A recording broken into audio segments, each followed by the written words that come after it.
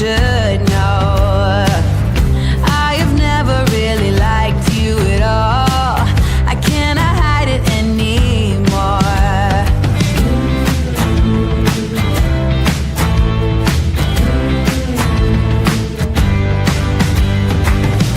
I've been thinking about the future, trying to forget about the past.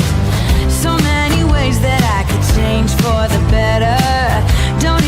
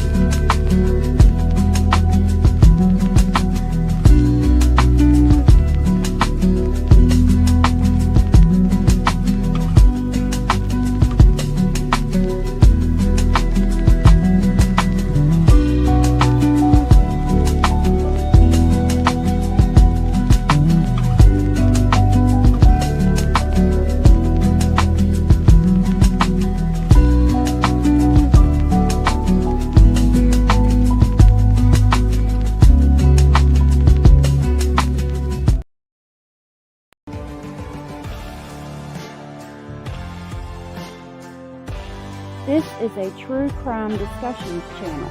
We speculate. This is all just speculation. Because it's true crime, it's for mature audiences only. There will be no children allowed, no exceptions.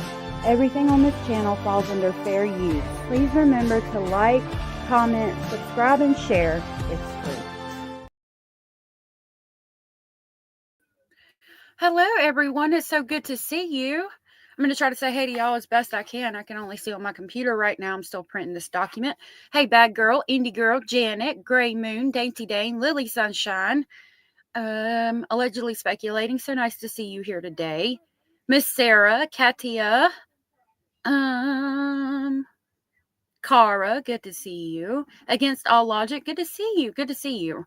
So last night, hey, smart ass patriot.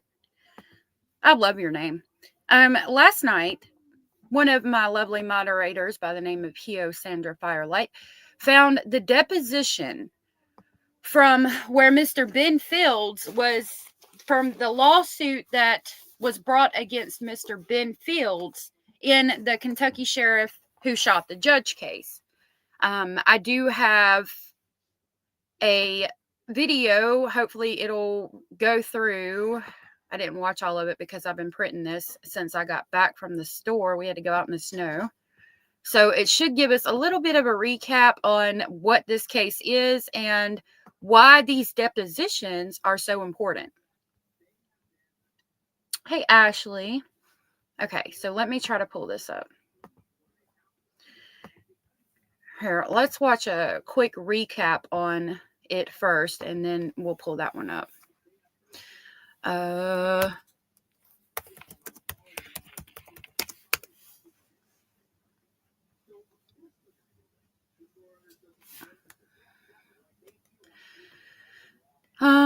Let's see.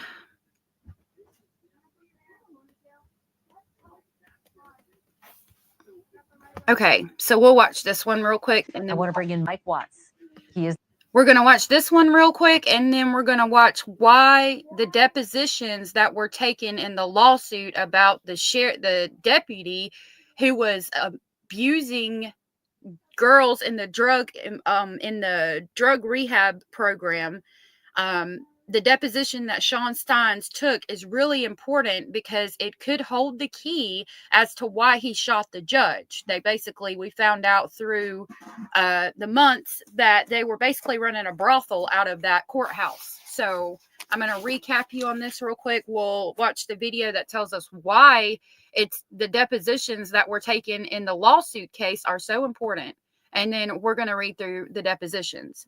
Hey, Anne, good to see you. Jennifer, good to see you. I am so glad y'all are all here with me today. Thank you for being here.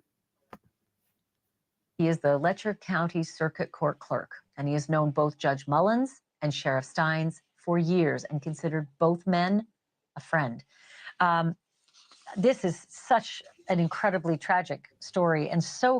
It is so crazy, Gray Moon. This case is absolutely insane. Cara, thank you for what you sent me on Discord. I wasn't able to look at it all the way yet because I've been printing this document for like the past hour because it's 196 pages. But I'm definitely going to check that out. And thank you for sending that to me. So confusing. Mike, thank you for joining me tonight. And I am so sorry for your loss and what your community is going through right now. Can you walk us through the day and the hours leading up to this shooting about what these two men did? I have no information at all about what occurred or why it occurred. I know our county is devastated. We've lost 2 county officials, personal friends of mine for years. I've worked with both men closely throughout their careers. Was there any animosity? Was there any acrimony? Was there anything that you knew about that did not seem right about the relationship? So on the right side, this is Sheriff Sean Mickey Stines, and then on the left is Judge Mullens, who he shot. The rumor is it has to do with Stines' daughter, supposedly there was inappropriate photos of his daughter on Judge Mullens' phone, and his daughter was an intern. From what I've been told, his daughter was an intern interning with this judge. Sean Stines was also a bailiff for the courthouse where this judge worked. I think he was his bailiff some time ago before he became sheriff and all of that. So it's all very much questionable. They're all very much intertwined. I mean, they've known each other for their whole professional careers, at least Sean's anyway, because like I said, he started off as a bailiff in the courtroom for Judge Mullens, who was the only judge in the town. The deputies were running a brothel out of the courthouse. It's been released that the judge was basically sleeping with women too, and the sheriff's daughter was interning with the judge. Supposedly the sheriff tried to call his daughter from his phone that day, and then tried to call his daughter from the judge's phone, and she answered. There's also a rumor that there was a fight the night before between the sheriff and his wife told him to leave. And so that night he had slept, God knows where, probably at the sheriff's office. The next day went out to lunch with the judge and a few other people, said, I want to talk to you about something. The judge said, do you want to talk to me about it in my chambers? They go to the chambers. He tries to call his daughter. Daughter doesn't answer his phone. Tries to call from the judge's phone. The daughter does answer. And at that point, Sheriff Stines shoots the judge and claims that he was doing it because they were going to kidnap his wife and daughter, is what we know so far. Jennifer, thank you so much for the support. You're so very sweet. I really appreciate that. Jennifer said, hit the thumb up for our girl here, guys. Thank you so much for that. Hey, Jenna's Gypsy. Capital K Productions. I like your name. Thank you for coming in. Jenna's Gypsy says, the judge gives me the creeps at first sight. That was so sweet, Jennifer. Thank you so much. He's very creepy. And no angel. Nobody in this case is an angel. And it's all small town politics, backdoor dealings, skeletons in the closet. And I'm concerned that there might legitimately be skeletons. There was, I could talk for hours about this case, but we'll go ahead and continue the video. Relationship between these two men? None at all. None that I knew of. I didn't know of anything that. So, Mike, I just detailed that there had been this deposition that the sheriff had sat for about this terrible crime that one of the sheriff's deputies had pleaded guilty to, and that potentially the judge had some information. Does any of this comport with your knowledge of maybe some consternation between the sheriff and the judge because this lawsuit was ongoing? Not that I know of. No. I know both. So the sheriff didn't. Go ahead. I know both men personally. That they didn't. Either one told me anything that they had a problem with the other, that anything was going on. Both of them has been good. Now, this interview was done right after the shooting happened. I think that night or the next night. It was relatively soon after everything happened. Hey, Jenny Jen. Good to see you, my love. Hey, Donna. Good to see you. Cara said, I didn't really follow this case at all. Well, hopefully I can provide enough of a recap that you'll understand where we're at. I hope you're doing great and staying warm, Donna. So good to see you. Indie Girl said, so this guy's saying he knew nothing about nothing. He just knew them personally. Yeah. I think he said he worked in the courthouse or something to that effect. Keep in mind, this was right after everything happened. So nobody really knew anything at this point. Hey, Pamela. For our county and community, the whole county is just devastated over it. Both men have been active in the community. Is the whole county, including you, completely confounded by how or why this happened? Of course, yes. Nobody has a clue. No one has a clue that I know of. We're just, we're all like everyone else. We're just, would like to the local paper, Sorry, we've got some crosstalk because of a delay, but I need to ask you, the local paper said that there's video in the judge's office, perhaps even in chambers, because the local paper says the video shows what happened. And I just laid out that both men looked at their phones right before the shooting. Hey, Cajun Juju, it's good to see you, sweetheart. Yes, she said the world is going crazy. Was this girl a minor? Yes, she was 17 at the time of the shooting. And that the sheriff came around Judge Mullens' desk and opened fire 8 times. Is that accurate? Do you know of the video showing this? I know of the video. I've not seen the video. I'm not sure what it showed. Have you discussed the video and the contents of the video with anybody else, court employees, witnesses, anyone else who could corroborate that, yes, indeed, that is what happened? That's my understanding. So just to be clear, it is your understanding that that is exactly what played out. What the local paper is reporting is shown on a video. You're telling me tonight that that series of events, in your understanding, did play out like that? Some of it did, I think. I think, from my understanding, they Judge Mullens handed the sheriff his phone. The sheriff looked at both phones. He had 2 phones in each, one phone in each hand. He reviewed the phones. He laid the judge's phone back down and then stood up. They had been seated prior to that when this phone exchange happened? Yes.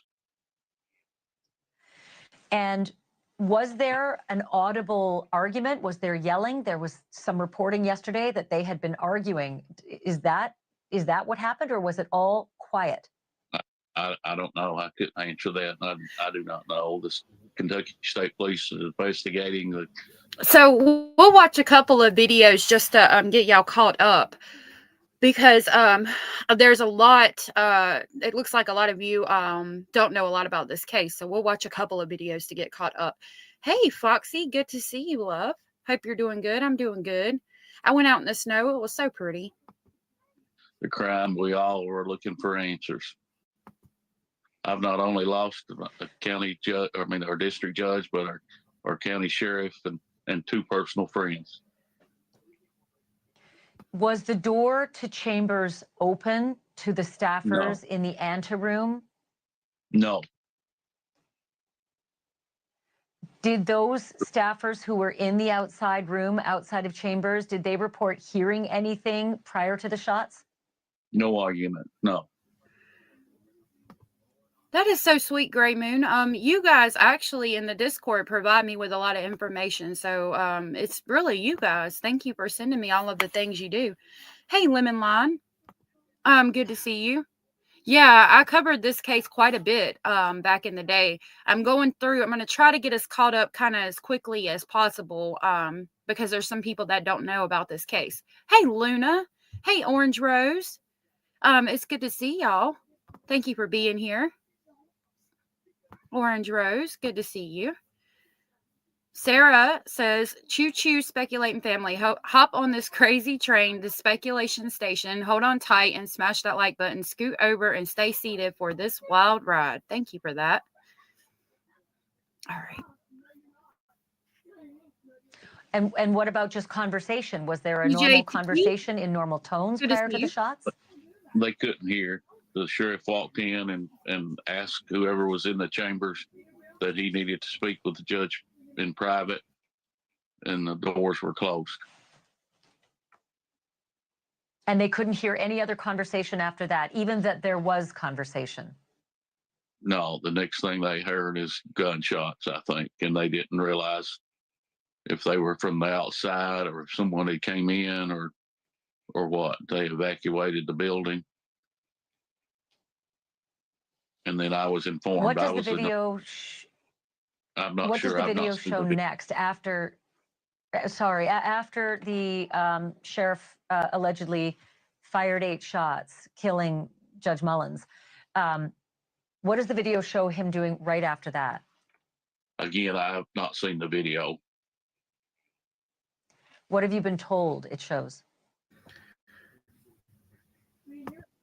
Okay, so Darlene, thank you so much. Says this interview was the next morning after the shots, so it was still not released by then. It was too early. Right. We do have the video and we'll watch it after this, but I will give you a trigger warning. It is hard to watch.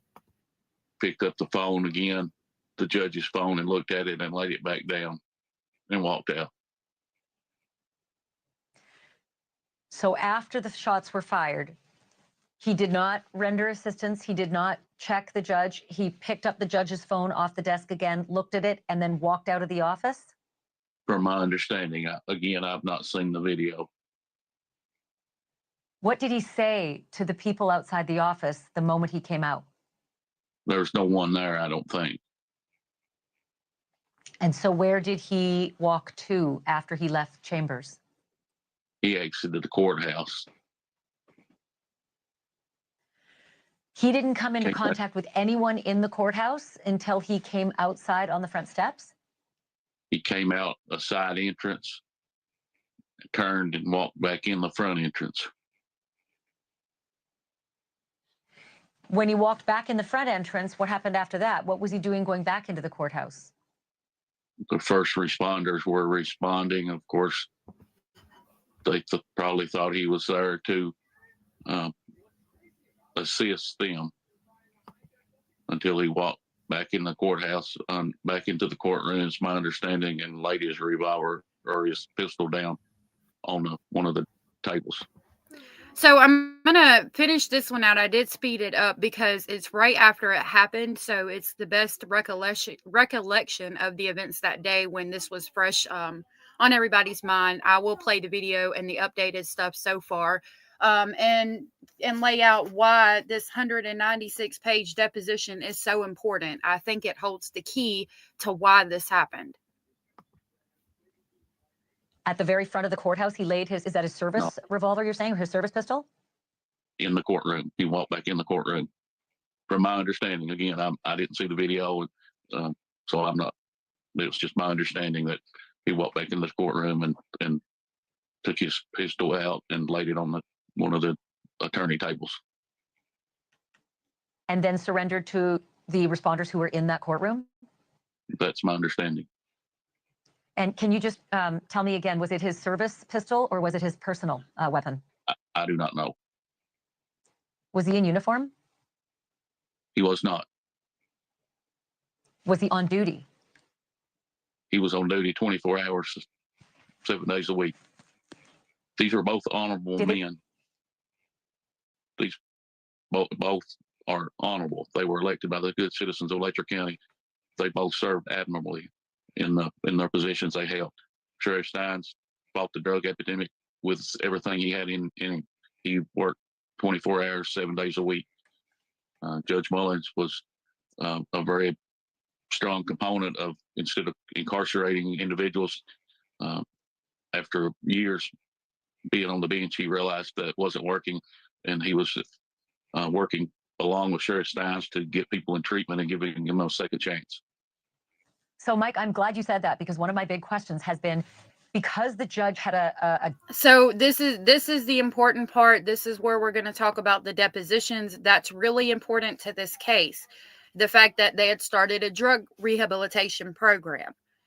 It was where, like, if you got in trouble for using substances or in possession of substances, you would basically go on a program where you would have an ankle monitor on, and they would give you substance abuse tests and things like that. And you had to pay for the use of the ankle monitor. And this deputy under Sheriff Stines was having relations with the girls. And the girls kind of felt like they had to do it in exchange to pay for their ankle monitor or to keep them out of jail. And so this is really important.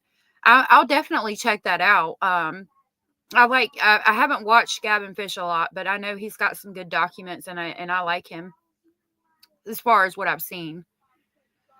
My big questions has been, because the judge had a different viewpoint on incarcerating people with drug offenses and favored instead rehabilitation, was that a point of contention between the sheriff and the judge, or did they work together in concert on that theory?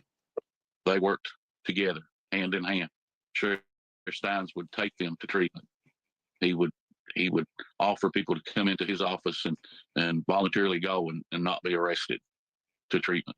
Do you for drug suspect then? mental Do you health. suspect then that any consternation that may have led to the shooting then is likely from the other issue, and that was what the federal lawsuit was about, and the criminal case with the other bailiff and sheriff's deputy? Is that what you suspect this is then about? I have no idea. I don't want to speculate. There's two families Okay. that's lost loved ones. Our county is devastated by this loss. We're a strong mountain community. We've been through a lot. We had a July 2022 flood that devastated the county. Both men delivered supplies to flood victims. I have no idea what happened. Mike Or Watts, why. I reiterate my condolences to you having lost your friend, and then I am so sorry that you're going through this additional trauma of dealing with whatever it was that may have driven the sheriff to do this. I know it's alleged right now, but my goodness, these facts are troubling. Mr. Watts, thank you. I'm going to call on you again. I do appreciate this tonight. Thanks for watching. Go to joinnn. Okay, so let's look at the video and then we'll get into how the judge is involved. There's a lot on it.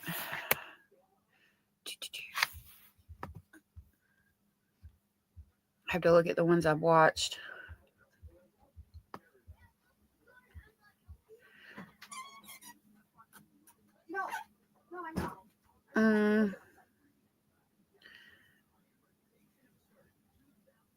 Okay.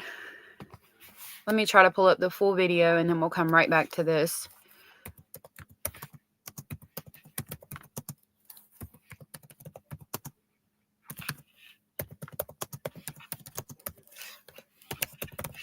Should have had it prepared, but I didn't know because I didn't know who knew about it or not. I guess this 34-minute video is about all we have unless we watch the actual court file. Let's see. This one's 3 minutes, so it might be a updated one. Good evening, I'm Megan Mannering. And I'm Drew Amon. Thanks for being with us. The former Kentucky sheriff accused of shooting and killing a judge inside the Letcher County Courthouse was in court today. For the first time, we saw video of the shooting. Mickey Stines stepped down as sheriff yesterday, just days after Governor Beshear gave him an ultimatum: resign or be forced out. I was in the Morgan County courtroom today as Stines made his first in-person appearance, and the video of the crime played out. It's tonight's big story at 6. An investigation of that death, were you able to determine who killed Kevin Mullens? Yes. And how were you able to do that? Video surveillance footage. Tense moments in a Morgan County courtroom as surveillance video appeared to show Letcher County Sheriff Mickey Stines gunning down Judge I do want to give y'all a trigger warning. Kevin Mullens on September 19th. The portion of the video used at the preliminary hearing appeared to show Stines walking into the judge's chambers with a gun, Mullens with his hands up, and Stines firing multiple shots. When Mullens retreats behind his desk, Stines appears to follow, firing again. In the courtroom, Stines' family silent on one side, Mullens' family sobbing on the other. During cross-examination, KSP Detective Clayton Stamper testified about an exchange between Stines and Mullens not shown in the footage shared at the hearing. Sheriff Stines uses his telephone to make some phone calls. He then borrows Judge Mullens' cell phone and appears to make a call on that. And that led to what you just saw. Stamper said Sheriff Stines tried to call his daughter from Mullens' phone, and her cell phone number was already in the judge's phone. Defense lawyer Jeremy Bartley indicating the contents of those cell phones could be telling. Let's be candid here. This is a man that has served Letcher County, his people there in some form of capacity for 22 years. And the testimony that I heard was that this was not planned.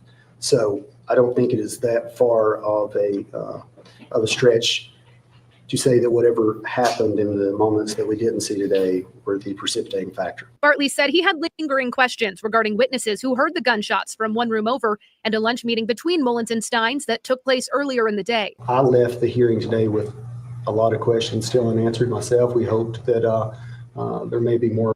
Hey, Chloe Moon, it's good to see you. Chloe Moon said, I live about an hour from there. It's so crazy.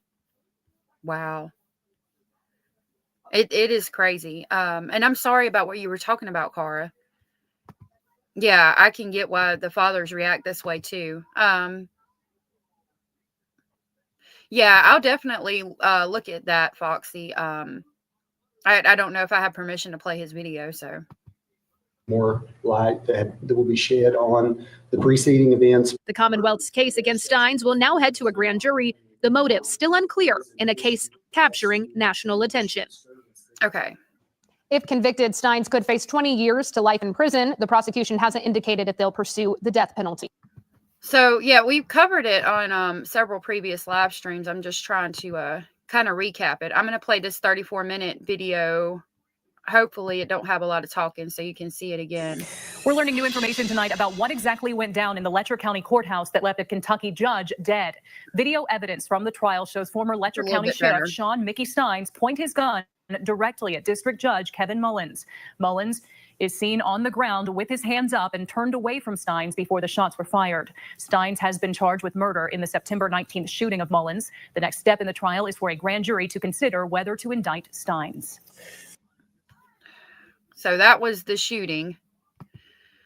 Okay. We're learning new information tonight about what exactly went down in the Letcher County courthouse that left a Kentucky. I'm going to play this other video that kind of implicates the judge and what he was involved in, and then we're going to play the video talking about why the depositions are so important. Hey, Boomer, good to see you. You watched the depositions? I watched the depositions, Open Fields, and Mickey Stines. Okay, yeah, that's what we're going to talk about. I was able to get them last night, so pretty interested. I'm thinking that they hold some of the evidence as to Our attention now to the state of Kentucky, where we're learning more details that I'm hoping that they give us some more insight as to why this happened. I think there is a lot involved in, I think that there is a lot to go over in the depositions, and I think it might hold the key as to why this happened. So this is going to kind of explain how the judge was dirty, what he was doing behind closed doors. that could have played a part in the fatal shooting of Judge Kevin Mullens. Sheriff Sean Mickey Stines is accused of. Oh, that's okay, Foxy. I appreciate it. I think we're good right now. I'll email him or something if I feel like it's important. Captain K Production, Capital K Production, sorry, said it's only premeditated if he knew why he asked for the judge's phone. Happenstance, so to speak, if he didn't know his daughter was in the phone. Yeah, I could see that. In one of the previous live streams, I go over kind of what he's claiming. I'd have to pull it up, but what he's claiming is that basically he had to act that way to keep something else from happening, I do believe. Oh, you watched the deposition of Ben Fields and Mickey Stines on Hillbilly Crime. Oh, that's interesting. Hey, Tony. I'll see if I can find the actual video footage of it. To fatally shooting Mullens in his chambers following an argument. We've seen the video of this happening. Now we're learning about other alleged crimes that took place in those judicial chambers prior to the shooting. Joining us now in studio with the very latest, Court TV field reporter Cody Thomas. Cody, boy, this case has gotten everyone's attention from the very beginning, and now it's getting even deeper. What can you tell us? Well, good afternoon, Ted and Julia. We may now have more insight into what was truly going on behind those closed doors in the Letcher County Courthouse. Newly obtained audio recordings from a police interrogation allege Judge Kevin Mullens engaged in sextortion acts inside the same chambers where he was killed. The recordings are from a 2022 criminal investigation into Letcher County Deputy Ben Fields, who was convicted and sent to prison earlier this year for the rape and sodomy of a female inmate. The woman heard on the recordings is victim Sabrina Atkins, who has been publicly vocal about her claims against the convicted deputy, using his position of power to pressure her and other women to have sex. So again, I want to give you guys a trigger warning, but this is really important. Hey, Liddy, good to see you. In exchange for favorable treatment. But she says Judge Mullens was involved as well. But he does have some videotapes of some stuff in the judge's chambers. What kind of stuff? Just with girls, sexual and stuff. What describe? Have you seen the videos? I've seen one partly, just him having sex with girls for their bail to get out of jail. Who was having sex? Ben and just some higher ups up there. Who? The judge and. Now you saw the video. Yeah. What did you see on the video? I mean, I mean, I've seen Judge Mullens have sex with a girl. Who was the girl? I don't know. Because I don't know a lot of people from over. Where was it at? In his office, in the judge's chambers. Is that the same place that you were meeting Ben? Is that how you know it was the judge's chambers? And this was Judge who? Mullens. Now, Adkins' attorney has gone on record saying, quote, "It's like they were running a brothel out of that courtroom." And Adkins, along with another woman, filed a civil rights lawsuit against the deputy. Sheriff Stines was also named in the lawsuit, and he was deposed in the ongoing suit days before shooting Mullens back in September. But further in those recordings, Adkins can be heard saying Sheriff Stines was involved in the sexual scandal as well. But you saw the video of the judge. Any other videos that you actually saw? If you know the title of the video with the depositions, let me know. I do want to show y'all a picture that she's got on her playlist, but I'm looking now, so hopefully she won't be mad if I play her stuff. I'll definitely shout her out and drop her link, but if she's got the actual video recording of the depositions, that will be really good because I've just got the document. No. They say that the Sheriff Mickey Stines is involved. I don't know. Who said that? Chad, he said he had videos with Mickey. Mickey used to do the same thing when he was over house arrest. Now, of course, Ted and Julia, these are extremely heinous allegations against Sheriff Stines and the late Judge Mullens. And as of now, we do know Stines has pleaded not guilty to murder. So I found it. She's going to do basically the same. She's doing the same thing I'm going to do on here today. But I appreciate that. There is a picture, though, that she has with Sheriff Stines with like stacks of money in front of him on one of her playlist thumbnails that I find real interesting. That I'm going to see if I can try to grab it real quick. So you basically heard one of the girls that was in the drug program talking about the dirty deeds going on at the courthouse in that clip. Regarding that shooting. Cody, this is shocking information to come out. We have heard about the litigation that was going on, but now to hear this victim make these allegations, it's interesting. What else are we hearing from alleged victims? Is it anyone other than this particular woman? Well, Julia, Ned Pillersdorf, the attorney representing Sabrina Adkins, heard on those recordings. He joined Court TV last night talking about a time when he went in front of Judge Mullens for their civil rights suit and asked Mullens to recuse himself due to those sexual acts occurring in his chambers. Here's what he said happened. I briefly appeared in front of Judge Mullens, and I said, with all due respect, Judge, I think you need to recuse from this court hearing because we have filed a lawsuit in which we've alleged that the dastardly sex acts occurred in your chambers. At that point, it was about a 1-minute hearing. And if you read the transcript, it doesn't sound that bad, but Judge Mullens protested and pointedly assured me he could be fair and impartial and he didn't need to recuse. And of course, I had an ethical obligation to my client. I said, I think you should recuse. And Judge Mullens did recuse. It was about a 1-minute hearing. As a result of that, and this is just me, I felt so uncomfortable that day with what he said. I have declined to ever go back to his court again. I've been offered to represent other people in Judge Mullens' court, and I just said after that experience, I didn't want to do it. Ted and Julia, aside from the civil rights lawsuit, Sheriff Stines could face the death penalty in Kentucky if convicted of that murder charge. That is What on earth happened? What did that judge say to him that made him not even want to go back to the courthouse? And I mean, again, this is the only judge in the whole entire county, from what I understand. So he's got pull, he's got power, and he feels like he's the big dog in town because he is. I wonder what was said in that courthouse. That's interesting.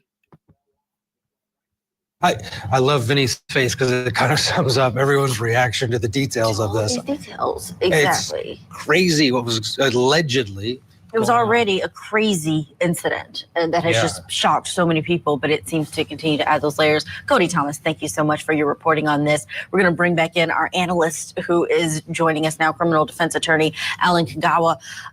Alan, what should happen in Letcher County, do you think, right now? I mean, we're talking about multiple layers, many people who were being accused, and now it's almost as if this killing of the judge is putting an additional light on what may have been happening inside of that system.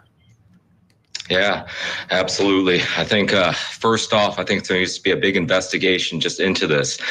Significant concern here is if there was potentially some sort of ring or something like this going on, there's a concern that, you may need to get an outside authorities to prosecute this case and to take a look at this. It's just an absolute embarrassment to the legal system. Yeah, and it just, I can't imagine if you live in this county and this is coming out, you have a sheriff killing a judge at his chambers, and then these claims that this whole thing was all about these guys having, having sex with these women, using their power. Say, hey, you want to get out on bail? Well, guess what? You have to do this it is horrendous. And the public there cannot have a lot of confidence in the system.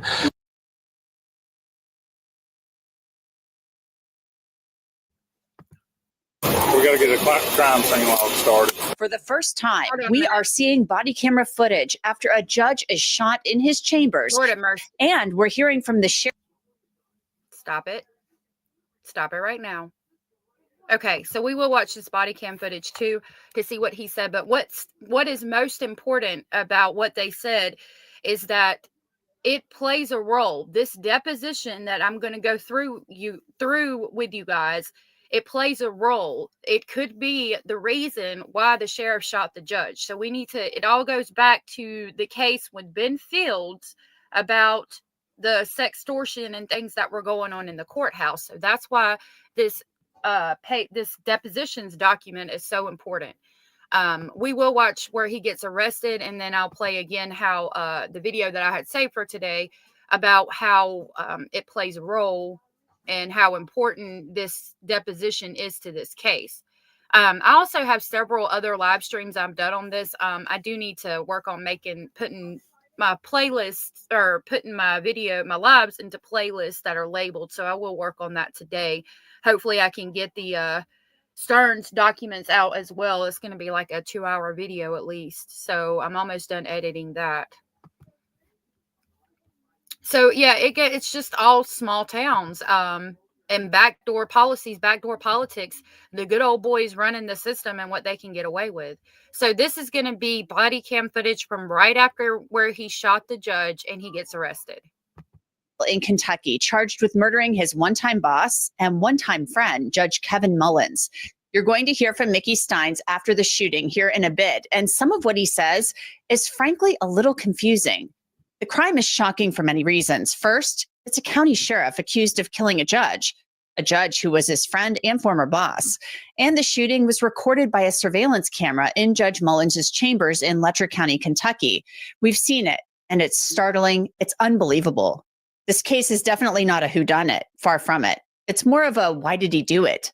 A lot of people would like to know the answer to that question. Kentucky State Police investigators, Mickey Stines' lawyers, Judge Mullens' family, and the list goes on. That day, Mullens and Stines had lunch together. It was something they had done often. And by all accounts, there was no tension. Then around 3 p.m., Stines and Mullens met in Mullens' chambers. The meeting was recorded by a surveillance camera. A detective explained what happened at a preliminary hearing last year. I was told that Sheriff Stines had tried to call his daughter, and he had tried to call his daughter from the judge's phone also. Then, for reasons that remain a mystery, Stines shot Judge Mullens. I wasn't present, but when he was taken into custody, I was told by one of the other officers that were there that he made the comment, they're trying to kidnap my wife and kid. Now we're hearing the 911 call and seeing the aftermath of what happened. I got emergency at the courthouse. I need ambulance here right now. District courtroom. Which courthouse? Court, Letcher County. And what's going on? Judge has been shot. The judge? Yes. What's his name? Kevin Mullens. Go ahead. What are you not? Shots fired in the Letcher County Courthouse and somebody shot Judge Mullens. You're in. No, sir. Just come out on radio. Troopers raced to the scene. It's not a call that you often get. A judge shot at a courthouse. When troopers arrived, they began separating witnesses. Well, I told him to put them in separate rooms so they don't talk to each other, too. Yeah. Have you got the witnesses? No, they're doing the witnesses. Who's doing the witnesses? Justin and a couple other people are walking the witnesses down through there. And the work of securing the crime scene began. I think he's hitting that other one.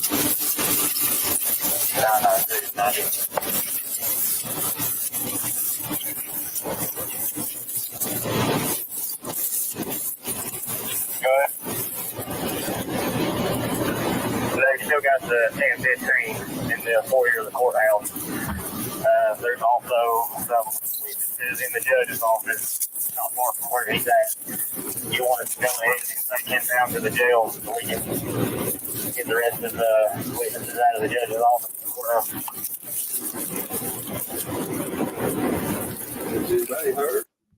Cara, I just clicked on, I was not even in my live, right? Like I got on my phone, I opened up YouTube, I did like the 3 steps I have to do to access my lives while I'm live, clicked on the link and I saw that killer clown. He does look like Judge Mullens. I mean, you do have a good point there. That is interesting.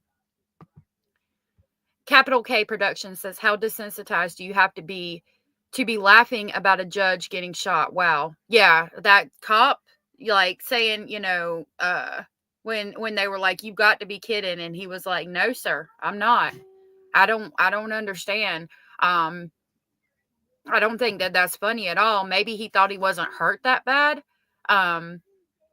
Or maybe they didn't like the judge. Maybe they knew it was coming. I mean, I wonder what they knew behind closed doors. I wonder if they saw it coming. You know what I mean? Well, we got a lot going on right now. That it is, brother. At 3:40 p.m., a couple of women who appear to be distraught, possibly family members of Judge Mullens, show up at the courthouse. A trooper holds one of... Gray Moon, thank you so much for gifting 5 Speculation Station memberships. Those went to Madeline, Pink Burst, Luna, Meandering, and Lil Red. If you guys were gifted by Gray Moon, please tell her thank you. That was so very sweet of you. And I'll come pick y'all up on the crazy train headed to Speculation Station.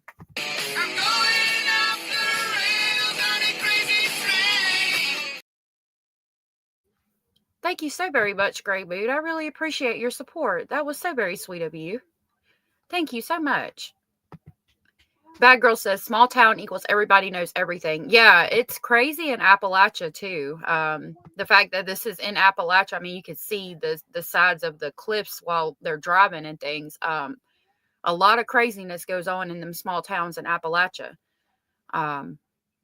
You know, the phrase, what's done in the dark, comes to mind.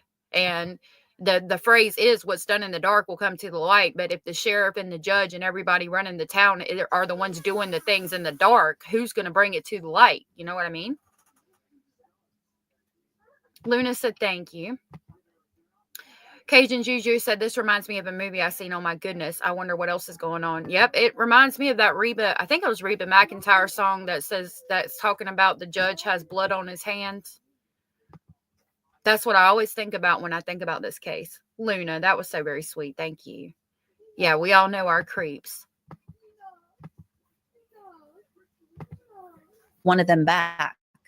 One woman is trying to get into the courthouse, but the trooper will not let her pass the steps. After 4 p.m. that day, dash cameras show officers leading Mickey Stines out of the courthouse in handcuffs to a waiting cruiser. And then you hear his voice talking with the troopers. Make sure there ain't no weapons or nothing now. There ain't nothing in there, bro. Yeah.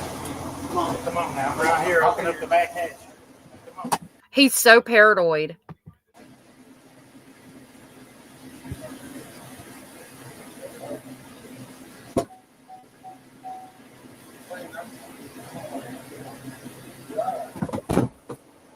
No, now come on. You heard Stines tell the troopers to make sure there weren't any weapons in the back of the cruiser, and he talks then a little more. Y'all gonna leave me in here and let me die? No, I can't get up in there. Come on now.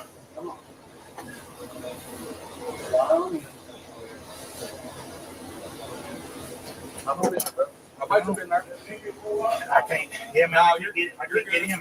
These cuffs are way. So he is so paranoid that they're going to do something to him. It gets worse. He thinks they're going to take him somewhere else other than the jail. He's talking about, y'all are going to put me in here and let me die of heat exhaustion. Is there any weapons back here? Are you about to take me out back and basically shoot me like old Yeller? Why is he so paranoid? Has something like that happened before? Why does he feel that he's going to become the victim of an quote unquote accidental homicide that was done intentionally? It's really concerning to hear how paranoid he is in this video, and you're going to hear more. Sarah said, the night the lights went out in Georgia, I sing it for karaoke. Yep, that's the name. Yep, it's that one. That song. Catherine, good to see you. Said they know everything, but nobody comes out to put it right. Yep. Exactly. Way too tight. Come on now, guys. Come on now. Stines definitely sounds a little paranoid. You may pick your leg up, my brother. Y'all got carbon monoxide in here. Come on now. Come on. I can't say it like this. I can't. Come on now. Be fair to me. We're being good to you, brother. You stick your leg up in there. Come on now, guys. Please don't do this to me. Please don't do this to me. Please. You want to scoot on over a little bit to the left? Come on now. Try to scoot on over a little bit more. That way we don't hit you. Can you go a bit farther? I just want to hit you with the door. Put your knee in there, my friend. Hey, Jason. Hey, Bates. Hey, Bates. Can we loosen this up a little or give the window down? I'm sorry? Can we loosen this up a little? Be fair to me, man. I got some air. I'll crack the window for you, but I can turn the air on back here. Okay? Yeah. Be fair to me now. I promise. Yeah, I promise. God, please. I promise. I'll tell you. It's hot back here, man. I can't breathe. I can't breathe. I can't breathe. The drive to the Leslie County Jail from Letcher County takes about an hour, give or take a few minutes. Stines continues to speak as if he's in fear. Come on now, guys. Make sure I get to the jail.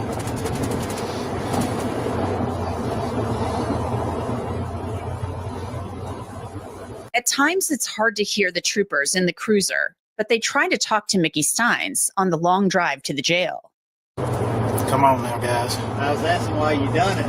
Was it over your family? Come on now, guys. What are you doing? I'm just talking to you.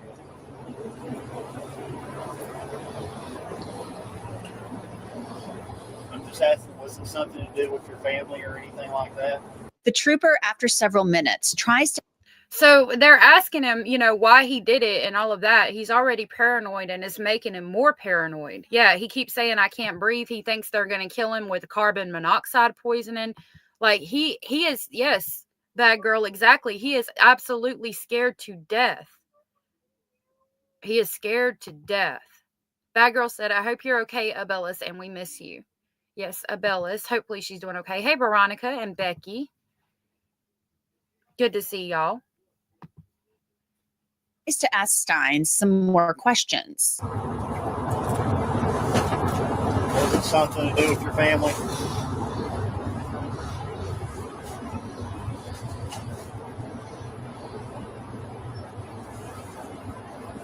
Something happened. Becky P says he knows there's some corrupt cops on the judge's side, which is why he's so unsure. I believe so as well. I think so.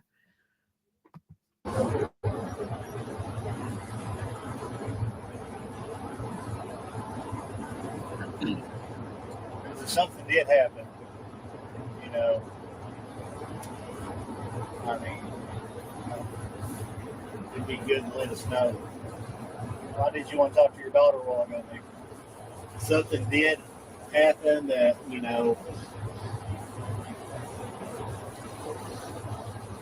involved something.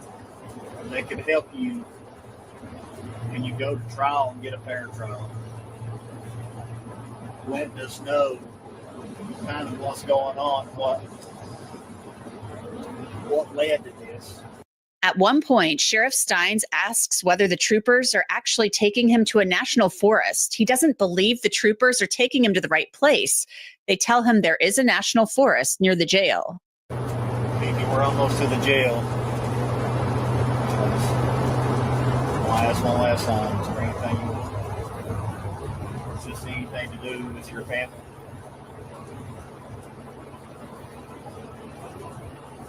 So maybe that's some information that we need to know.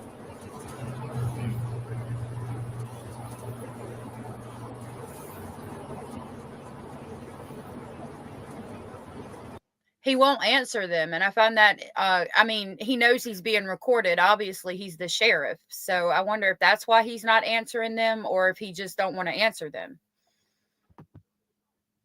Darlene said he sounds like he was smoking something he should not have been. Did the judge abuse the sheriff's daughter? Rumor has it that he did, but we don't know yet.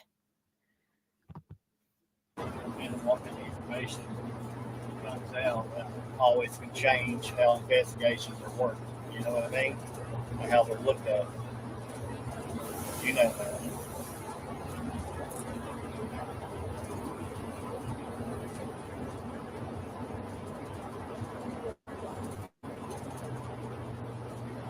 Like I said, something led to this. Come on now, guys.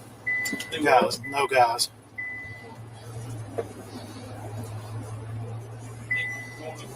To the jail. See right there. This is not the jail. Yeah. This is not the jail now.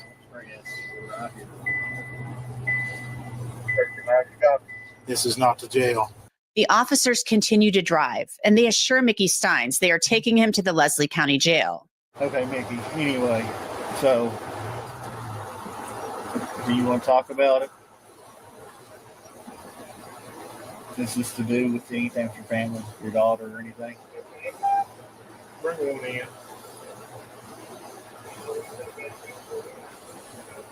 Okay. Do they have to back out to get out, or does that circle out? Does it circle out, or do they get out? Okay. So, who you passing me off to? Leslie.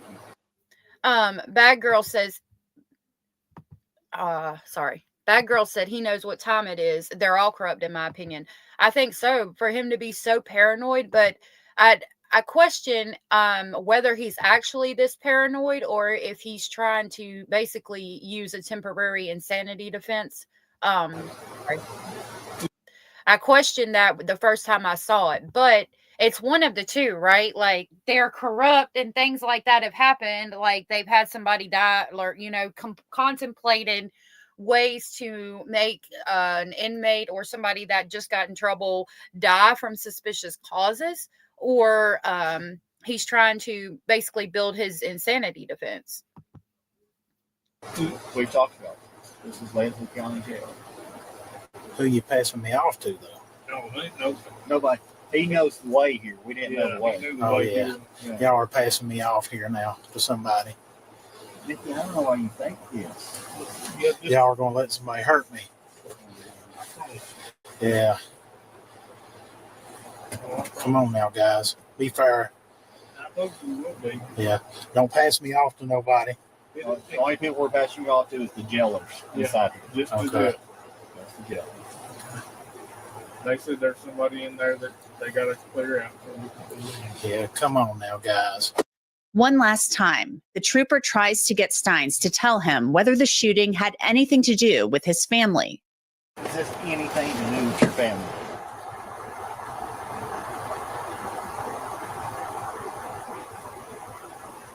I think that's some information that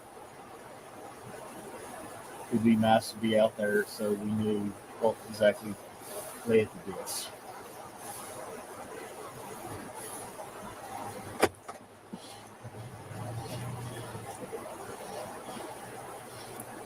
Don't put me in that Leslie County van. Stines is pulled out of the cruiser and taken into the jail to be booked. Stines' lawyers released the following statement to me.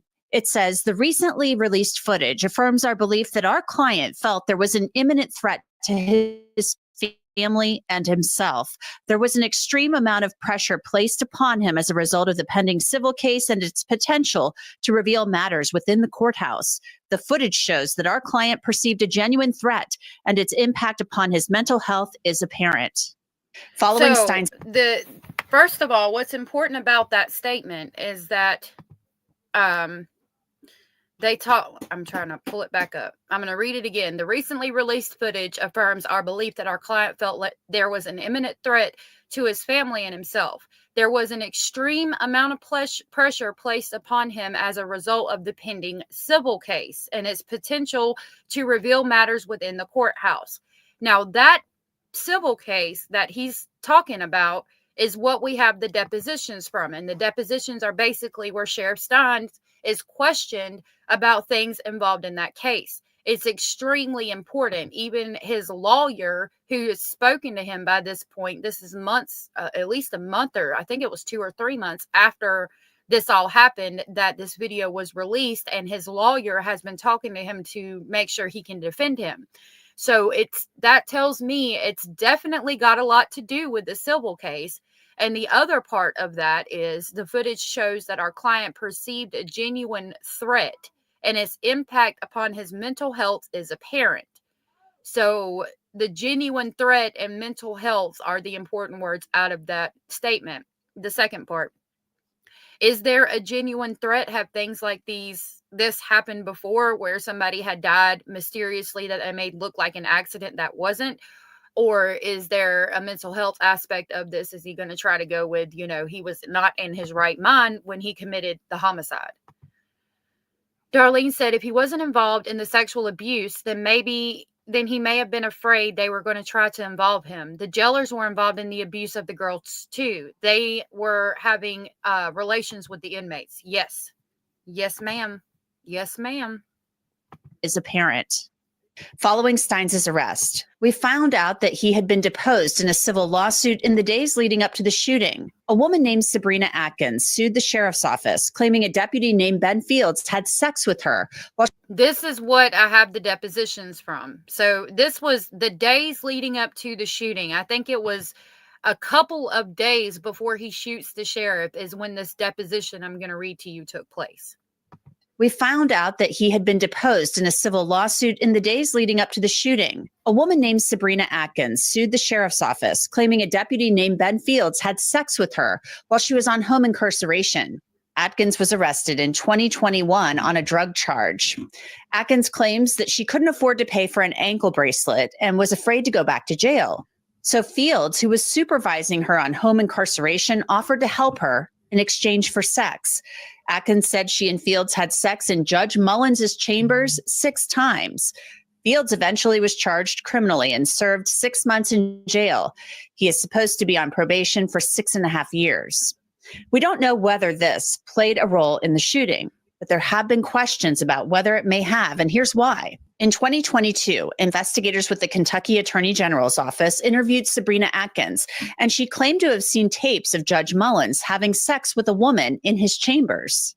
But he does have some videotapes of some stuff in the judge's chambers. What kind of stuff? Just with girls, sexual and stuff.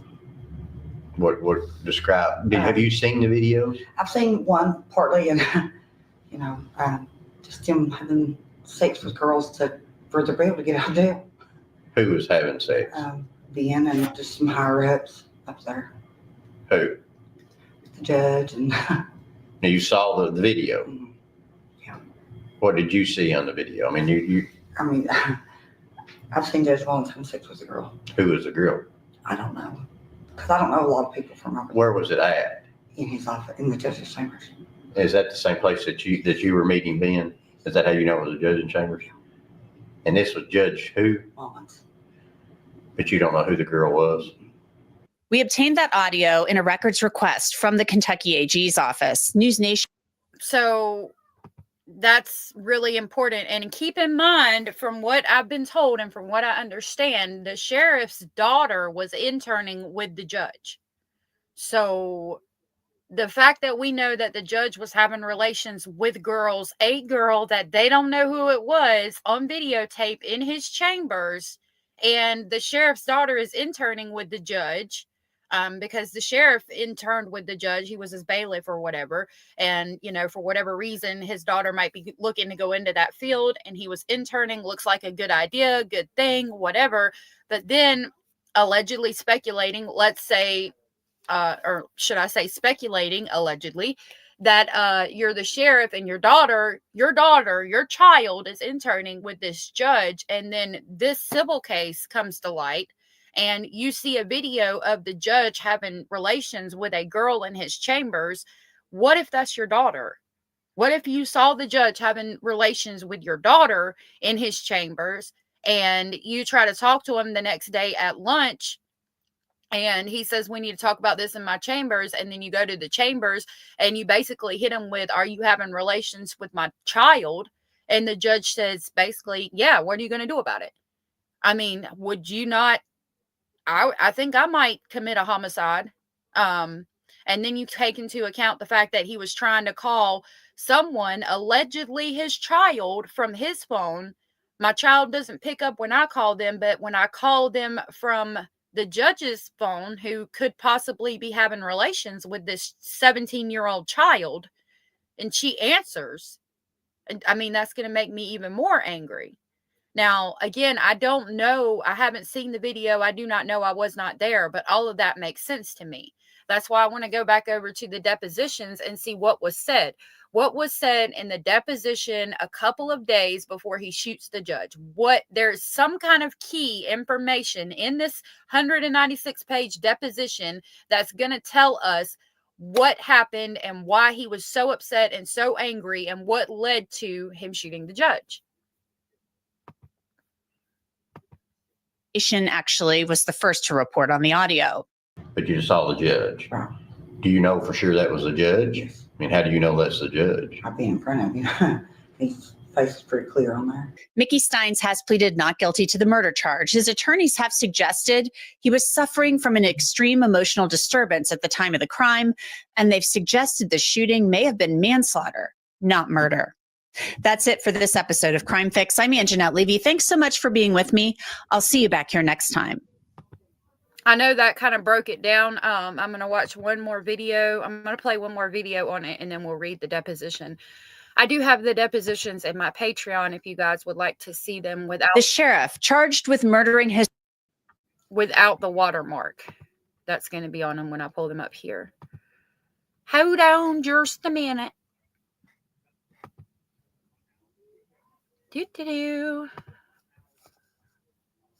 All right. Now, this is going to explain, I believe this is the one where it explains the night before the sheriff. No one's denying that he's the shooter.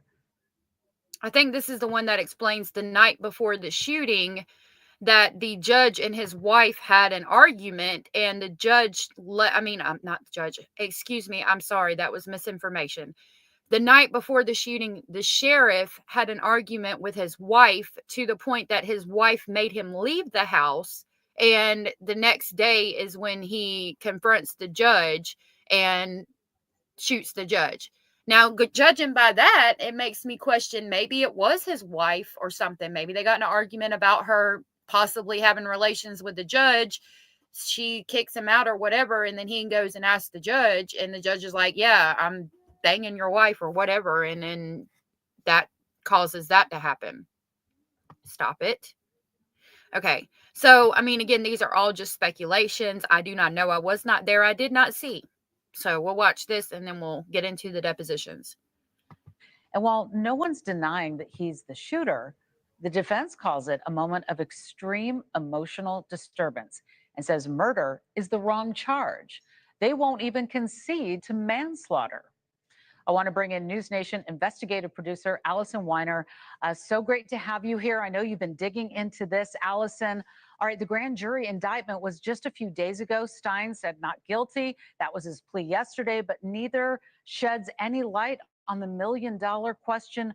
Why? Why did this happen? What do we know? Well, we now still don't know exactly why it happened, but I think the defense did give us a little bit of insight, pointing to the fact that a deposition that the sheriff had given just days before the shooting would be part of the defense. Plus, extreme emotional distress. You can see where we're heading with this. I mean, it's going to be an insanity defense of some sort, which means. And again, I don't mean to keep reiterating, but that deposition that they just stated is going to be part of the defense is what we're going to read. That's why I feel like it holds so many keys to unlocking this case. Also, that the defense is looking at, he didn't plan to go in there and shoot the judge, which again begs the question, then why did he? So I have to say that the people I talk to are confused. They know both men. Everybody knows everybody. When I was in Kentucky and I was in Whitesburg where the shooting happened, and I went, just sort of all over, they all professed to be in shock. They didn't understand why. But I think that we're beginning to see a little bit of details coming out. Not the stuff that you're seeing on Twitter or on social media, because everybody has an opinion about what the reason was, but some actual information I got from sources while I was there. Yeah, I imagine you said everybody knows everybody, and it must be so weird for everybody to see their sheriff in jail garb and handcuffed and coming in. What did you find out about the sheriff's family situation right before the shooting and how that might be a factor? Because I know that you found out some good information here. So what do we know? Well, it's really interesting, but several sources said that the sheriff was was kicked out of his home by his wife. They had some sort of a dispute the night before the shooting. And that was the reason that he was in plain clothes, because he wasn't able to have a uniform wherever he was, and that he showed up. When you see him in the judge's chambers, he's not wearing his sheriff's outfit, or sheriff's uniform, I should say. So that makes me wonder if it was his wife, because I can't imagine him confronting his wife that night and saying, "Did you know that that Judge Mullens is having relations with our daughter?" And then the wife being like, getting into an argument about it and kicking him out. But what I could see happening is if the sheriff came home and was like, "So evidently you're sleeping with Judge Mullens." And then they get in an argument and she's like, "No, the argument could have went one or two ways." If that argument happened, again, this is a speculation. I was not there. I did not see. I do not know. But if he confronted her and she's either like, "No, you're out of your flipping mind. Why would you accuse me of that, you son of a biscuit eater?" Or, "Yeah, I am. And I want a divorce and you can go on ahead and leave tonight." And then he confronts the judge about that the next day, and the judge is like, "Yeah, and we're gonna be together," or whatever, and then he shoots him, or whatever. It's one of the two. I do believe that it was either his child or his wife. We also know that the sheriff on the day of the shooting had a lunch with the judge, and what gets left out of that story. The Astro from space said which cop was having sexual relations with the underage girl. So Ben Fields was a deputy, and he was having relations with the girls that were in the drug program in exchange for payment of their ankle monitor. It has not been affirmed that anybody was having relations with anybody underage. The suspicion is that the judge was sleeping with the sheriff's 17-year-old daughter, is a possible speculation. And it's good to see you.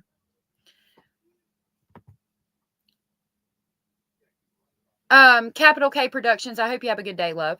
The Astro says Stein's wife wouldn't have relations with the judge. She had her eyes on the judge's best friend, the pastor who sells drugs. Yeah, that's another thing. The district attorney is married to the judge's sister, I believe, and he's a pastor or something like that. That's probably misinformation. That's covered in a previous live stream, and I can't remember where I pulled all that information from. But there is a pastor in the town who used to be a drug addict or sell drugs, who supposedly changed his ways and is pastor of the local church. And there's relations there. His wife is sisters with the DA's wife or the judge's wife, one of the two. and they're tied into this. It's the whole damn town. Other people at that lunch, and the sheriff attempted to bring up some subject. The judge stopped him and said, let's talk about it in chambers. Come by after lunch. The sheriff, then we know about his movements, at some point went to see his daughter, and she didn't want to talk to him. So he then drove to the courthouse and he went to see the judge.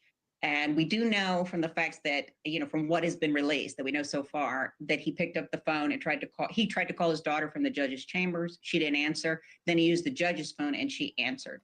So we have a situation where the sheriff had, domestic issues at home, clearly. Now, I'm going to play that over again without me interrupting, because all of that is important. You need the whole story, everything that she's saying. So let me play that over again without me interrupting. But some actual information I got from sources while I was there. Yeah, I imagine you said everybody knows everybody.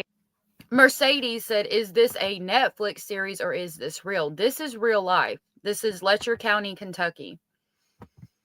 The Astro said in the deposition, someone was convicted for having relationship with a 14-year-old, his girlfriend's daughter, and Ben Field put the girlfriend in jail. Okay. Yeah, we're going to go through that deposition. I haven't been able to read all of it because I got it at like midnight last night. I was editing Stern's videos and trying to get those done so I can get them out for you. And I just spent the morning printing them out because I can't read on the computer. I have no issue with my eyes, but it's just hard. So I've been printing those out. We're about to go through them right after this video. All right, I'm going to play this without interrupting. And it must be so weird for everybody to see their sheriff in jail garb and handcuffed and coming in. What did you find out about the sheriff's family situation right before the shooting and how that might be a factor? Because I know that you found out some good information here. So what do we know? Well, it's really interesting, but several sources said that the sheriff was was kicked out of his home by his wife. They had some sort of a dispute, the night before the shooting. And that was the reason that he was in plain clothes, because he wasn't able to have a uniform wherever he was, and that he showed up. When you see him in the judge's chambers, he's not wearing his sheriff's outfit, or sheriff's uniform, I should say. We also know that the sheriff on the day of the shooting had a lunch with the judge. And what gets left out of that story is the fact that there were other people at that lunch. And the sheriff attempted to bring up some subject. The judge stopped him and said, let's talk about it in chambers. Come by after lunch. The sheriff, then we know about his movements, at some point went to see his daughter, and she didn't want to talk to him. So he then drove to the courthouse and he went to see the judge. And we do know from the facts that, from what has been released, that we know so far, that he picked up the phone and tried to call his daughter from the judge's chambers. She didn't answer. Then he used the judge's phone and she answered. So we have a situation where the sheriff had, domestic issues at home. Clearly, he was kicked out of his house. There's been some dispute from different sources about when it happened, but my sources are saying it was that night before the actual shooting. And he was in a great deal of distress. Allison, I want to go back to that lunch. The other people that were there that saw these two men eating a meal together, breaking bread. Did anybody say, was it heated? Was it strained? Did it seem normal? They said it seemed normal. I asked some of the people that were there. They said it seemed normal. There was no sign of anything. But what we're hearing, about the sheriff's demeanor is a little odd. Not from that lunch, but from the deposition. I mean, that's why the defense is looking that way. All right. So what about this pending civil case against the sheriff? How is that possibly related? Do we know anything more about that case? We know a lot, and that's kind of where everything's going. Okay. The civil lawsuit, it's a civil rights lawsuit that was filed by a plaintiff who alleged that the sheriff knew or should have known that she was being, sexually assaulted by one of his deputies. And that he actually, the lawsuit says that he didn't properly train. He's accused of not properly training that deputy. And the deputy was trading, preferential treatment for sexual favors. And basically, we're talking about women who are in a have drug offenses and are trying to get into rehab, not go to jail. And it's all based on one person who is in charge of their ankle bracelet if they get home detention, who can make a phone call and the next minute they're in jail. So it's kind of a terrible situation. Thanks for watching. Go to joinnn.com to find News Nation on your screen. And don't forget to click the red subscribe. So that brings us to where we pretty much all the information that I know of that we know today. And it begs the question, what's in these depositions? Well, let's find out. Oh, first, let me show you this picture. I got this from that hillbilly crime girl that y'all were talking about just a second ago. Now, to be fair, this could be from a drug bust or something, but that's really suspicious. Now, the face is cut off, but it does look like Sheriff Stines. Again, I don't know. I wasn't there. I didn't see. It looks like him, though. Look at all that money. What is in the bags, though? Because, I mean, that tells me it could be definitely a drug bust or something. Interesting. Okay.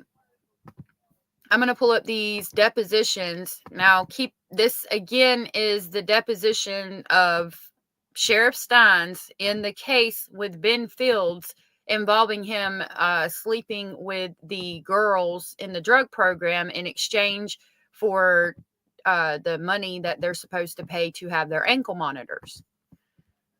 He's basically being questioned about what he knew as far as Ben Fields abusing the girls. Did he know about it? Should he have known about it? All of that. This happened a couple of days before he walks in and shoots the judge. So I feel like the key is in this 196-page document. Let me see what y'all are saying before I start looking at this. I might not be able to see your comments. The Astro said, remember, the daughter was always in the judge's chambers, but her dad was always there too. Okay, so I didn't know that her dad was there. I knew she was interning, but I didn't know that he was always with them. I think it's a drug bust. It looked like there was bags of white powder. Yeah. Sheriff was paid cash for his ankle monitor program. Really? I didn't know that. BH said, you should listen to Hillbilly. She explains exactly what this was. Yeah. I'll definitely make sure to check her out. Okay. So, why are we on this page? Because that's not the first page. Oh, yeah, it is. Okay. So, it reads Sabrina Atkins, ETAL versus Deposition of Mickey Stines, Ben Fields, ETAL. Sabrina Atkins is the defendant. You just saw her picture on the screen when they were talking about this deposition. And this is the deposition of Mickey Stines was taken on behalf of the plaintiffs on September 16th, 2024 at the law office of Neil Pellersdorf. And it gives the address. Said deposition was taken pursuant to notice previously filed, and it is to be used for purposes of discovery and all other purposes permitted by rules of civil procedure.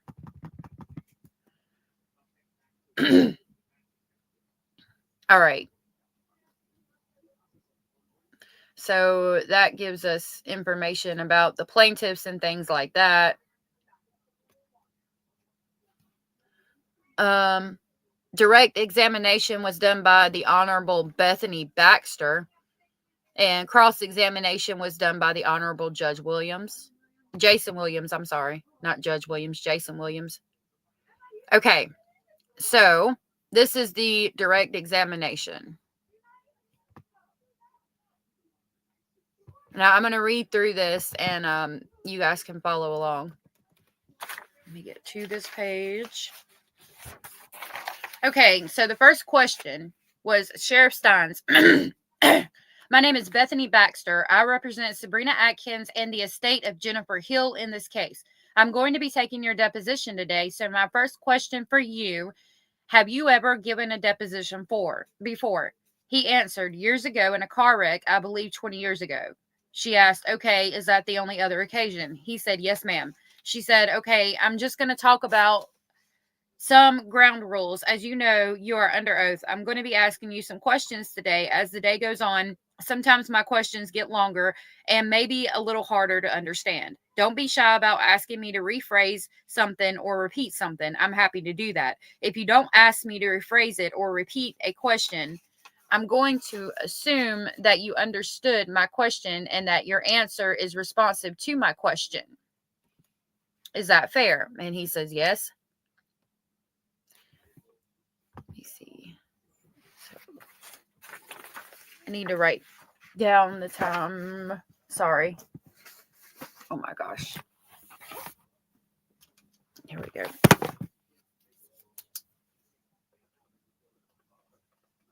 Okay. Continuing. The next question that she asked was okay, I'm going okay, so sorry, I lost my place. He said yes, years ago in a car wreck, I believe 20 years ago. She said, okay, that's the only other occasion. And he answered, yes, ma'am. And she said, okay, I'm just going to talk about, I lost my place. Hold on. It's supposed to be, okay. Right there.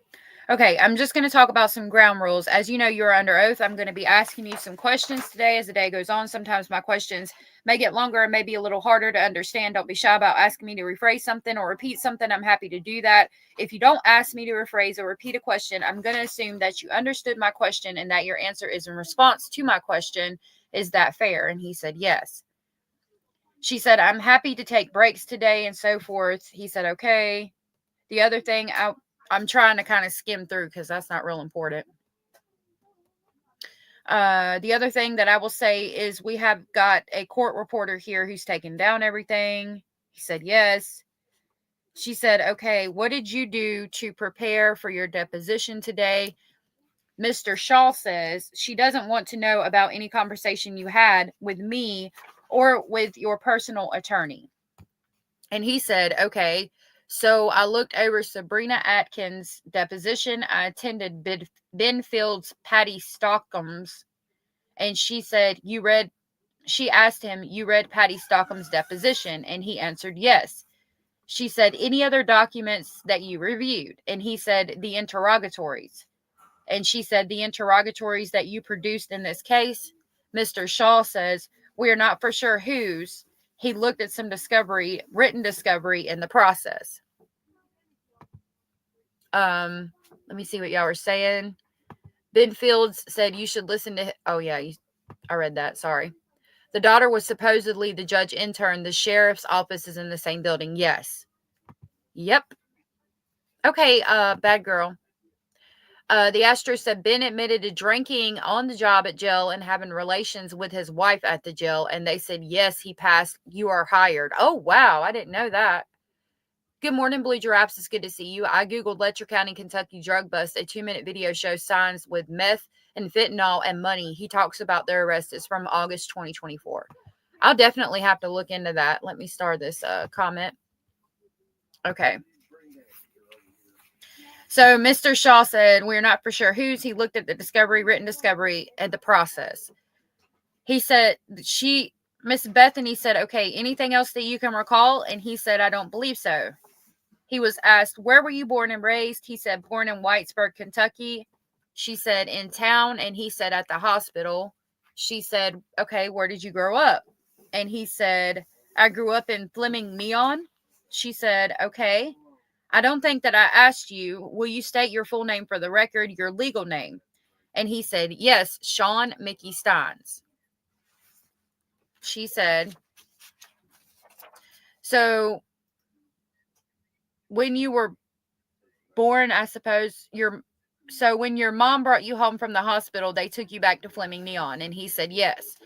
And she said, and how long did you live in Fleming Neon? He said, 19 years. She said, then where did you move after you left Fleming Neon? He said, McRoberts.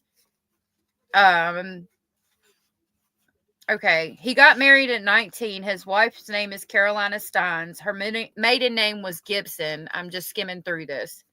He's 43 years old.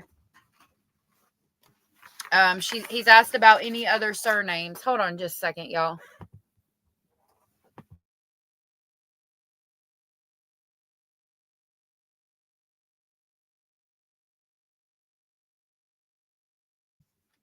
Okay. Sorry about that. Okay. So this might be important. She says, I know you just said your spouse's maiden name. Any other surnames of folks in your family in Letcher County aside from Stines or Gibson? He answers, I'm not really sure what you are asking me. And she says, last names is what I meant by that. Like, what's your mother's maiden name? And he said, Stines. And she said, okay, what's your father's last name? And he said, don't know who my biological dad is. And she said, okay, fair. So did you go to college? And he said, Southeast Community. That's not important. What did you study at Southeast College? He said, just basic. I only got 26 hours. Okay, were you going to school full time? And he said, yes, I had a job. What was your job? I worked at Neon BP, which is a gas station. She said, okay, what's your employment after you left the college? He said BP for a little while. After that, he went to the Flemington Police Department. He started in 2001, and he worked there for 7 months. He left because of cutbacks. He was a patrol officer. He drew unemployment. After that, he went to work for the sheriff's office. And Steve Banks was the sheriff when he worked at the sheriff's office. Steve Banks has been implicated in some curious things too. That would have been in 2002. She said, was the training you received as a deputy sheriff different from the training that you received as a patrol officer? Do you want me to repeat the question? He said, yeah. And Mr. Shaw said, are you talking about, did he go to the academy twice? And she said, do you have to go to the academy as a police officer? He said, yes. She said, and so that same academy you would go to as a new deputy sheriff. And he said, let's talk. And Mr. Shaw said, yeah, let's. Miss Baxter, who's asking the question, said, can we take a break? A break was taken. She said, I think the last question that I had was the academy training that you received as a patrol officer the same as the academy training that you would have received as Letcher County Sheriff's deputy? And he answered, when I was policing at Neon, I got laid off because of money. They couldn't send me to the academy, so I actually never attended. She said, okay, so did you attend the academy in 2002 when you went to work for Letcher County Sheriff's Office? Mr. Sean said that was a point of confusion. There are different types of academy training. Miss Baxter said, that's what I'm trying to figure out. And he said he went to the academy, but not, let me explain his academy training. And she said, let him testify for himself. He said, so the deputy sheriff has an academy that is 20 weeks long. Court security officers have an academy that is 2 weeks. And you have different types of training for both. So when I was initially hired for Stephen Banks, they put me through pre-pops. And I was about to work the road and work the court stuff. And she said, okay, so you did both the deputy training and the CSO training. He said, I never attended the academy. That is what you first asked when I was first with, you have got a year to attend. She said, okay.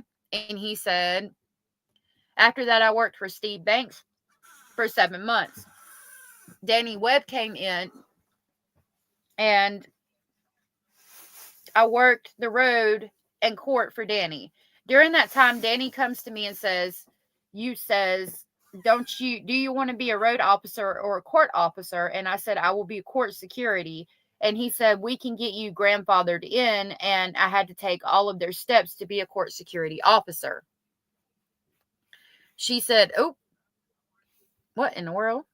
We're on page 12. Oh, it went down one.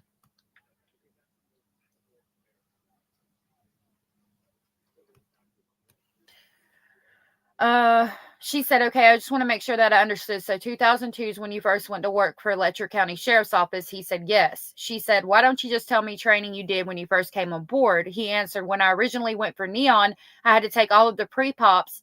That is the fitness. And Miss Baxter said, sorry, we didn't turn the audio back on. Pre-pops, okay. Once you did that, you can take other training at the academy. Neon laid me off. I'm going to flip through this and see. He says he has California encephalitis, which is from a tick bite. They're talking about training. He didn't do any training under Sheriff Banks. He was a court security officer. Started in 2002.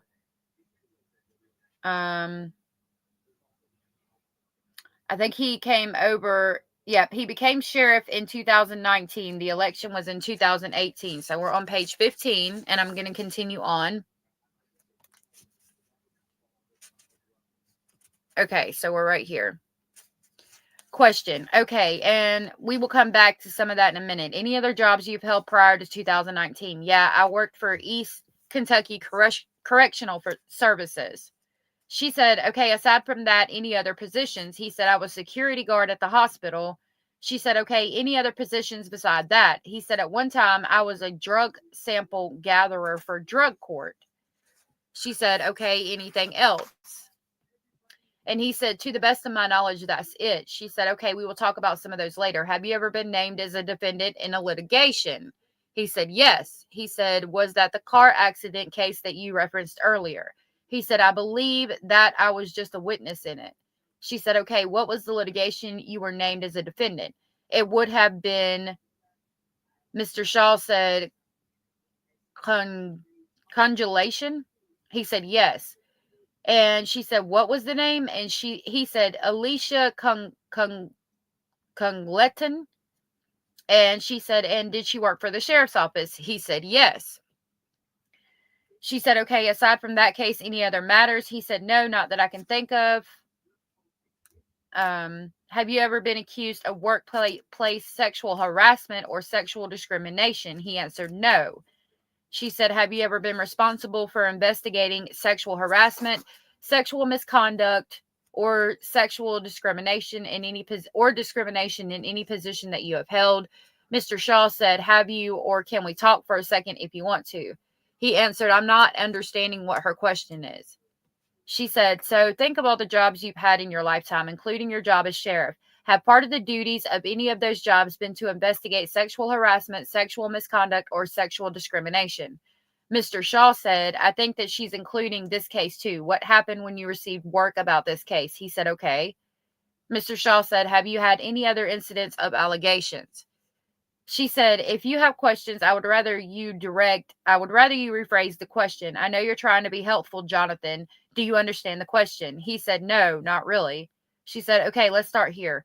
Have you ever, in your capacity as sheriff, have you ever investigated a complaint of sexual harassment or sexual misconduct? Mr. Shaw said, do you mean him individually? Has he investigated? She said, has he, as sheriff, ever investigated sexual harassment or sexual misconduct? He answered, can we talk a second? I'm not. Mr. Shaw said, yeah. A break was taken. Mr. Shaw comes back and says, for clarification, I think that I understand what you are saying. Are you talking about internal allegations within the department, or are you talking about somebody from the street coming in and saying my daddy is sexually abusing me? She said, I'm talking about in your role as sheriff related to employment, employees, sexual harassment, sexual misconduct. Does that make sense now? He said, yes. She said, so have you ever been responsible for conducting such an investigation? He said, this is the only one. She said, okay. He said, I immediately reported it, took action, reported it to the state police. They declined, and I talked with the Commonwealth attorney, the court attorney. She said, and I will ask you more questions about this case later. I was just wondering, have you at any other time investigated sexual harassment? Mr. Williams said, sorry, could you please turn on the audio for those on Zoom? Miss Baxter said, sorry about that. And she said, I think I heard you say that you've never investigated sexual harassment or sexual misconduct aside from employee Ben Fields. Is that correct? Mr. Shaw said, objection. He said he referred that to Kentucky State Police. She said, okay, let's ask it this way. Are the allegations about Ben Fields the only time that you have ever been made aware of an allegation of sexual misconduct by a sheriff's office employee? Mr. Shaw said, since he has been sheriff? And she said, correct. Mr. Dotson said, I am not sure that I understand the question, and I know that he is hesitating not to answer. She said, you became aware at some point that Ben Fields had been accused of sexual misconduct. While he was a Letcher County Sheriff's deputy, correct? Stines said yes. She said, has there ever been some other instance while you were sheriff that you became aware of a similar allegation related to some other employee? Mr. Shaw said, that is employed by you. I think you prefaced it to the best of your recollection. She says, that is all that I can ask to the best of your recollection. Mr. Shaw said, if you recall something, tell her. And if you don't, then you don't recall. Sheriff Stein said, yeah, to the best of my knowledge, I don't recall. She says, okay, have you ever been terminated by an employer? I don't mean laid off. I mean terminated for cause. He said, no. She said, okay, have you ever been disciplined by an employer? He said, yes. She said, who was that? He said, Sheriff Webb. She said, what was the discipline? And he said, shave my face. She said, you hadn't shaved? He said, no. She said, anything else you can think of? He said, not to my knowledge. Okay. She said, have you ever worked for the Letcher County Jail? He said, no. She said, I want to get a better feel for your job duties with East Kentucky Correction Solutions. Am I correct? You worked, and I'm going to recall East Kentucky Correction Solution. I'm going to call it EKCS today for short. You worked for EKCS, that's East Kentucky Corrections Solutions, at the same time that you were deputy sheriff, correct? He said, yes. She said, okay, how did you come to get that job? He said, Judge Wood and Harold Bowling. She said, who are they? He said, Judge James T. Wood and County Attorney Harold Bowling. She said, what Wood, district or circuit? He said, district. She said, did they offer you the job? He said, they came to me and said, we got a job opportunity for your house arrest if you wanted. And she said, okay. Did you know why they were the ones to approach you about the job? He said, I guess it's because they work at that court. They had already worked that court before I even started working there, and they needed somebody. Let me see what y'all are saying. Yeah, this case does get wilder as we go on about it. The Astro said, would the state police decline that case and not decline to investigate Mickey himself? Wow. Yeah. Oh, Abellis, thank you. We were hoping you were okay. Reddit says, if you worked in a jail, you can run for sheriff. No academy needed. Thank you for grabbing that, Darlene. I was wondering that myself. So evidently he could run for sheriff and not have to go to the academy if he worked in a jail. In my opinion, the judge had the sheriff's daughter and the judge's best friend had the sheriff's wife. And the fact that he was being sued was just too much. He never worked in the jail. He did work in the jail at East Kentucky Correction Solution. And from what I read, the judges asked him if he wanted to work in the jail. And he said yes. Kentucky, boy, y'all wild up there. Yeah. Bella said, Basil. Basil's laying on the bed right now. He was just eating some crackers. All right, I'm going to get back to this. So he said, they came to me with a job and asked if I wanted it.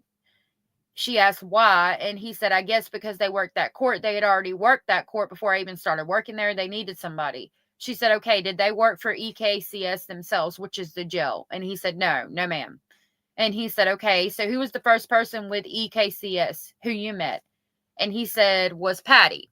And she said, okay, what do you recall about that initial meeting? And he answered, I had to go to Pikeville and take some training. She said, what kind of training? And he said, she basically brought me in and showed me all of the paperwork and showed me how to hook up everything, showed me how all of the equipment worked, how to put the leg strap together with the clamps. I believe that was it. excuse me. And she said, okay. And I believe Miss Stockham, Patty Stockham, testified you worked for EKCS for about 20 years. Does that sound correct? He said, no. She said, how long did you work for EKCS? He said, 14 to 16 approximately. And she said, years? And he said, yes. So he worked for the jail for 14 to 16 years. She said, so you would have started in, what year would that have been? 2005 about? And he said, yeah, maybe 2004. She said, okay, how were you paid for that work? And he said, contract labor. I believe once a month I would get a certain amount commission. And then at the end of the year, I would get a 1099. She said, so you were paid on commission? He said, yes. And she said, do you recall how much commission was calculated? And he said, per person that was on, I got $3 a day and $25 for a hookup. She said, do you recall roughly how much you would have made a year at that job? He said, no. She said, for example, Ben Fields in 2021 made over $30,000. Did you ever make that much in a single year? He said, yes. And she said, you did? And he said, yes. And she said, what was the average that you would make? What was about the average that you would make is 30,000? He said, no, it would be different. And she said, every year, but you're saying that there was years that you made $30,000. He said, yes. She said, okay, so you just described the training that you got up in Pikesville when you first got hired. Were you trained on any annual basis after initial training?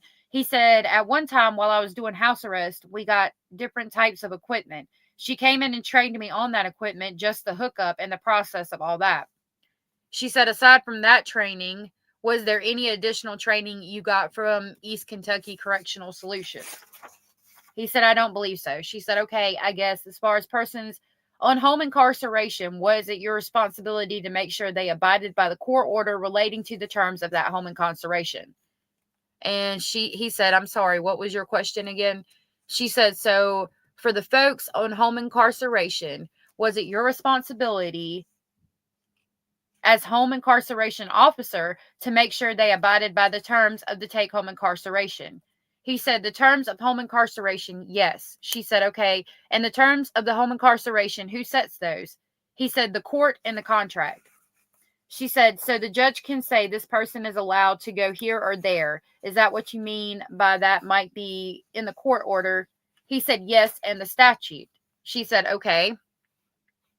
Anything else that would kind of dictate the terms of someone's home incarceration aside from the statute and the judge's order? Mr. Shaw said, do you know the answer? He said, I don't do a lot of them, but judges do verbal. She said, what do you mean judges do verbal? Mr. Sean said, do you want to give her an example? He said, so when I have a violation, I would report it to the judge. And at times they would say, put him in jail. And I would call down to the jail. She said, okay. And you would be the one then to transport that person to jail. He answered, a lot of mine was in the courthouse. She said, so the violation was discussed in the presence of the person on home incarceration. He answered, yes.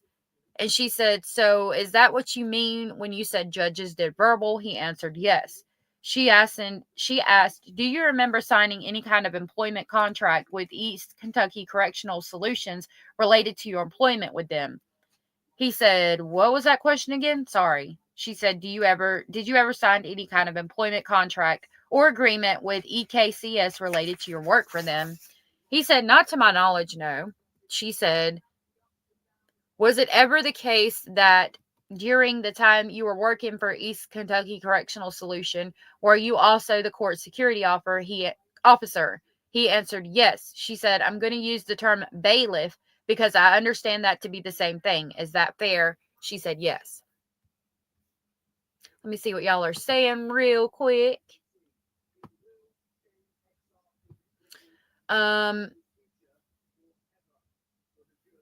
Disregard the welfare check. We are a true crime community.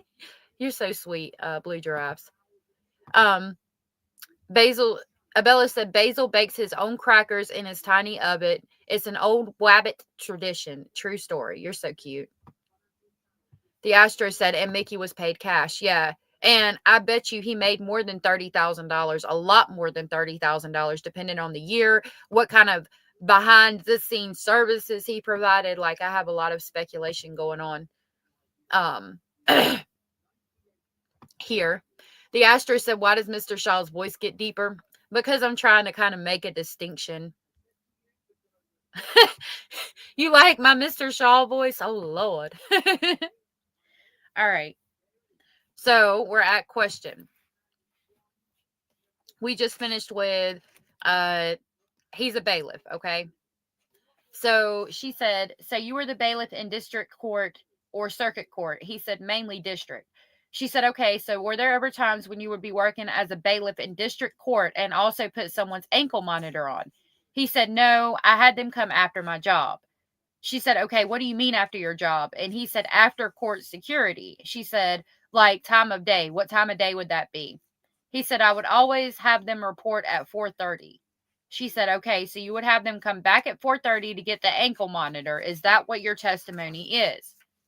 He answered, if they was there in court and the judge took them off, they had everything. I would go ahead and take the equipment then. She said, okay, what about collecting fees? Would you ever collect fees from folks at the same time you were working as bailiff in district court? And he said, can I ask you a question? She said, I would rather that you answer my question. And if you don't recall, that's fine too.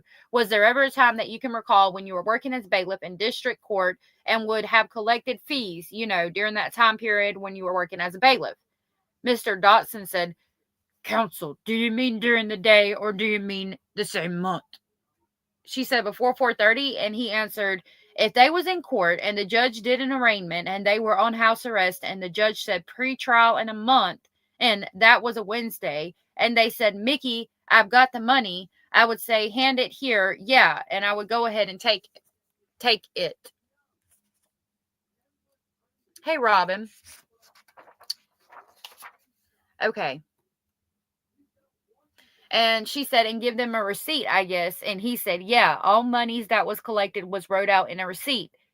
She said, okay, all monies collected cash? He said, I'm just trying to remember if I took a check. I mean, I done it a long time. I'm not sure if I ever took a check. She said, mostly money. He said, mostly. She said, do you know whether there is any sort of agreement between EKCS and Sheriff Webb or Sheriff Banks related to your work for East Kentucky Correction Solution? He said, no. She said, do you recall there being any policy about secondary employment for Letcher County Sheriff's deputies when you were working there as a deputy? He answered, I had to get permission from Sheriff Webb. She said, okay, what did that look like, getting permission? She said, he just gave verbal. She said, verbal permission? He said, yes. And what if she said, and what if Sheriff Banks, do you recall, or was that before you started working for EKCS? Probably. He answered, yes. She said, okay, aside from you getting permission from Sheriff Webb, was there any relation between East Kentucky Correction Solution and the county or the sheriff's office about deputies performing that work? He answered, no. She said, so during that time period that you were working for EKCS, what would you do when Miss Stockton told you that someone on home incarceration was out of range? Just walk me through an example of what that would look like. He said, so when she would call me and give me the details out of range, what would happen is she would tell me if she called them or not. I would try to make contact with them or next of kin. She said, okay, how would you contact them? He said, by phone. She said, what would happen next? He said, if I made contact with them, I would ask them and see where they was at by phone and what was going on, what kind of answer, why they were out of range. And she said, and what would be a satisfactory response to that question? He said, someone could tell me, hey, I'm at the doctor's office and I forgot to tell Patty. And I would be like, okay, you have got to bring in an excuse. Once you get to that office, time in and time out, and you would bring that to me every Thursday. She said, okay, what would be an example of a not satisfactory response? He answered, I'm up at Joe's hanging out, having coffee. She said, so what would you do if you got that kind of response? He said, I would tell them that they have to go home, and then I would contact the courts. And she said, and when you would contact the courts, he said, the judge. She said, what would you tell the judge? He said, we have a violation and what the violation was. And she said, and then what would happen next? He said, they would sometimes get a warrant. She said, okay. He said, sometimes they would say, I will issue a bench warrant, just give them a break. And he said, that would be the third option, to just give them a break. She said, yeah, if they went back home, if they went back home, just give them a break. She said, okay, did you have the description to decide when someone should or shouldn't be given a break in that scenario? She said, no. He said, no. She said, so only the judge can make that decision. He said, yes. She said, was there any documentation of those communications and that decision making, or was that verbally done? He said, verbally. Mr. Shaw says, just for clarification, do you mean, did he create documentation? The court may have granted some type of warrant. Y'all, that is horrible. She said, right. Yeah, I guess you were working with as a bailiff. Who was the district court judge before Mullens? He answered, Judge Wood. So now we're getting into Judge Mullens. She said, I think that you referenced earlier that there was some type of work training that you got as part of that correctional officer position. He said, no, there's 2 weeks that you get. No, there is a 2 week that you get to that. I was grandfathered in where that I started so many years. When you started working as a police and CSO, you could get grandfathered in if you started years before the state required that. She said, so you're saying at the time that you became a CSO, the state didn't even have any kind of training for that position? He answered, no. She said, do you recall when that training went into effect? He said, no. She said, what about Letcher County Sheriff's Office policies? Do you recall any training about policies specific to Letcher County Sheriff's Department? And he said, again, can I ask you a question? Mr. Shaw said, before he was sheriff, after he was sheriff, when are you talking about? She said, I mean, when you became sheriff, it was your responsibility to enforce those policies. He said, yes. She said, I'm talking about before when you were a deputy. Do you recall any training about Letcher County Sheriff's Department policies? He said, yes, we received a policy manual. And she said, what would that training consist of? He said, I don't know detail by detail, but I generalized myself with the policy book. She said, okay, so there was a policy book. He said, yes. She said, do you remember when you received that policy book as deputy sheriff? He said, I can't recall. She said, I've got an exhibit. I think it was produced by you in Discovery, and it references a 2008 policy manual for the Letcher County Sheriff's Department. Do you see that? He said, yes. She said, so I guess back in 2018 was the first time that Letcher County developed a policy manual. He said, I don't know. She said, would you have signed a form like this as a deputy sheriff to the best of your recollection? He said, I don't know. She said, okay, you testified earlier that you recall receiving a policy manual, but you don't remember saying anything related to or having read or received the policy manual. He said, I can't remember. She said, okay, since you became sheriff, is it your practice to have deputies sign something acknowledging receipt of the policies of the sheriff's department? He said, yes. She said, are they required to sign that at the time they are hired, or when do they sign that? He said, yes. The document was marked Exhibit 1 and Exhibit 2.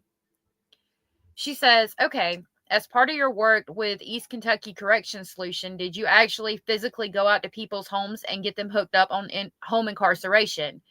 He said, no, not to hook them up. She said, okay, between the time that a person is hooked up and taken off home incarceration, would you ever be... Sorry, Basil was needing attention. He demanded attention. Okay, would you ever be at their physical home address? He answered, only if they had a safety violation and I contacted a family member, said, hey, they are gone. They ran off. They cut the ankle bank. I might go out sometimes and retrieve that. Most of the time, I have asked the family to come and get it and bring it to me. Sorry. She said, so when you were working as a deputy sheriff, did you have a sheriff department vehicle? He said, on and off sometimes. She said, okay, I guess, would there ever have been an instance that you would have driven the sheriff's department vehicle out to retrieve one of those home incarceration devices? He said, yes. She said, were there any policies about how you were or were not supposed to use the sheriff department property? And he said, can I ask you a question? Mr. Shaw said, yeah. And a break was taken. Mr. Shaw said, can we get some clarification on time frames when you are talking about? So I'm assuming, before we continue on, that they've got him going out to somebody's house in or possibly not in a sheriff's vehicle and maybe doing some questionable things. I told y'all he wasn't even trained. Yeah. I don't get how either. Somehow he was grandfathered in, Pamela. The Astro said, yes, she got me up all night, constantly drinking and love songs. Also, I work overnight. Lord have mercy. I don't know either. He's lucky he got hired when he did. Grandfathered in means basically that you started working before this was made a law. So therefore, even though it's a law now, you don't have to abide by that law. So basically, there was a time when people were allowed to do that specific job when you didn't have to be trained. And he started working before in that time period where you could do the job without having to be trained.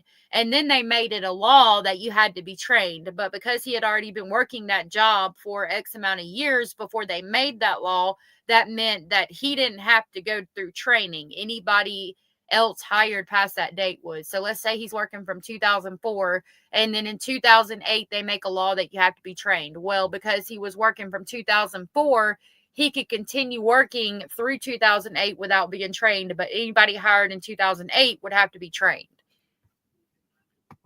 The Astro said it seems it was a lot of corrupt things going on. Yep. All right, let me get a drink of my coffee.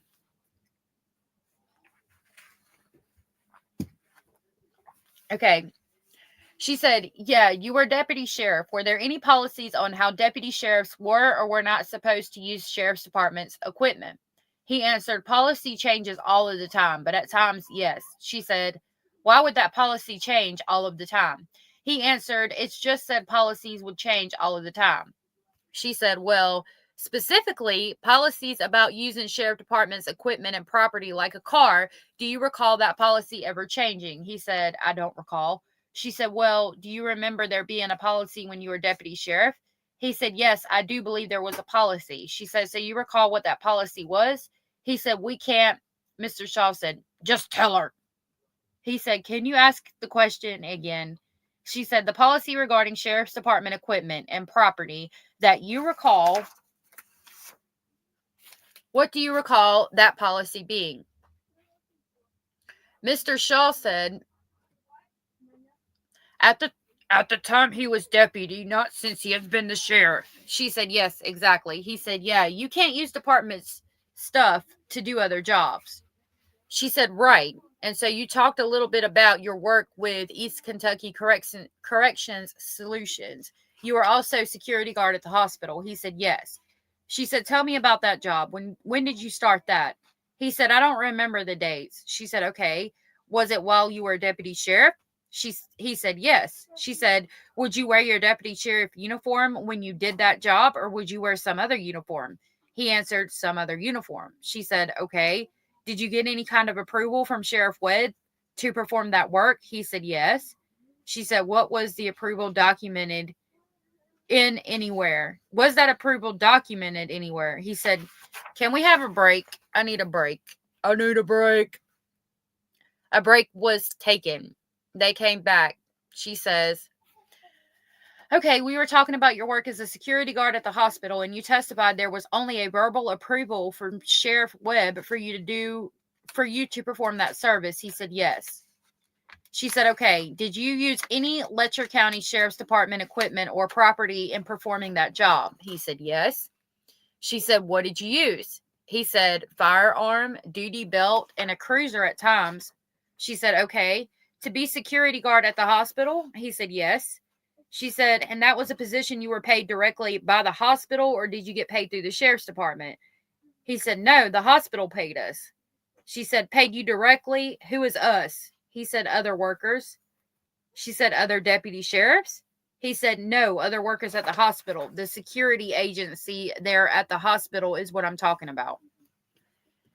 She said, were you the only Letcher County Sheriff's deputy who was working as a security guard at the hospital, if you can recall? He said, I don't recall. I think he's being vague there on purpose. Hey, Shining Star, thank you for coming in. Good to see you. Good to see you. The Astro from space said, and they wonder why the ladies were abused in the judge's chambers. He didn't know he was doing wrong by using the deputy car. Wow. Right. It's insane. You worked in a pharmacy for 21 years, several years ago, and you didn't need to go to school, but when that law changed, we had to go and get certified. Oh, you didn't get preferential treatment, Pamela? I'm sorry. But yeah, this is just all a bunch of good old boys backdoor systems. The Astro said they were supposed to pay the sheriff department, not him, y'all. This is wild. Yep. They were. Hold on just a minute.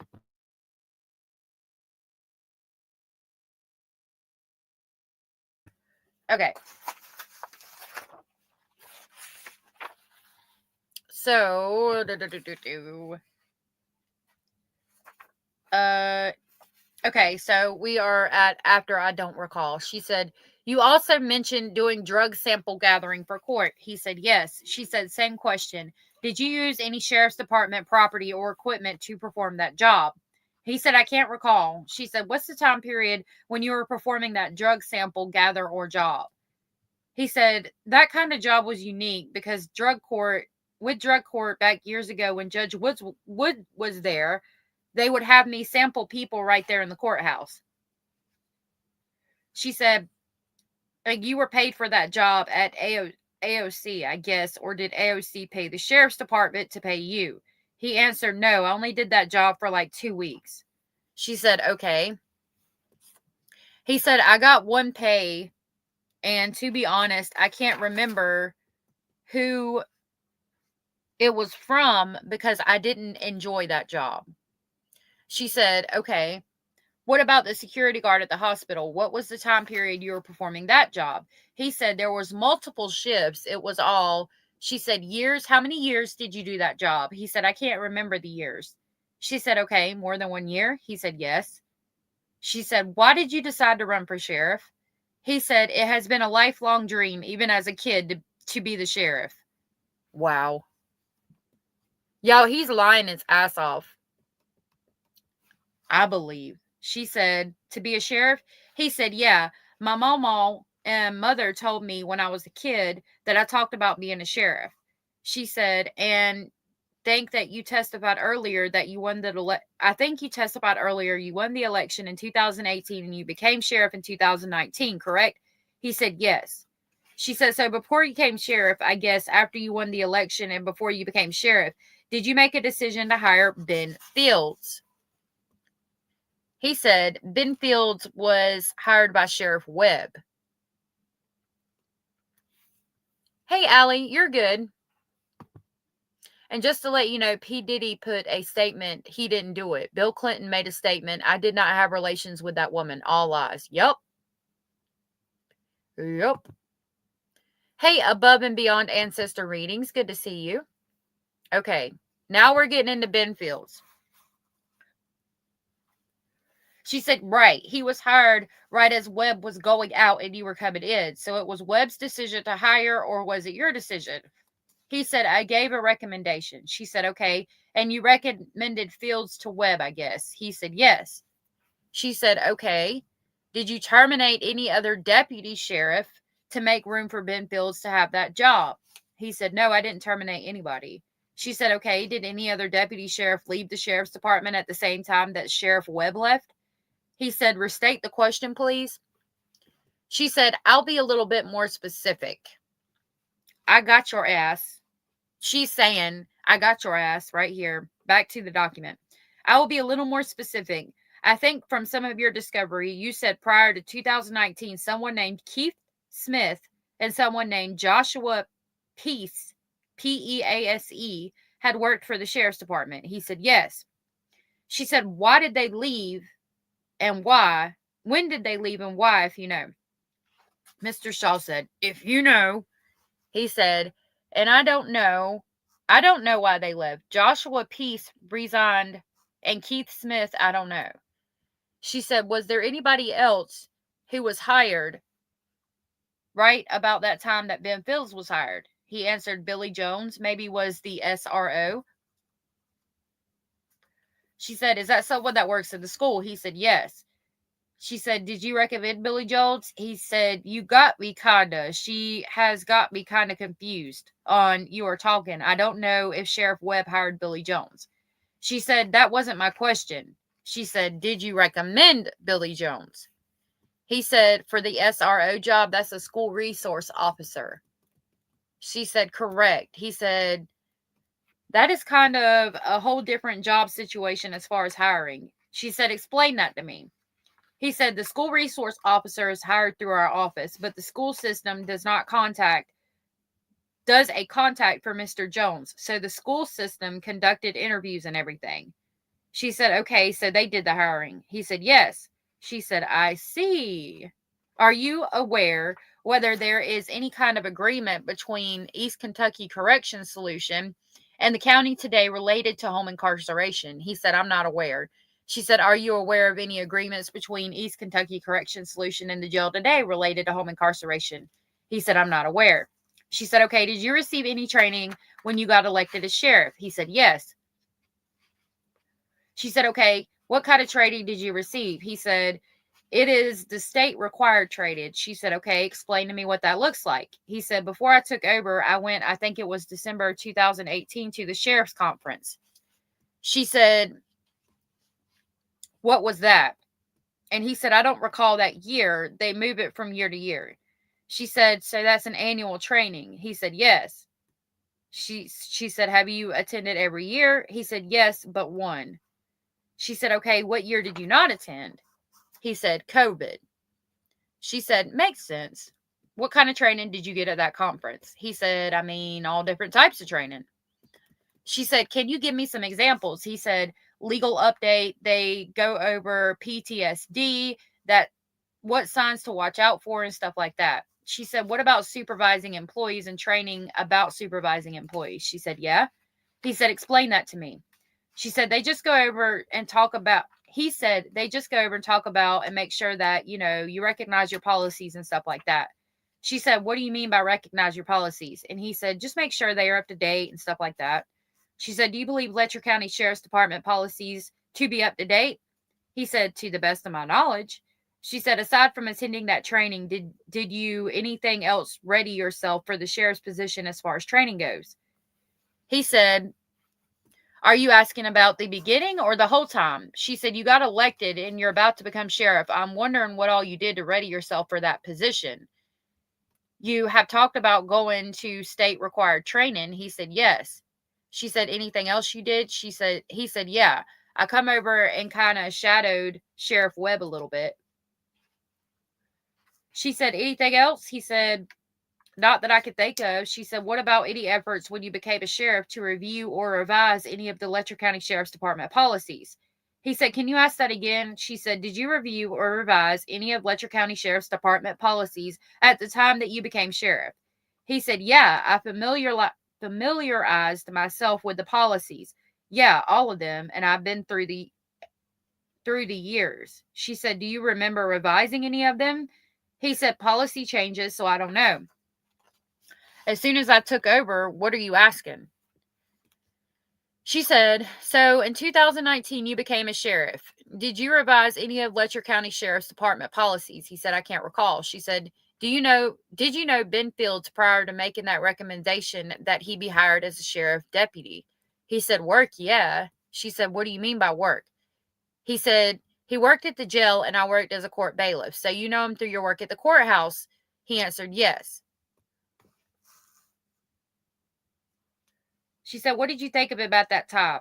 He answered, nice guy, polite, professional, always at work, just an all-around good guy from what I know. She said, were those the reasons why to hire him for the bailiff position? He answered, yeah, and he was dependable.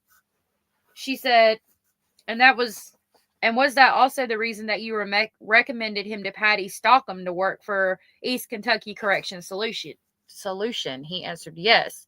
She said, all right. Did you know any of Benfield's family? He answered, his dad, Jerry Fields, was a longtime constable.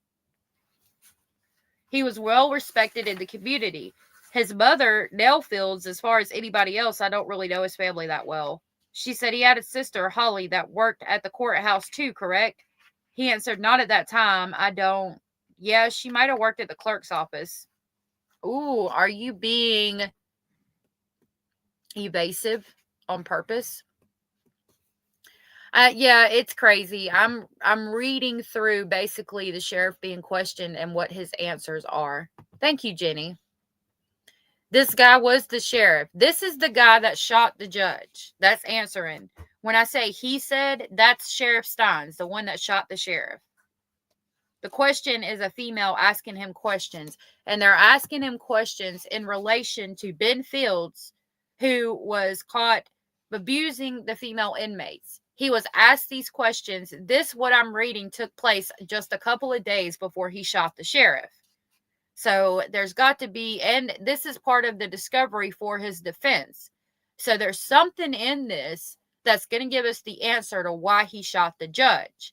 So we're reading through it to see if we can find out what the answer is to why he shot the judge. So she said, okay, prior to recommending him to Sheriff Webb, had Ben Fields ever been to your house before? He said, I don't recall. Well, you're lying. She said, okay, I understand that you maybe have a weekly poker party. He said, I wouldn't refer to it as a poker party. She said, well, what would you refer to it as? He said, it's a gathering of friends and individual, we played rook there. We played cornhole there. We had fish fries there that we fed the whole community. My neighbors' wives have come up and played. And we gather outside around the fire pit. It's just not poker all of the time is what I'm getting at. She said, have you invited Ben Fields to any of those gatherings that you just described prior to recommending him for sheriff's office? He said, I don't believe so. Cara, thank you so much for gifting 5 memberships. I don't know if I'll be able to see who they went to, but I really appreciate that. If you see that you were gifted a membership by Cara, please tell her thank you.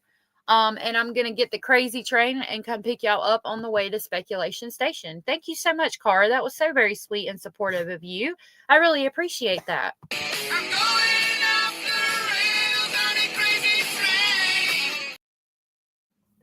Thank you so much, Cara. If y'all were gifted and you are aware that you were gifted, please tell Cara thank you. I really appreciate that. Hey, Tash. Thank you so much, Cara. Or Tish. I'm sorry. Hey, Tish. Palm Fritz. I like your name. Bad Girl said it speaks why no one came forward, Pamela. Yep. Thank you, Bad Girl. Thank you, Cara, and thank you, Bad Girl, too. Thank you, everybody who's still hanging out here. I know this can get kind of taxing, but there's something in here, and we're going to find it together. Okay. So she said, okay, I guess after he became a deputy sheriff, did you invite him to some of those parties? Correct. You did invite him to some of those parties, correct? And he said, yes.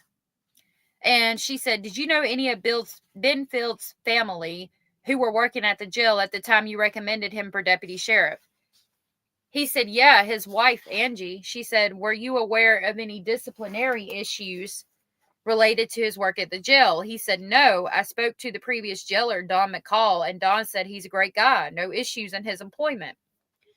She said, okay, after Ben Fields applied for the position with the sheriff's department, part of that employment process was a lie detector test or something of that nature. He said, yes, that is the pre-pops. She said, the pre-pops, do you remember whether you ever reviewed his pre-pops report? He answered, yeah, I'm sure I've looked at it. And Mr. Shaw said, just for the record, are you talking about the actual questions and answers, or are you talking about the cover letter that says whether or not they passed? She said, I guess the report is more than one page. What I saw in the records that you produced, so I guess the whole report. Did you look at that report? Mr. Shaw said, if you didn't, that is fine. He said, I don't know. She has asked me a question, and the polygraph is multiple levels. She said, did you look through the polygraph? He said, yeah, the questions. They give you a big packet before you take it and stuff. Mr. Shaw said, she's not talking about your polygraph. Did you ever review Ben's, or did you just rely upon the report? Hold on. Okay, sorry. He answered, no, I just relied on the report of the examiner. She said, in discovery, you produced a file of stuff that represented Ben Fields' personnel file. Do you recall that? He answered, yes. She said, and included in that report was some questions and answers from Ben Fields. Do you recall that? He said, I'll have to look at it. I can't recall. Like, you just said it was a lot. I mean, I don't know what you're talking about. Mr. Shaw said, and I don't know that you would have all of his personnel file. They do the review, and I think they mark some of it, but go ahead and ask your questions. She said, do you recall seeing Mr. Fields' employment history and admission by him that on at least one occasion that he consumed alcoholic beverages while at work at the jail? Do you recall seeing that? He said, I don't recall. She said, within those documents that you produced, do you recall seeing an admission by Mr. Fields that while he was employed at Letcher County Jail, he engaged in sexual conduct during work hours at the detention center? And of course, he said, no, I don't recall that. So Ben Fields is having sex with somebody at the damn jail. He's drinking on the job, just a complete disregard for his position of power and his job in general. Drinking, having sex, all these things while he's working. And this damn sheriff recommended him to work to basically get a promotion. Like, are you kidding? Y'all like my voices more than anything. Y'all are funny. Okay. That's crazy. This man was having relations on the job and got promoted. Drinking on the job. Heaven help us. Okay. Back to the document. He said, no, I don't recall that. She said, if you had seen that, would you have considered those to be red flags? He said, that examination, that report that they send in, they recommend suitable. And she said, who is they? She said, it's the Department of Corrections, JT, I believe. Mr. Shaw said, that is a state background check and state examination. She said, yeah, that is fine. I was just wondering, had you seen that information that he had consumed alcoholic beverages and he had engaged in sexual conduct during work hours at the detention center? Had you known that? Would you consider that as red flags in hiring Ben Fields? He said, they sent a report saying they are suitable for the job. I've got papers that says is not suitable for the job, so I took that as state recommendation that he passed their exam. She said, I understand that, but that is not my question. My question is, had you known that he had consumed alcoholic beverages while at work and engaged in sexual conduct during work hours of the detention center, would you have considered those to be red flags in hiring Ben Fields? That is my question. He said, yeah. Yeah, I would not condone that type of activity on the job. She said, but your testimony is that you weren't aware of that. Is that correct until today? He said, ask it again. She said, have you ever heard anyone say that Ben Fields? He said, no, absolutely not. She said, before today. He said, that wasn't your question to me earlier. Mr. Shaw said, and she's not talking about the other day when you listened to Phil's testimony about he and his wife would engage in sexual activity. He said, that wasn't your question. You said when I first hired him earlier, I think that was the question. She said, right. Now I'm just trying to figure out when you became aware of that. It sounds like maybe when you listened to Ben Phil's deposition testimony, that was the first time you heard about it. He said, yeah, that was the first time I heard about it. She said, okay, I have another document here. Do you recognize this document? He said, yeah. She said, what is that? And he said, it looks like he received the office policy. She said, okay, I was going to send you that earlier form that we looked at. It requires someone to verify they both received and read the policy manual. But this only requires that they verify that they received a copy. Do you know when or why that changed? Mr. Shaw said, I am not for sure. She said, okay. And this looks like it was signed by Ben Phil's on April 13th of 2020, correct? He said, that is what it looks like. She said, but that was some 15 months after he had already started working for Letcher County Sheriff's Department, correct? He said, yeah. She said, so why did you wait so long, over a year, to give him a copy of this policy manual? He said, can I ask you a question? She said, just answer my question. Mr. Shaw said, he wasn't the sheriff that hired him, so it's not his responsibility to give him that policy. There may be something else. She said, this is all that I saw in that file. He said, I don't know if Sheriff Webb gave him one or not. He should have. She said, okay, the only thing I saw in the file was, as far as him having received a copy, was dated April 13th of 2020. Mr. Shaw said, tell her you don't know. He said, I don't know. Sorry. She said, okay, that is a perfectly fine answer.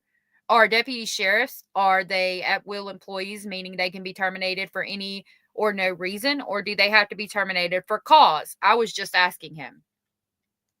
Mr. Shaw said, I don't know if he knows the answer. Are you talking about the actions under the police officer's Bill of Rights? She said, no, I'm talking about Letcher County Sheriff's Department. Can deputies be terminated for any or no reason? Or do they have to be terminated for cause, if you know? He said, I'm not for sure. Mr. Shaw said, the police officer Bill of Rights only applies in certain situations and doesn't apply in others. She said, okay. I know that you said more things happened than just playing poker. You invited male deputy sheriffs to some of those parties at your house where you play cards, correct? He said, yeah. She said, okay. And that included Jason Eccles. Jason Eccles? What you doing over there, Jason Eccles? Jason Eccles is from the West Memphis 3, but it's not the same person. It's a different person they're talking about.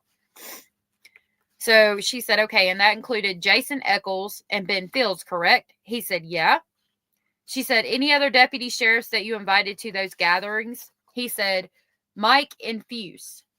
She said, okay, was he a deputy sheriff? She said, court security officer. You keep calling them deputies, but court security officers. She said, and I guess impression was their Letcher County Sheriff's deputies who has a specific role as a court security officer. Is that correct to think of it that way? He said, that is a true statement. Yeah. She said, anyone else aside from Deputy Infuse? He said, Charles Fernandez. She said, okay. Anyone else aside from him? He said, I don't recall. She asked, what kind of role did Charles Fernandez have with the sheriff's department? He said he was a court security officer also and a special deputy at one time. She said, what does special deputy mean? He said, it's a deputy that does not receive payment for their services. They just volunteer. She said, okay. And he said he did that during the flood. He done relief and stuff like that. She said, when you are working as a home incarceration officer for East Kentucky Corrections Solution, did you ever invite any women who were on home incarceration to your house during one of those poker games? He said, absolutely not. Abso-freaking-lutely not. She said, okay, do you recall a girl named Jennifer Fleming? Mr. Dotson said, "Does he remember?" I sound like Cookie Monster.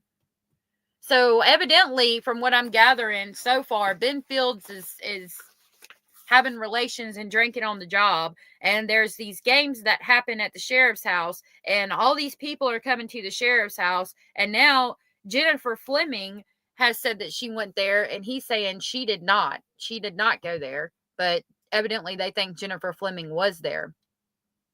I love that song, Bad Girl. Hey, retired. Astro said, it's not just her voice, it's her vibe. The way she types in chat, it's the way she shut down haters. I'd pay her boo bills, just me. Who are you talking about? Me? You're really sweet. Hey, Ginger Snaps. I don't know if you're talking about me or not, but that was really sweet. Hey, Mandy Lorian and Ginger Snaps. I love your name. Okay, back to the document. She said, yeah, he does remember someone named Jennifer Fleming. He said, I know a Jennifer Fleming.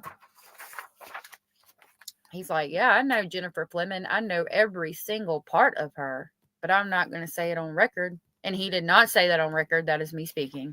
Going back to the document now. Question, did you ever come to your house? Did you ever come to your house for any of these gatherings? What? He said, no, not that I'm aware of. She said, okay, how many of the deputy sheriffs aside from Ben Fields had the designation of CSO?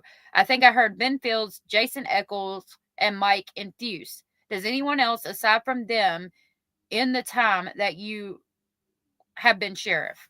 He said, Kevin Smith. Could I see my employment list that I provided? She said, I don't have a copy of it. He said, that would assist me. Mr. Shaw said, just answer based on your recollection. He said, I don't recall. She said, the CSOs get paid more or less than other deputy sheriffs. He said, it all depends on job performance. I mean, I worked with Sheriff Webb for 16 years and only made $12. And they hired a new guy in when I was working for them. Mike Infuse was actually who it was. And they paid him $12.50. He hadn't been there none, and they paid him more than me. So it all depends. Pay rate depends, is varied. She said, okay, so our CSOs paid by the hour? He said, yeah. She said, and Ben Fields was a full-time employee. He said, yeah. And she said, and were those other CSOs that you referenced, were they all full-time employees? He said, I don't recall. She said, when you're a full-time employee during the time period, were you a full-time employee during the time period when you were deputy sheriff? He said, yeah. She said, and what does that mean? Are there set hours for you to work from like 8 to 4:30? What does it mean as far as scheduling goes? He said, there's different schedules, you know. I don't know what you are asking. She said, I'm talking about CSOs, and let's be specific to after you became sheriff. Let's be specific to Ben Fields. He said, okay. She said, did he have a time of day that he was supposed to report to work and an hour that he got off of work every day? How did his schedule work? He said 8 to 4:30.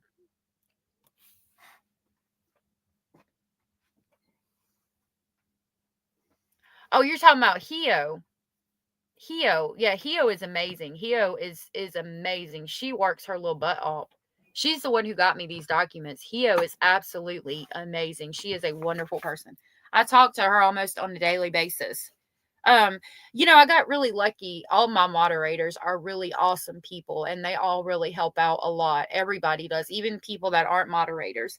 Hio is very sweet. She's always trying to help everybody with their YouTube channels and things like that. And she doesn't take a lot of time for herself. I'm always telling her to make sure she takes time for herself to do the things that she needs to do and she wants to do. And she tells me she does take the time to do the things she wants to do, but she's always helping other people. She is an amazing person. She really is. Okay, Indie Girl, thank you for being here. The Astro said, all jokes aside, she's super cool. She's super married, and I hope they're having a wonderful day. Aw, that's so sweet. Okay, back to the document. Okay, question. Okay, so those were the hours that he was working for the sheriff's department, and the answer was, and Sean Stein said yes. She said, was that true for other CSOs as well in the time that you were sheriff? Mr. Shaw said, if that you recall. She said, Jason Eccles, did he work 8:30 to 8 to 4:32? Sheriff Stein said yes.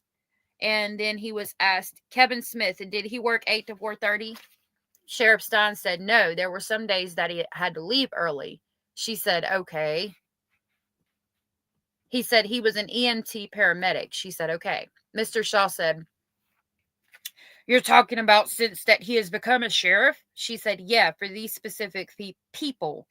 Mr. Shaw said, if I recall, I think there was some other testimony at times the courthouse closed at 4 as opposed to 4:30 at different times. He said, yeah. Sean Stines said, yeah. She said, as far as the pay goes, does AOC pay the sheriff's department, which then pays the BCOSOs? He said, I don't know if it's the AOCs. I am pretty sure it comes from it. I'm pretty sure it forms with local fees. She said, what do you mean by that? He said, you get reimbursement for these employees on the hourly so much. She said, and who's doing the reimbursing? He said, I don't recall. I personally don't believe that. She said, so you turn in some paperwork he said, actually, Lashana turns paperwork in for me. She said, okay, who's Lashana? He said, Lashana is the bookkeeper and officer manager at the office. She said, for the sheriff's department, Sean Stein said, yeah. She said, so she turns in paperwork in about hours worked, and then the sheriff's department gets reimbursed. He said, yeah. She said, I want to talk about our involvement in getting Ben Fields the position with East Kentucky Correction Solution. He said, yes. She said, so did you recommend Ben Fields for that position? He said, yeah. She said, could you no longer work that job after you became sheriff? And he said, yeah, no way. She said, why not? He said, the job as sheriff is 24/7 hectic. I mean, one day my phone goes back to 2 p.m. and I had 186 calls from 2 p.m. to 10 p.m. So it's just too hectic. I couldn't juggle. I worked 3 jobs, I just couldn't juggle all of it. She said, so you decided to recommend Ben Fields for that job. What did you recall about your decision with Patty? He said, after that, I won the election. She was disappointed and she was like, I don't know what I'm going to do. I need somebody. Can you find somebody? And I told her that I would look around.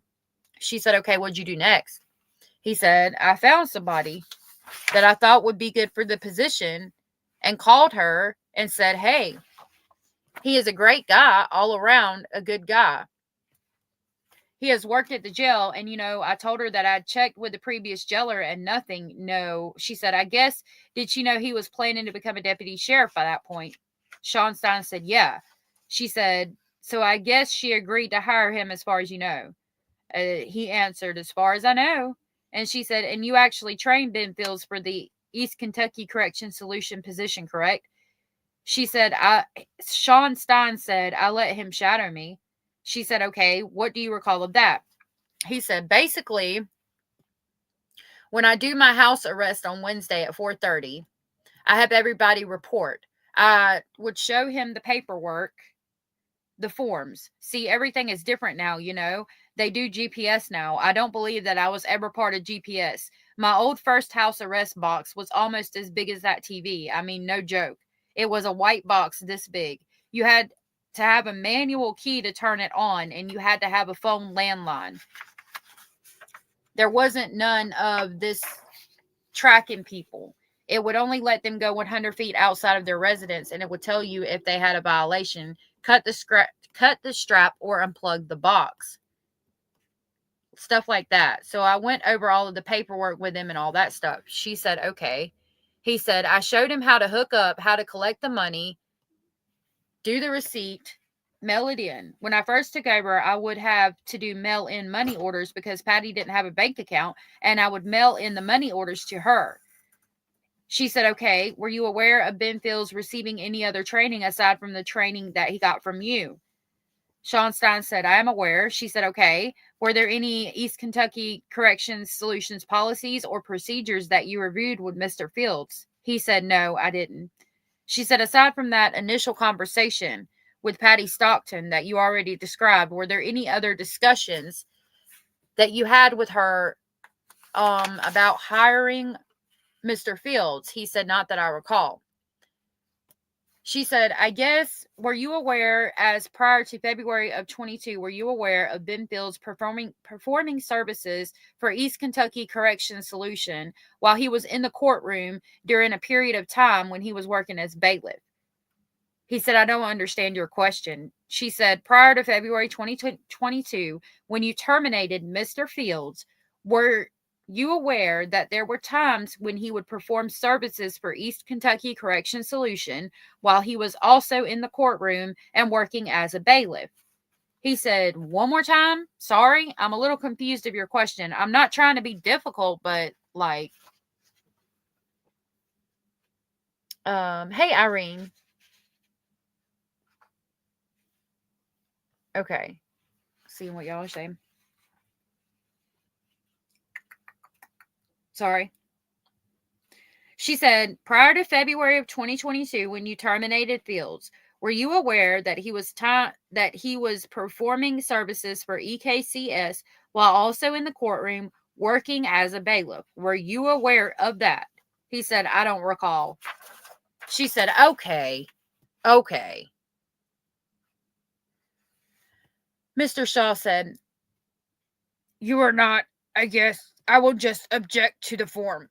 She said, were you aware that Fields performed services for East Kentucky Correction Solution while wearing a Letcher County Sheriff's deputy uniform? Mr. Shaw said, if you know, he said, ask your question one more time. I'm sorry, I'm not trying to be difficult. You bounce around a little bit for me. Like I said, a little bit of stress. She said, I understand, I do, and I'm happy to repeat anytime. Were you aware that Ben Fields, was performing services for East Kentucky Correction Solution while he was wearing a Letcher County deputy's uniform? He said, no, I don't recall. She said, you don't recall being aware of that. If Ben Fields was wearing a Letcher County Sheriff's deputy uniform while performing services for EKCS, would that have been a violation of Letcher County Sheriff's Department policies? Sean Stein said, I need some clarification. She said, okay. If Ben Fields was working someone up on an ankle monitor, doing something that, let me get my next stack, was within his duties for EKCS while wearing Letcher County Sheriff's deputy uniform, would that have been a violation? Hold on, I went too far. Sorry. Oh, I didn't. Would that have been a violation of the Letcher County Sheriff's Department policies? Yes or no? He answered, when is he doing that? I don't get your question. She said, at any time, if there's some sort of decision. He said, it was at 4:30 when I got off at the sheriff's office. My sheriff didn't require me to go all of the way home and come back with the e-personnel truck and personal clothing. But now if I was out after hours, I was in personal clothing and my truck at times. If it was something on my way home, my sheriff would give me permission and, hey, yeah, you can do that. They would let us go to the grocery store. She said, that wasn't quite my question, but that is helpful to know. So you are the sheriff? He said, yeah. She said, and Ben Fields is the East Kentucky Correction Solution home incarceration officer. He said, uh-huh. Oh, Tish. It's not in the description box. But if you back out of this live and click on my page, you'll see like a button beside the subscribe button, and it'll say join, and you can join that way if you want to do that. I don't think it's in the description box. I need to start putting it there. Okay. Is he allowed to, she is asking Sheriff Stines, is he allowed to perform services for EKCS while wearing Letcher County Sheriff's deputy uniform? Mr. Shaw said, she is talking at the courthouse or any time. I understand what you're saying.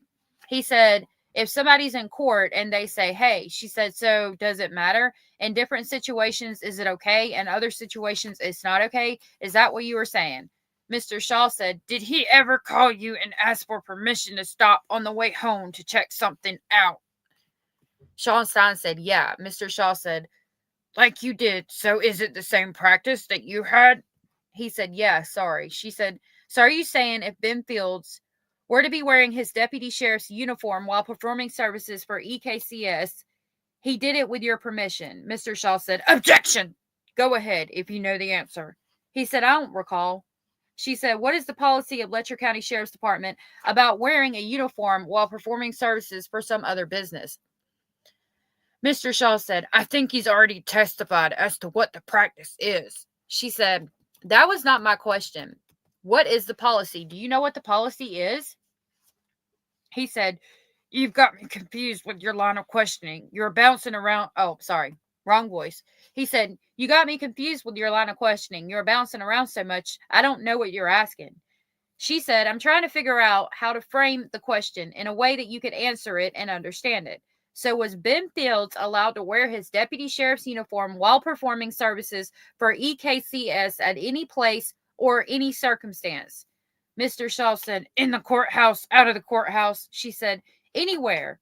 Was there ever a situation where that was okay by you? Sean Stein said, yeah. She said, what is the circumstance? Where would it have been okay by you as sheriff for him to be performing services for EKCS while wearing his deputy sheriff uniform? Sean Stein said, if he was at the courthouse. She said, okay.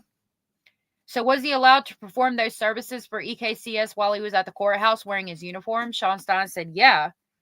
And she said, is there any other place that he was allowed to perform services for EKCS while wearing that uniform? Was it just at the courthouse or was it at any other places as well? He said, I don't recall any other places. She said, okay, so to your knowledge, the only time that he would have been performing services for EKCS in his deputy sheriff uniform would be if he was at the courthouse. Is that correct? Mr. Shaw said, and after work hours. She said, well, didn't hear him say that yet. Mr. Shaw said, yeah, he did. She said, he talked about himself doing that with Sheriff Webb, but I didn't hear him say that he allowed Fields to do that. Mr. Shaw said, you're trying to confuse the witness. She said, I am not. I'm truly not. I'm trying to get a straight answer. He said, well, you got me confused because I didn't know what you were asking me. She said, Deputy Sheriff Fields. He is wearing his deputy sheriff uniform. I think I understood you to say that he is allowed to wear that uniform and perform services for EKCS if he is at the courthouse. Is that correct? Mr. Shaw said, no. Mr. Baxter said, you're not testifying. He is testifying. Mr. Shaw said, quit trying to confuse the witness. Miss Baxter said, I truly am not. Mr. Shaw said, he told you what the practice was. I should do a different voice because Miss Baxter is a girl. So Miss Baxter said, no, he hasn't. Mr. Shaw said, yes, he has. Miss Baxter said, well, I'm confused now then. Mr. Shaw said, what the practice is and the practice change after you become sheriff. Sheriff Stein said, you have got me confused. I don't know what she's asking. Mr. Dotson said, she is asking you, is it okay for Ben to wear that uniform and hook somebody up on an ankle bracelet? Mr. Shaw said, at the courthouse. She said, is that okay? He said, when? She said, at the courthouse any time of day. Mr. Shaw said, before work hours or after? He said, see, when I come out at midnight or on the weekends, I was in plain clothes. But when I just got out of court, she said, so you're saying it matters what time of day? Mr. Dotson said, she's not asking you what you did. She's asking you what the policy was to Mr. Ben Fields. Mr. Shaw said, what would you allow Ben to do? He said, I can't allow him to wear the uniform when he is out working for house arrest at any time, just going around and stuff. I don't know what you're asking. She said, okay, so that was not allowed. I think I heard you say earlier that there were some circumstances. Oh, I'm sorry. I done skipped past, stop turning the page. I apologize. Hold on, let me get to where we're at. I just keep reading and flipping. Are y'all following on this, or do you guys just want me to read through it? I can keep scrolling so that you guys can read it with me, but I can just keep flipping through it if y'all'd rather do that. I don't know. Where was I? Okay. So that was not allowed. I think I heard you say earlier that there were some circumstances where it was not allowed. What would be the circumstances where it was allowed? I think I heard you say if he is at the courthouse and it's right after work hours. Is that accurate? Sean Stein said, yeah. She said, okay, thank you. Sorry. My mother trucking bad. He said, it is okay.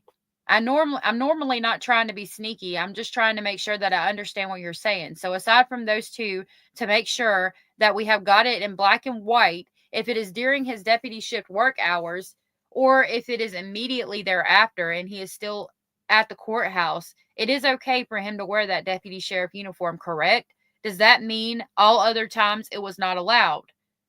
He was not allowed to wear his deputy sheriff's uniform and perform services East Kentucky Correction Solution, like hooking someone up and forth.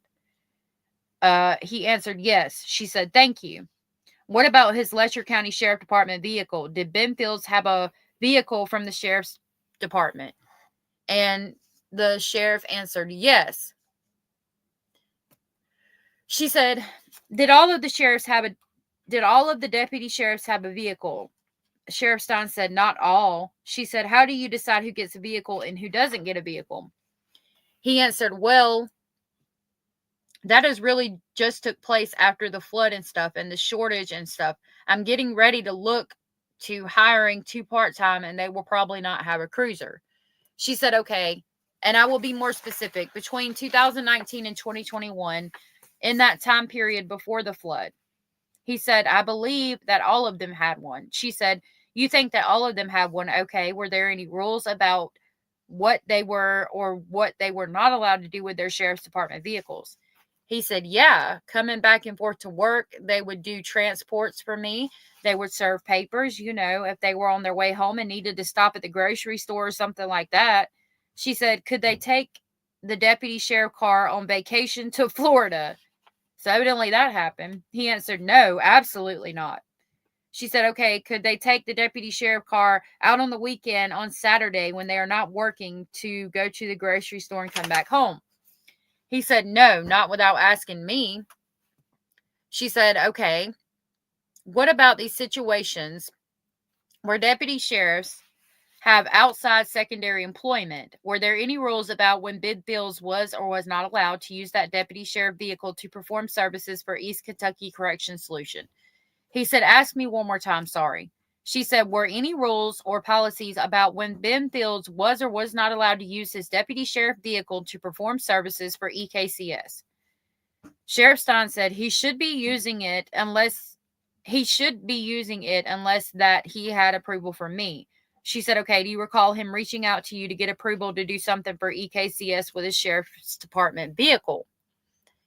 He answered, maybe on the way home to stop and get ankle out of the creek. She said, where was that? She said, out of the creek, the GPS, where the ankle band is at, the creek. He said, did you say out of the creek? She said, did you say out of the creek? He said, yeah. Like someone cut it off and threw it over the hill or something. She said, are you recalling a specific instance or just that sort of speculation on your part? Can you recall any specific instances where Ben Fields called you up and asked you? He said, no, I can't recall.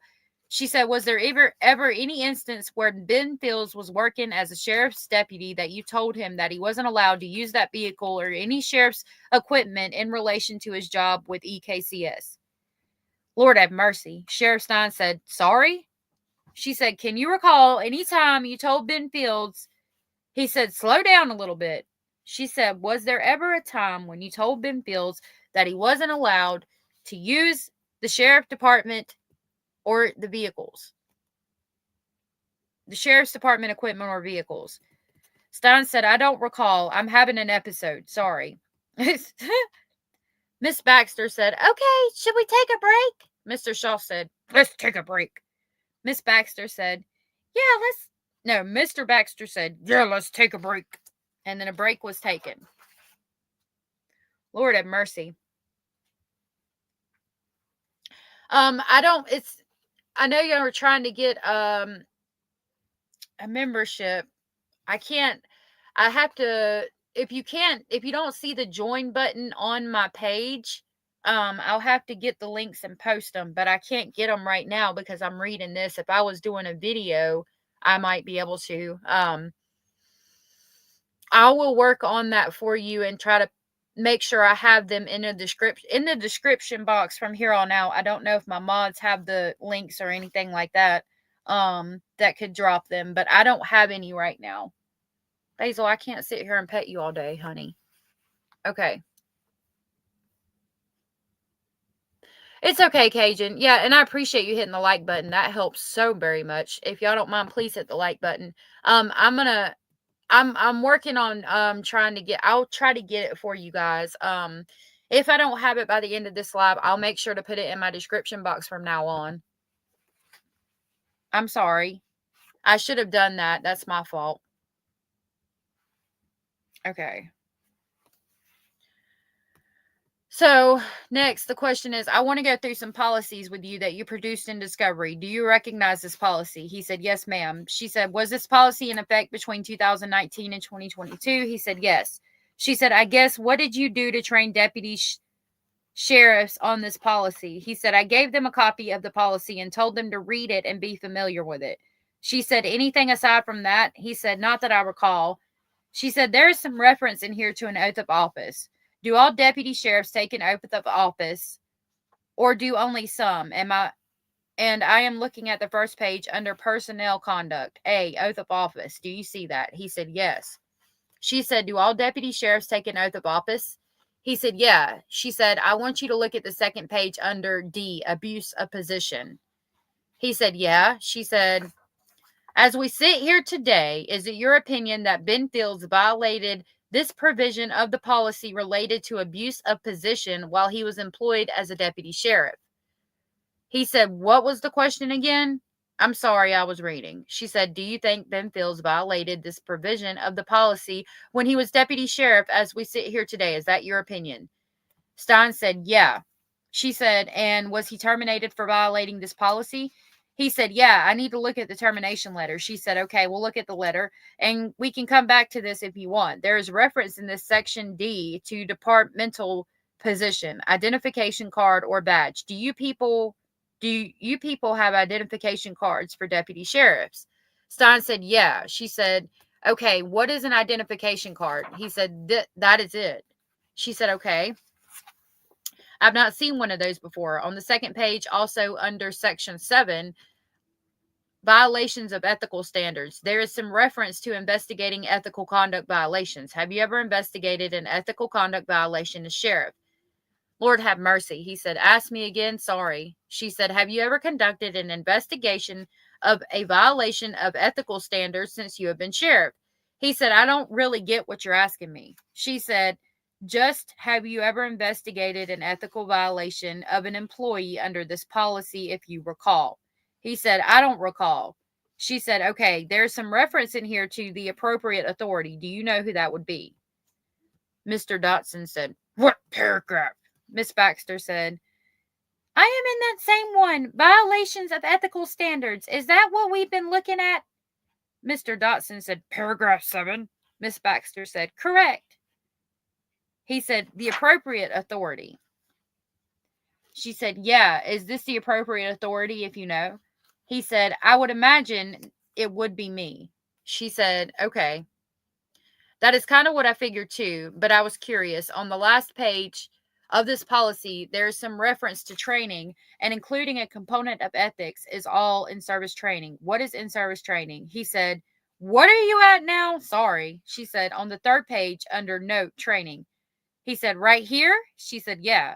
He said, in service is the training that the state requires every year and every 2 years for us.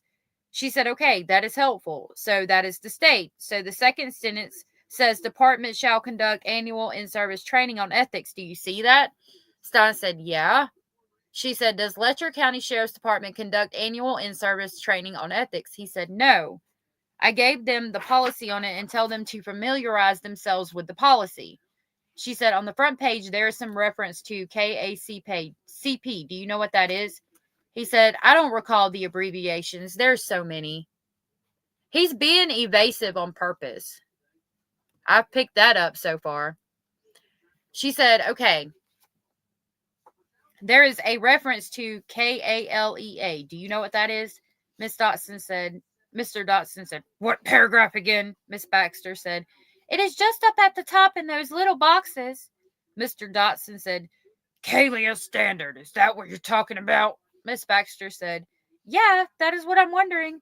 Mr. Dotson said, KACP 1.1. Okay. She said, what is Kalia? Do you know? He said, I don't recall. She said, is that Letcher County Sheriff's Department? Is the Letcher County Sheriff's Department, do you have any kind of accreditation? He said, I don't recall. She said, okay, I guess not to your knowledge. He said, yeah, not to my knowledge. She said, at any time since you've been sheriff, have you made any revisions or changes to this policy? He said, I don't recall. She said, okay, sir, shit's getting deep. I need my boots. She didn't say that. Hold on a minute. I got to get some coffee. Hold on just a minute.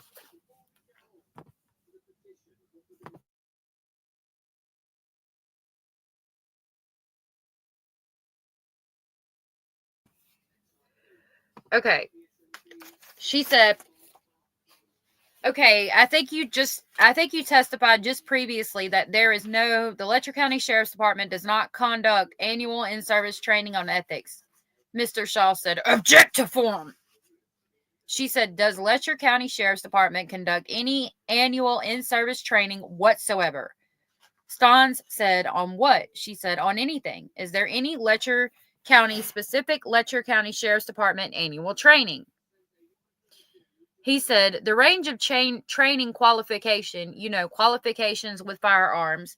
We have all kinds of training for different computer systems, Narcan.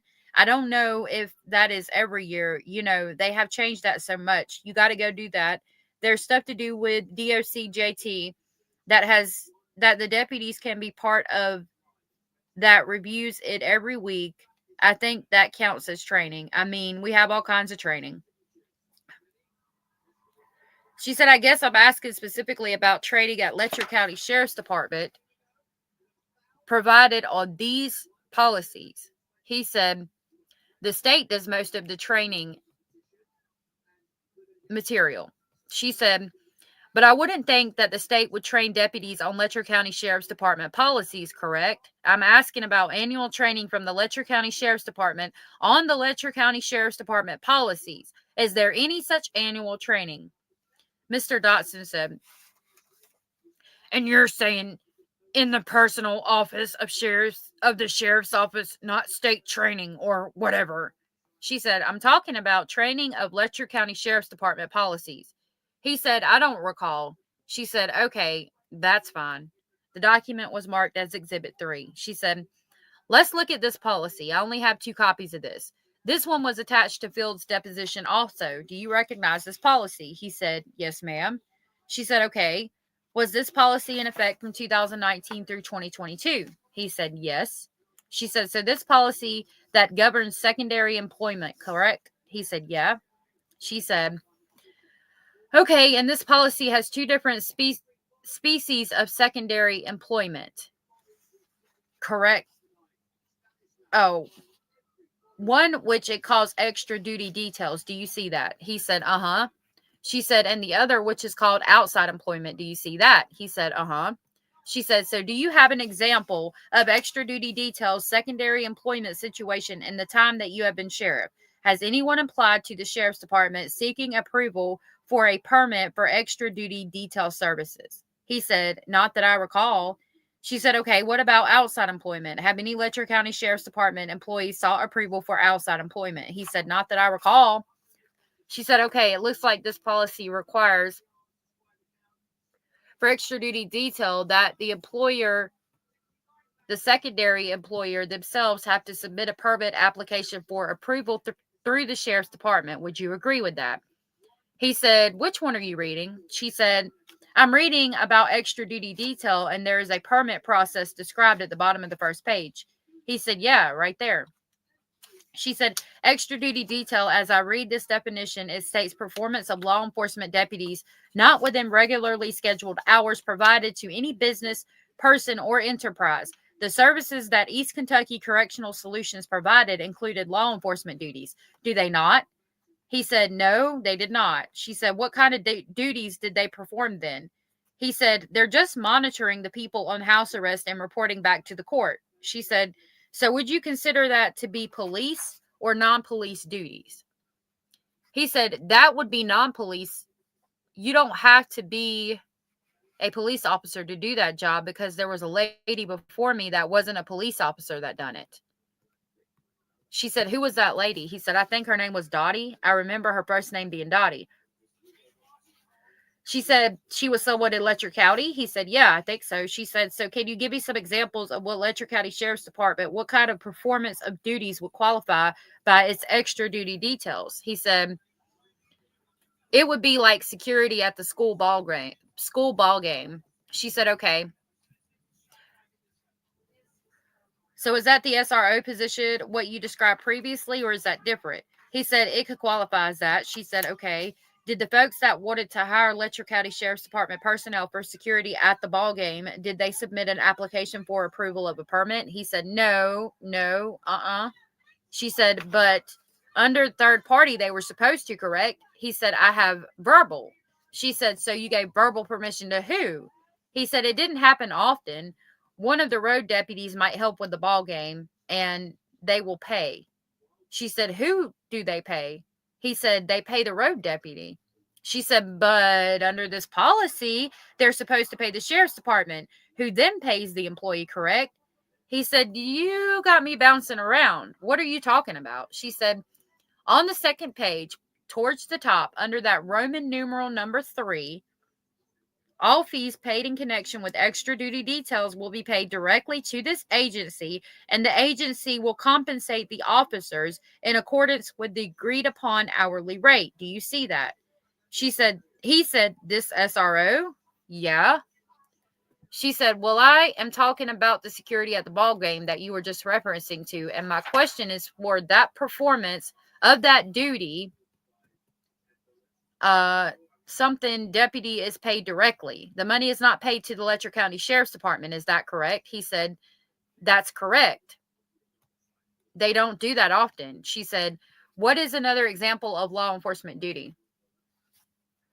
He said, none that she said, you can't think of any other ones? And he said, She said, what about employment that is of non-police nature? Can you give me an example of what that would be? He said, Walmart, retail, gas station. She said, okay, where in your opinion does EKC fit between these different definitions for secondary employment? He said, the later, the second one. She said, okay, so it's your testimony that working as a home incarceration officer with EKCS is work that provided no real or implied law enforcement services to the employer, and it's not performed during assigned hours of duty. He answered yes. She said, so in a situation where someone has got outside employment, this policy requires that they submit that they have some kind of permission form. Do you see that on the last page? Stines said, yeah. She said, has the Letcher County Sheriff's Department got an outside employment request form? He said, we don't. Sheriff Webb didn't have one. He would do a verbal with me. She said, but you were the sheriff between 2019 and 2021, correct? He said, yeah. She said, and this policy was in effect from 2019 to 2021, correct? He said, yeah. She said, that was one of the things I was going to say earlier. Let me finish my questions before answer, because it just makes for a more clean record. So you never developed an outside employment request form, correct? He said, correct. She said, this policy requires deputy sheriffs who have outside employment to submit a statement indicating that no aspect of employment could be considered questionable in nature, such as a placement in a compromising situation. use of policy powers, or have the potential to bring discredit to the department. Do you see that under subsection D? He said, you said D right here. She said, do you see that? He said, yeah. She said, okay. Did you ever require Bidfields to provide you with any such statement as provided for on that? He said, not that I recall. She said subsection B, D, okay. And then I'm looking at the next section here that talks about requiring that someone who works for Letcher County Sheriff's Department who gets outside employment, that they are supposed to provide a statement indicating the services rendered will not be connected with security work, investigations, or collection or possession of property and will not involve any law enforcement duties. Do you see that? He said, yes. She said, do you ever receive such a statement related form related? Did you ever receive such a statement form? Okay. Did you ever receive such a statement from Ben Fields related to his work with EKCS?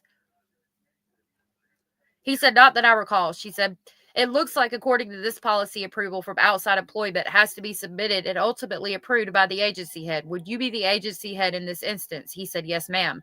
She said, and it looks like there's also a requirement for officers who obtained written approval that they resubmit their applications for reapproval on an annual basis. Did that happen consistent with this policy as to Ben Fields' works with EKCS? He said, not that I recall. She said, have you ever had anybody submit any kind of written form for approval outside of employment? He said, not that I recall. She said, we can set that aside for now. The document was marked as Exhibit 4. She said, I have another policy. This is one that we looked at with Mr. Fields. This is number 5. Document was marked as Exhibit 5. They do. Jesus. She said, so do you recognize this policy? He said, yeah. She said, okay. This policy was in effect between 2019 and 2022. He said, yeah. She said, this looks to be a sexual misconduct policy, and I am looking down under definitions of sexual misconduct. This includes sexual activity while on duty or stemming from official duty. Do you see that? Stines said, yeah. She said, and it also includes use of official position and official resources to obtain information for purposes of pursuing sexual misconduct. Do you see that? He said, yes. She said, I'm looking at the second page now. Hold on a minute.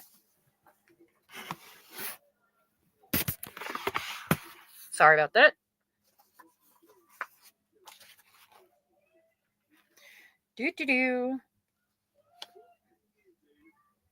I'm looking at the second page now. A police officer or sheriff's deputy shall not. I am reading Form D. Okay, he said. Shall not engage in sexual conduct with another person who is in the custody of law as such. Shall not engage in sexual conduct with another person who is in custody of law as such officer has supervisory or disciplinary authority over such person. Do you see that? He said, yeah. She said, do you agree with me that Sabrina Atkins and Jennifer Hill, while they were on home incarceration, were in the custody of law according to this policy? He said, yes. She said, and did Ben Fields have supervisory or disciplinary authority over Sabrina Atkins and Jennifer Hill while they were on home incarceration? He answered, yes. She said, so on subsection B, right below this one that I was just reading, it talks about sworn officers receiving specific training about sexual misconduct. Do you see that? He said, yeah. She said, so what kind of specific training did the Letcher County Sheriff's Department provide in the time that you have been sheriff regarding this policy? He said, none that I recall. She said, do you believe Ben Fields violated this policy based on his actions that are subject to this litigation? He answered, yes, absolutely. So this is getting into where he was abusing the girls in return for them keeping their ankle monitor on and staying in the drug program. She continues, there is some information here about reporting requirements. Do you see that under subsection F? He said, yeah.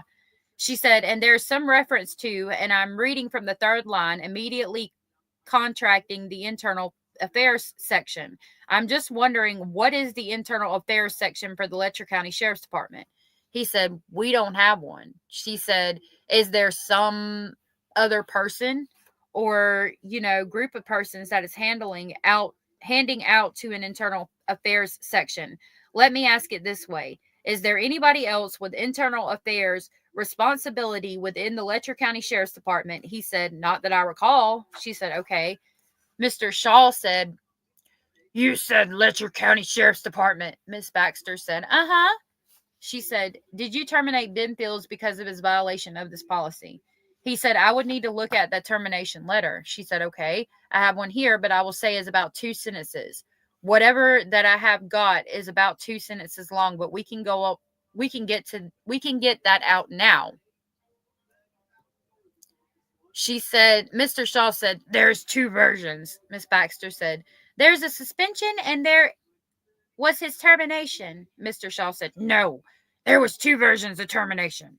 The one that was the draft and the one from the county attorney that had been improved. And I'm not really sure which is which, Miss Baxter said. I think that all I have seen are these 2 from Ben Fields' deposition. I don't know if I've seen this one. Is that the one that was produced from the sheriff? Mr. Shaw said, I think that is the one in his file. That is different than the one he was actually getting.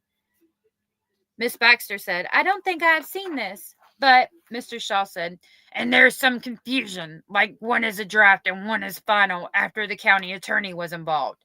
He said, I can clear it up. Mr. Shaw said, well, if you can clear it up. She said, let's just go ahead and make an exhibit because I've not seen that before. This will be Exhibit 6. To be clear, Miss Baxter is the one asking questions, so I guess I'll do a higher voice for her. That might make it easier to understand. I know it might be confusing. She said, so this looks to be a letter dated February 2nd. I think this is the most detailed of any of the documents signed by you related to Ben Fields' termination. Is that correct? He said, yeah. She said, and I guess this does specify that you violated or that you terminated Ben Fields due to his violation of certain policies.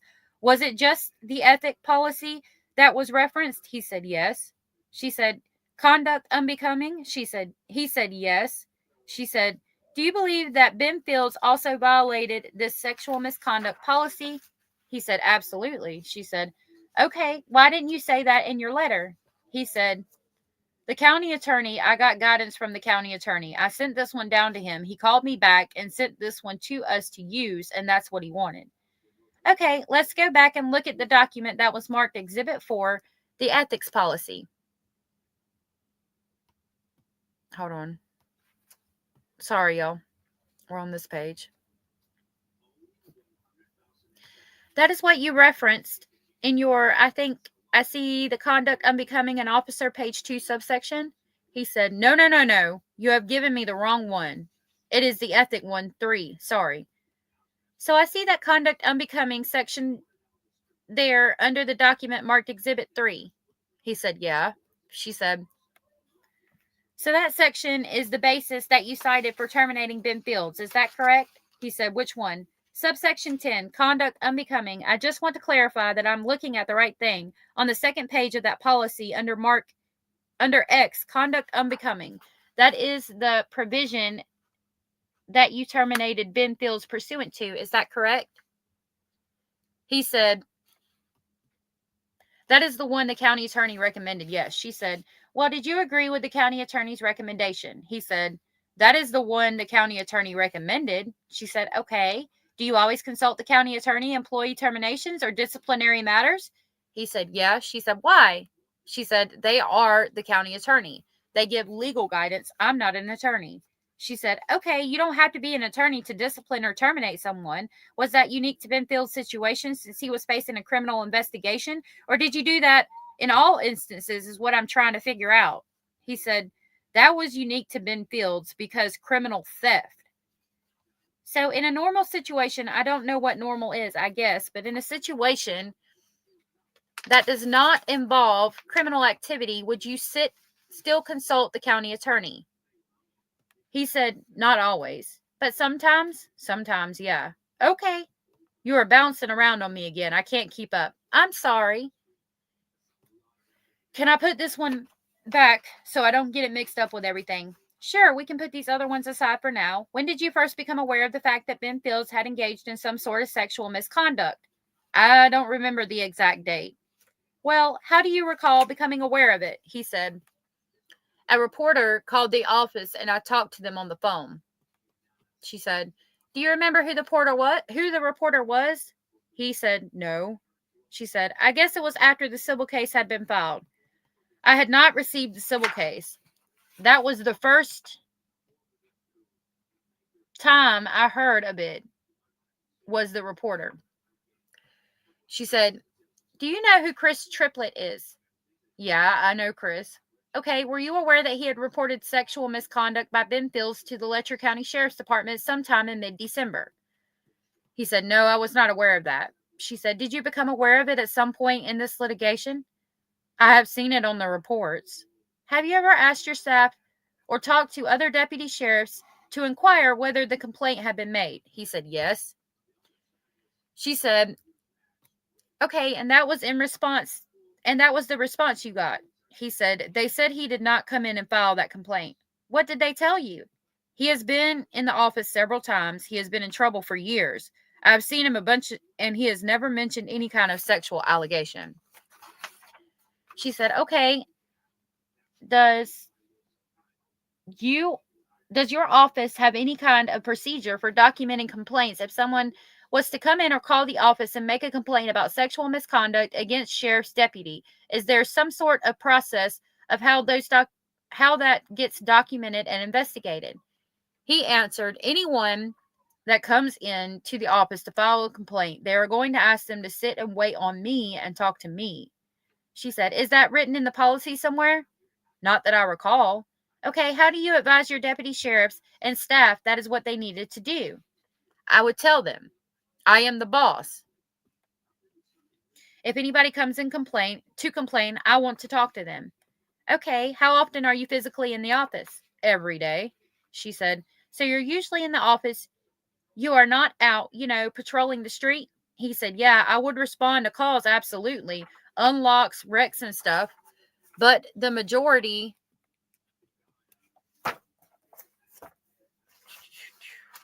Lord Jesus. The majority of the timeline in office pushing papers and stuff like that. Okay, so I guess it's your testimony that you are aware Chris Triplett has been in your office to complain about various things on some occasions, but not specifically about Ben Fields. He said, I don't complain. She said, well, then tell me why that he would be in your office. He answered, we serve warrants, we serve EPOs, we take property tax. I mean, there's all kinds of things we would be in. He has been a criminal in the criminal environment for years. We have always had to deal with him and stuff. So, okay. The grumpy guy is the sheriff for Sheriff Stines. I can't keep doing the high-pitched voice because it's hurting my throat. So I'll have to tell you when she's asking and he's answering. So he answered yes. She said, okay. Well, this was the policy in effect between 2019. He said yes. She said, and so this looks to be the policy about how you address citizen complaints. My first question is, have you ever employed this policy to investigate any kind of citizen's complaint to your recollection? He said, not that I recall. Mr. Shaw said, this will be Exhibit 7. She said, have you ever been made aware, aside from the reporter who called you up to notify you about Ben Fields, can you think of any other situation where you were made aware of a complaint alleging employee or department misconduct? Let me see. Oh, sorry, we're on this page. He answered, ask me that again? Sorry. She said, aside from Ben Fields, was there any other instance that you recall when you were made aware of a complaint alleging employee or department misconduct since you have been sheriff? He answered, I have received nothing formal in writing, but the county attorney tells me if somebody wants to file a complaint to put it in writing. She said, well, this policy doesn't require complaints to be in writing, does it? And I'm looking under procedure on the second page, sources of complaint. That does not require a complaint to be made in writing, correct? He said, that is correct. She said, okay, under subsection 4B, there is a provision about an information public brochure that Letcher County Sheriff's Department is developed to inform members of the public had to provide the department with accommodations, suggestions, dissatisfactions, or complaints. Do you see that? He said, B? She said, yeah. He said, I don't see that here. She said, I'm on the second page. He said, on the second page. She said, yeah. Subsection 4, procedure under B. So that is A. He answered right here. She said, yeah.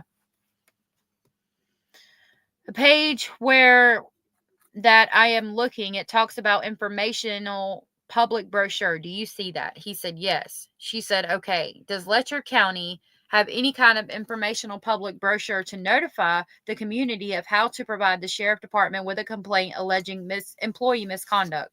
He said, not that I recall. She said, says these brochures will be maintained in all police, sheriff facility, lobbies, sheriff's informational desk, etc. Does that refresh your recollection? Is there any such brochure? He said, not that I recall. She said, okay. Mr. Shaw said, are you asking about the websites also? She said, I am reading the policy and it talks about a brochure. So, okay, did I understand you to say that aside from Ben Fields, you have never had any kind of complaint alleging employee misconduct? Is that correct? He said, not in writing. She said, well, this policy doesn't require for it to be in writing. So have you received any kind of complaint consistent with this policy? It would be in person, by telephone, or by email. Do you see that? He said, yes. She said, so have you ever received any of those type of complaints? He said, yeah. She said, how many would you say that you have received? He said, I don't recall. She said, so what did you do when you received these complaints? He said, the person that comes in and tells me I tell them to put it in writing and see if they want to file a formal complaint. If they do, we go through that process. I've never received one in writing. If they say no, I get their side of the story verbally, and I will tell them that I will talk to the deputy. So from what I'm gathering from this, there has been complaints and they make them write it down, putting their name on it, putting basically a target on their back. And if they aren't willing to do that, he just is like, yep, okay, you can go now. I'll talk to the deputy. I mean, again, just telling me that there is a bunch of backdoor crap going on.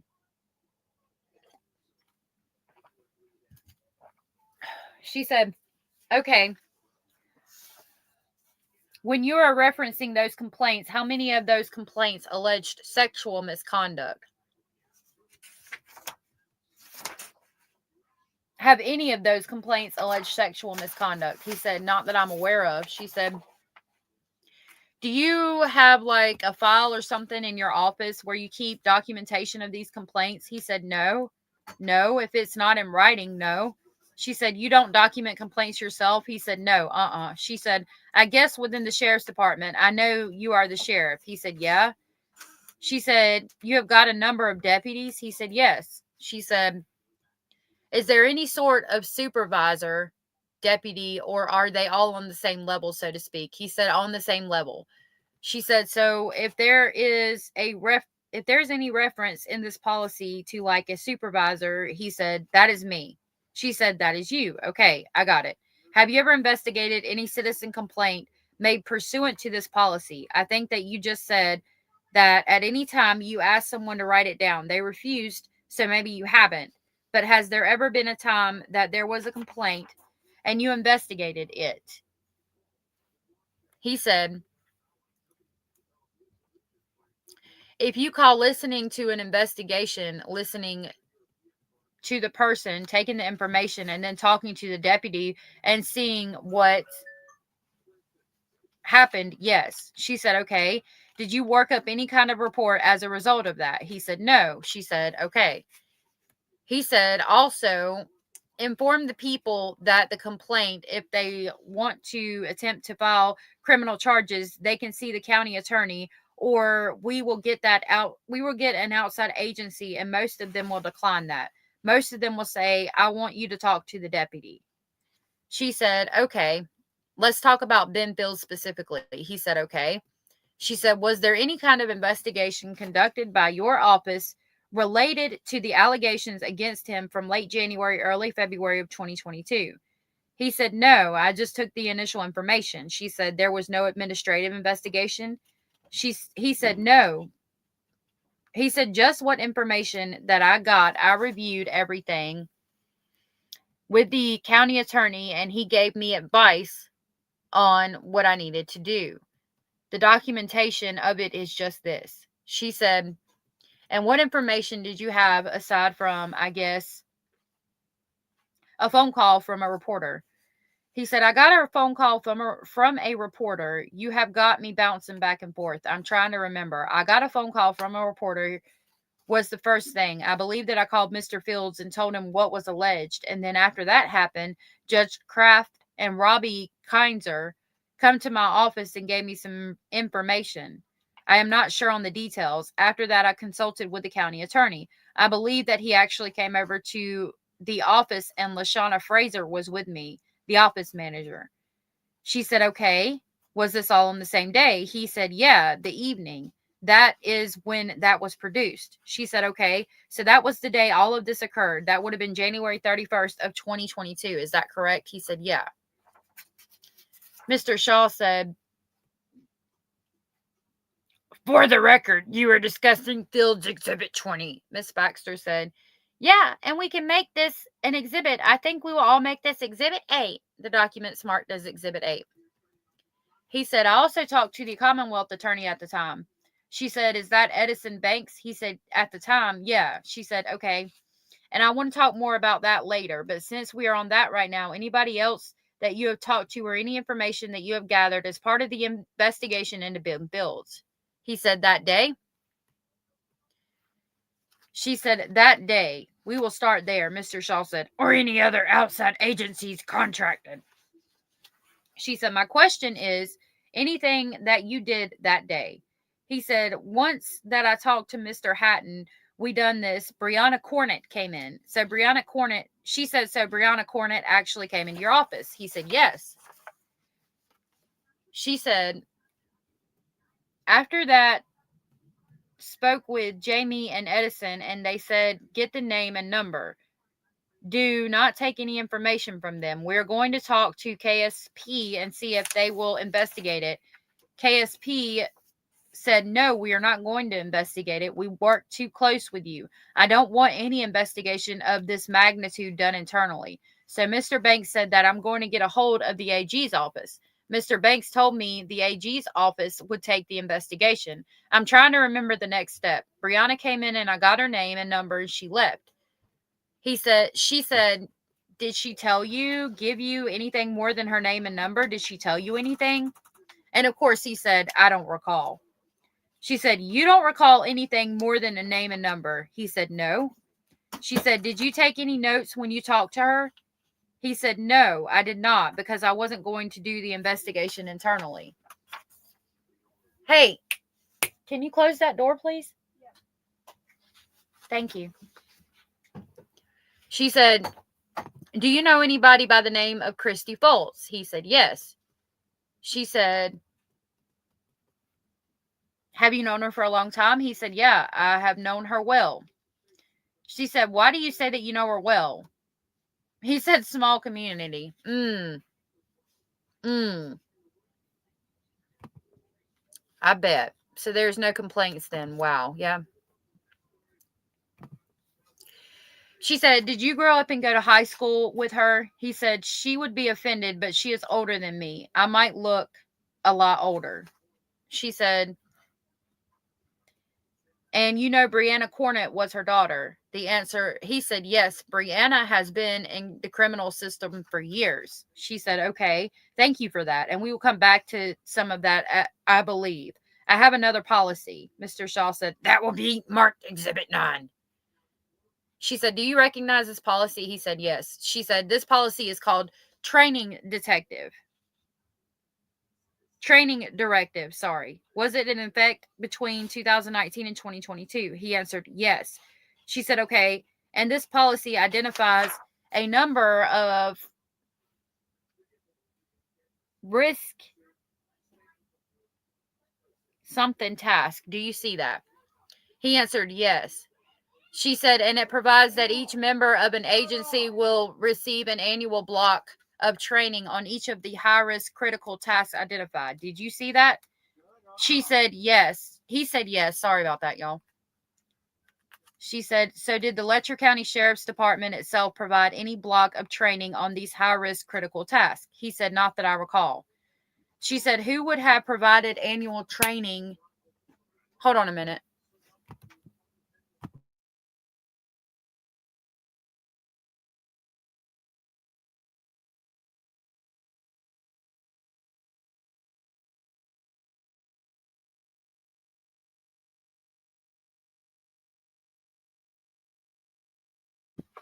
Sorry about that. Okay.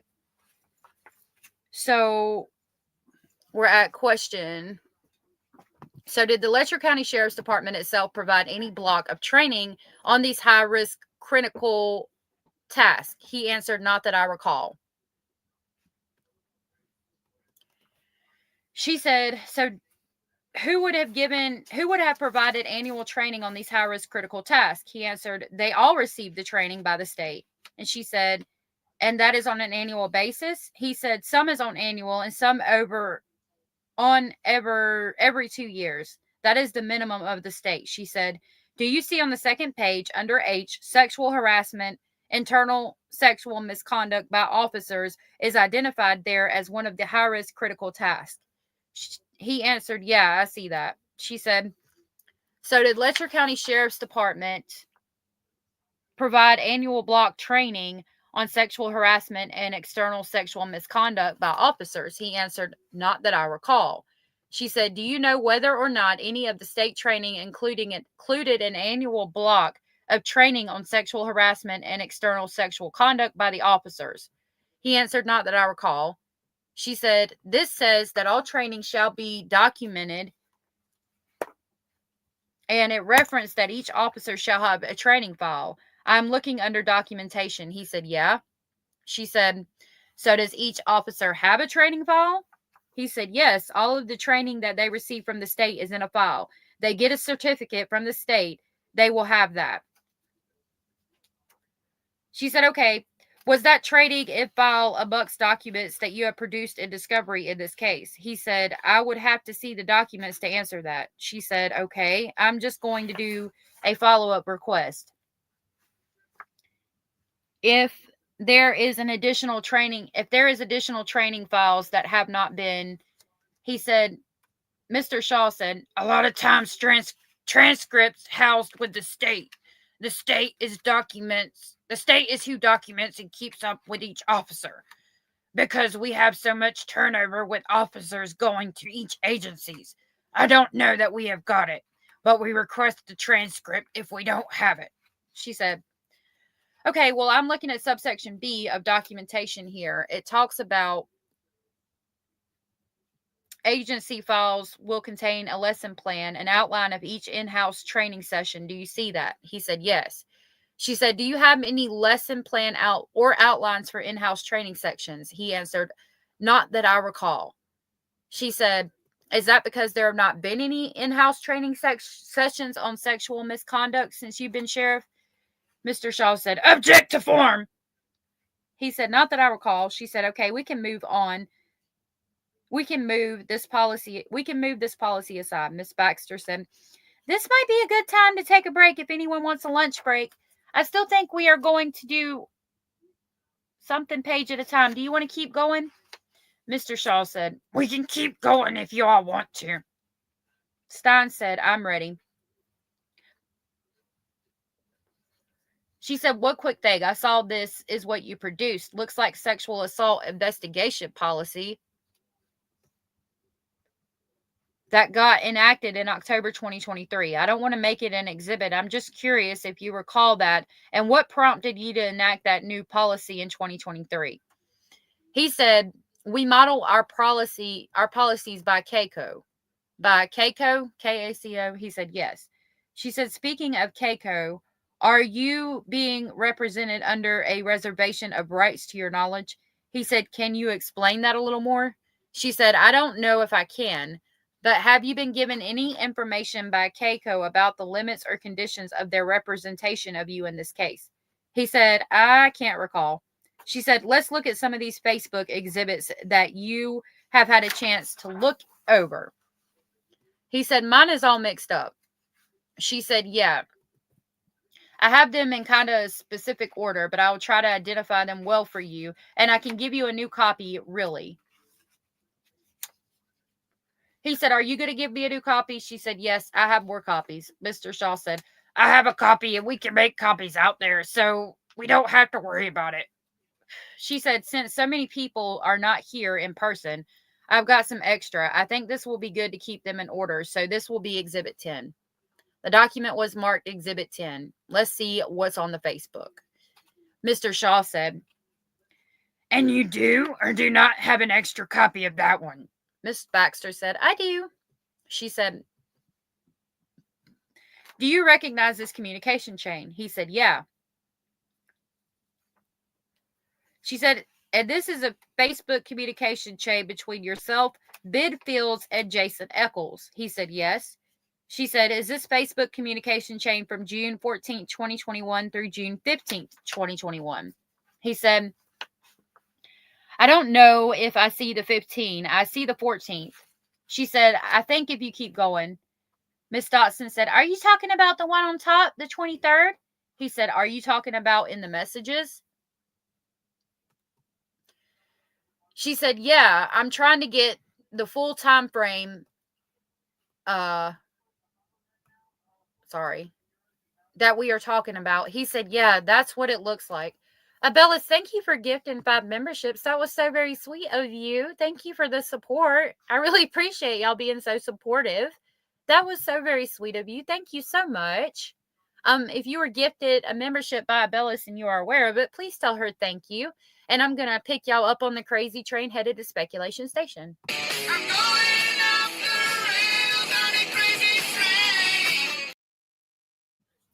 Thank you so very much, Abellis. I really appreciate that support. That was so very sweet of you. Thank you so much. I really do. I appreciate y'all being so supportive and sweet and hanging out with me today. I know this is not the most exciting stuff, but it's getting more exciting as we are going. So, okay. He said, yeah, that's what it looks like. Oh, I'm sorry. I'm sorry. I'm sorry. Thank you, Abellis. That was so sweet. Okay. He said, yeah, that's what it looks like. She said, okay, did you use Facebook Messenger to communicate with deputy sheriffs about work-related matters? And he said, some, yeah. She said, I think this was a group that was specific to yourself, Ben Fields, and Jason Eccles, correct? He said, yeah.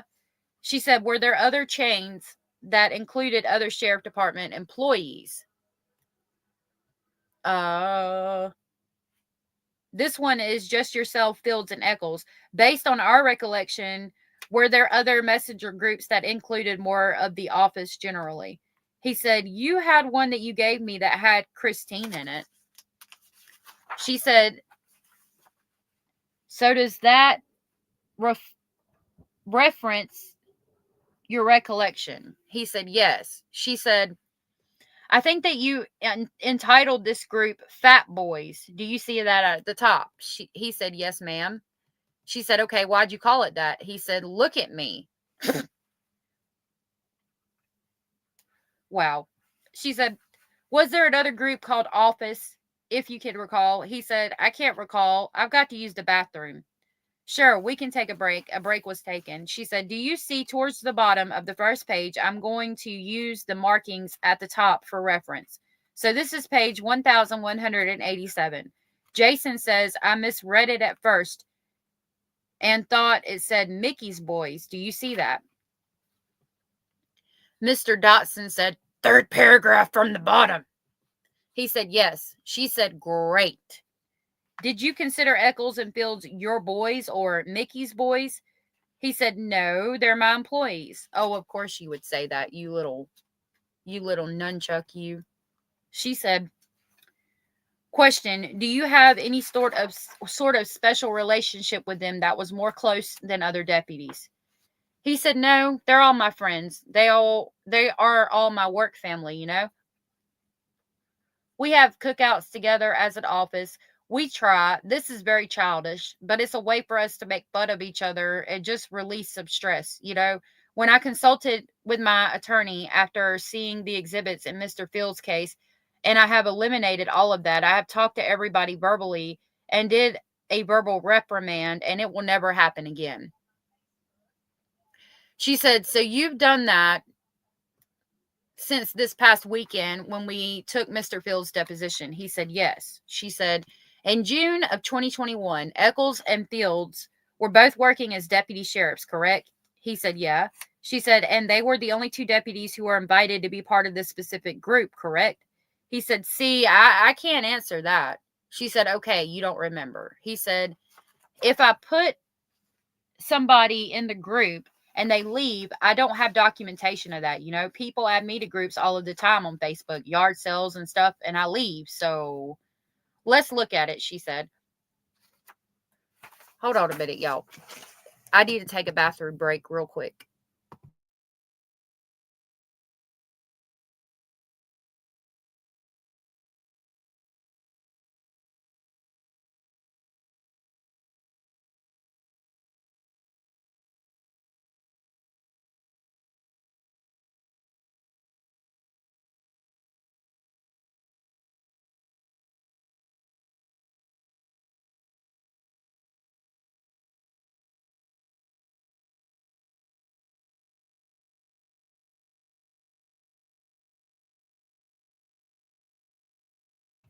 Okay, I'm back. Dang it, I just got my laptop wet. Now my hands are wet. Okay.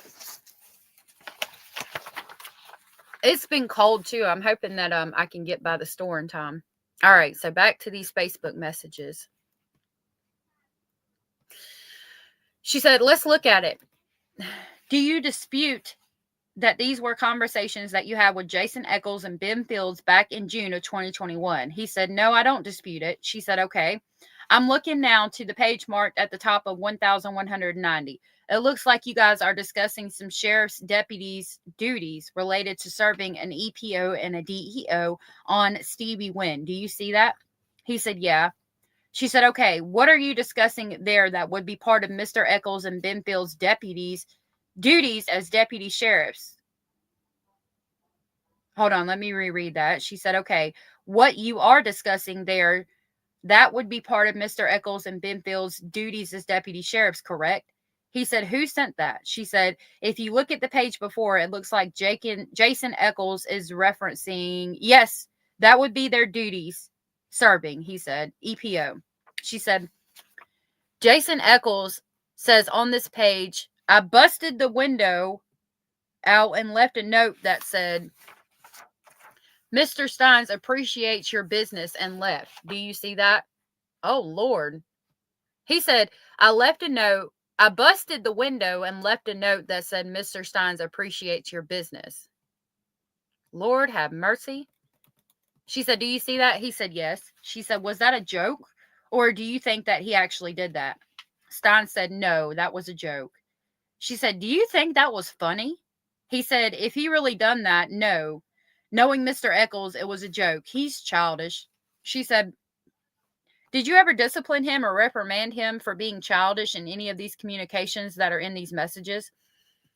He said, I've talked to him, yeah. She said, when did you talk to him?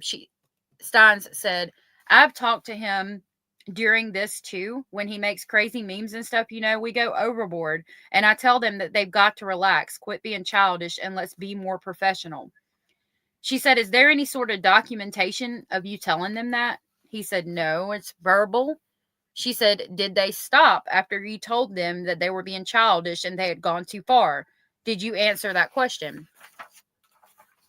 He said, they have stopped now. She said, okay, when is now? He said, right now. She said, as in since last week. He said, yeah. She said, Ben Fields was terminated back in 2022, right? He said, yeah.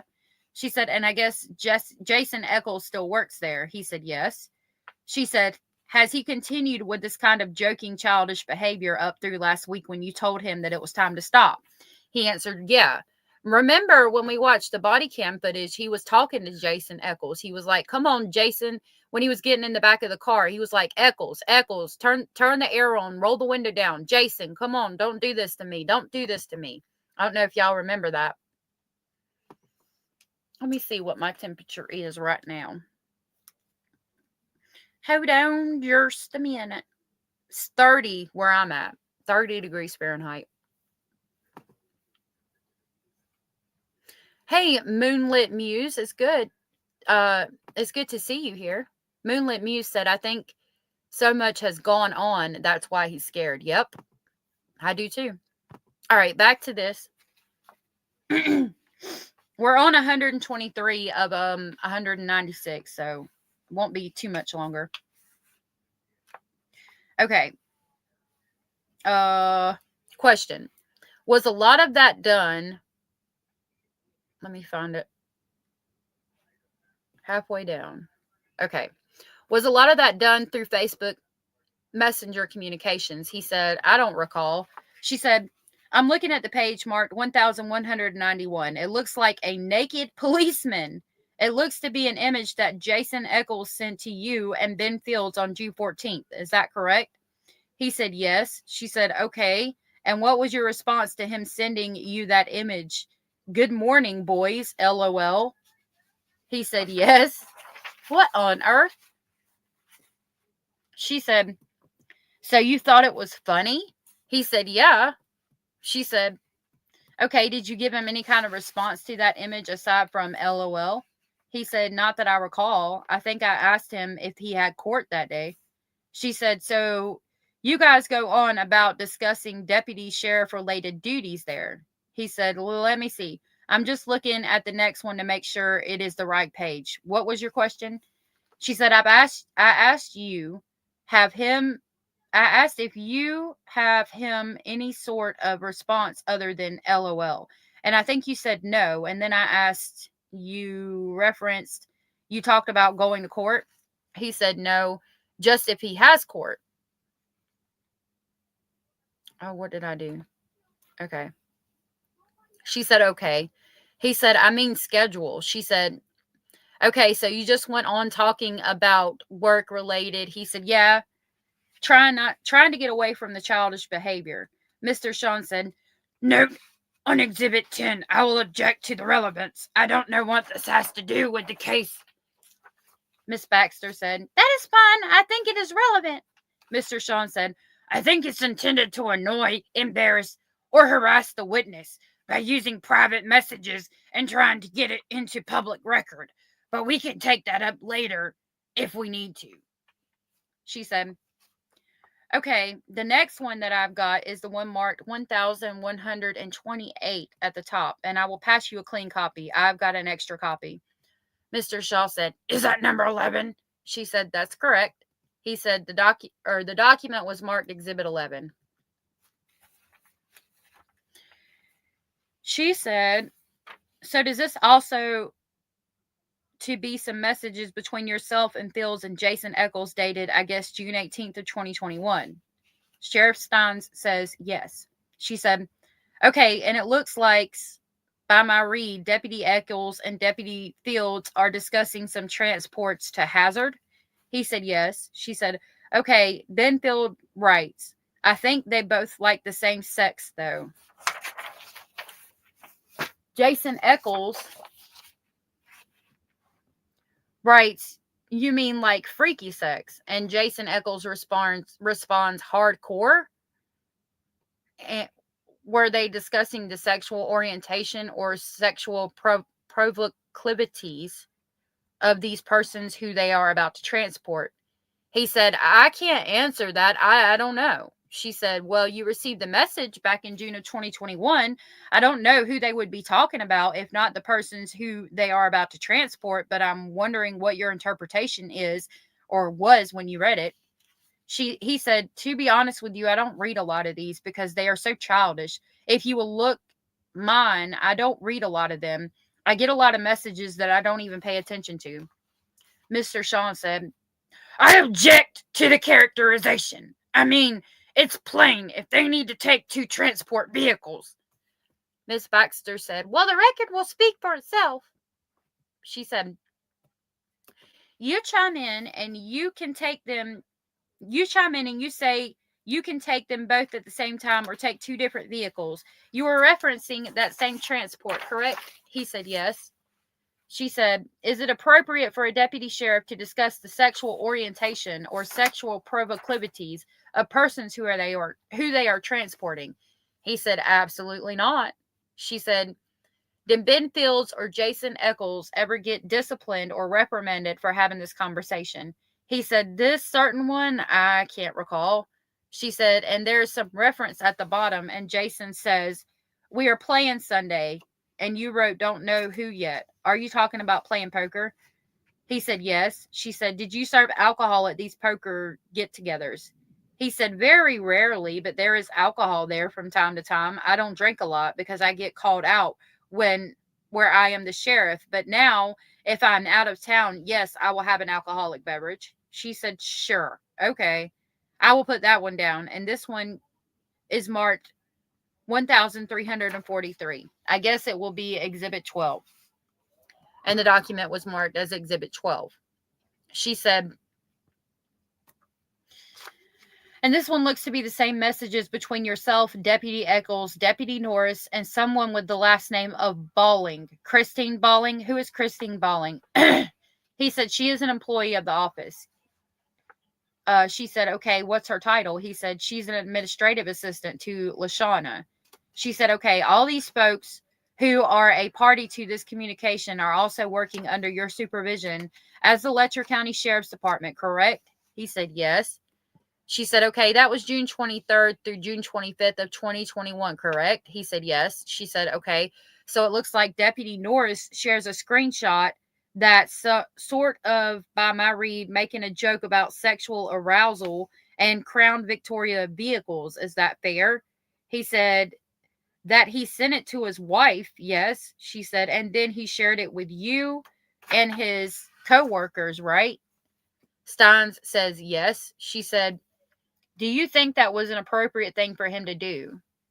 Stein said, I don't understand your question. She said, was it appropriate for a deputy sheriff to be sharing messages like this with yourself and his co-workers? He said, to blow off some steam, make fun of each other, you know, so. She said, so does that mean yes, it was appropriate? He said, no, it was not appropriate. She said, did Deputy Norris receive any kind of discipline or reprimand as a result of this communication? He said, I can't recall if it was on this one. She said, has he ever been disciplined or gotten a reprimand? He said, verbal, yes, often. She said, so you're saying that he has been reprimanded for this communication? He said, I can't recall. She said, okay, let's look at the next one. This one is marked 13. The document was marked Exhibit 13. She said, this is are marked 1649. Do you recall ever sent or received any of these communications that we have looked at thus far during work hours? He said, I can't recall. I mean, I work all of the time. She said, okay, well, at least based on these couple of pages, it looks like it is yourself and someone named Seth Whitaker. Is he a deputy sheriff? He said, not anymore. Okay, he was back on August 11th of 2021. He said, yes. She said, why is he no longer with the sheriff's department? And Sheriff Stein said he found better employment. She said, it looks like you sent him a photo. It is on the second page showing a building with a big sign that says Mouse's Ear.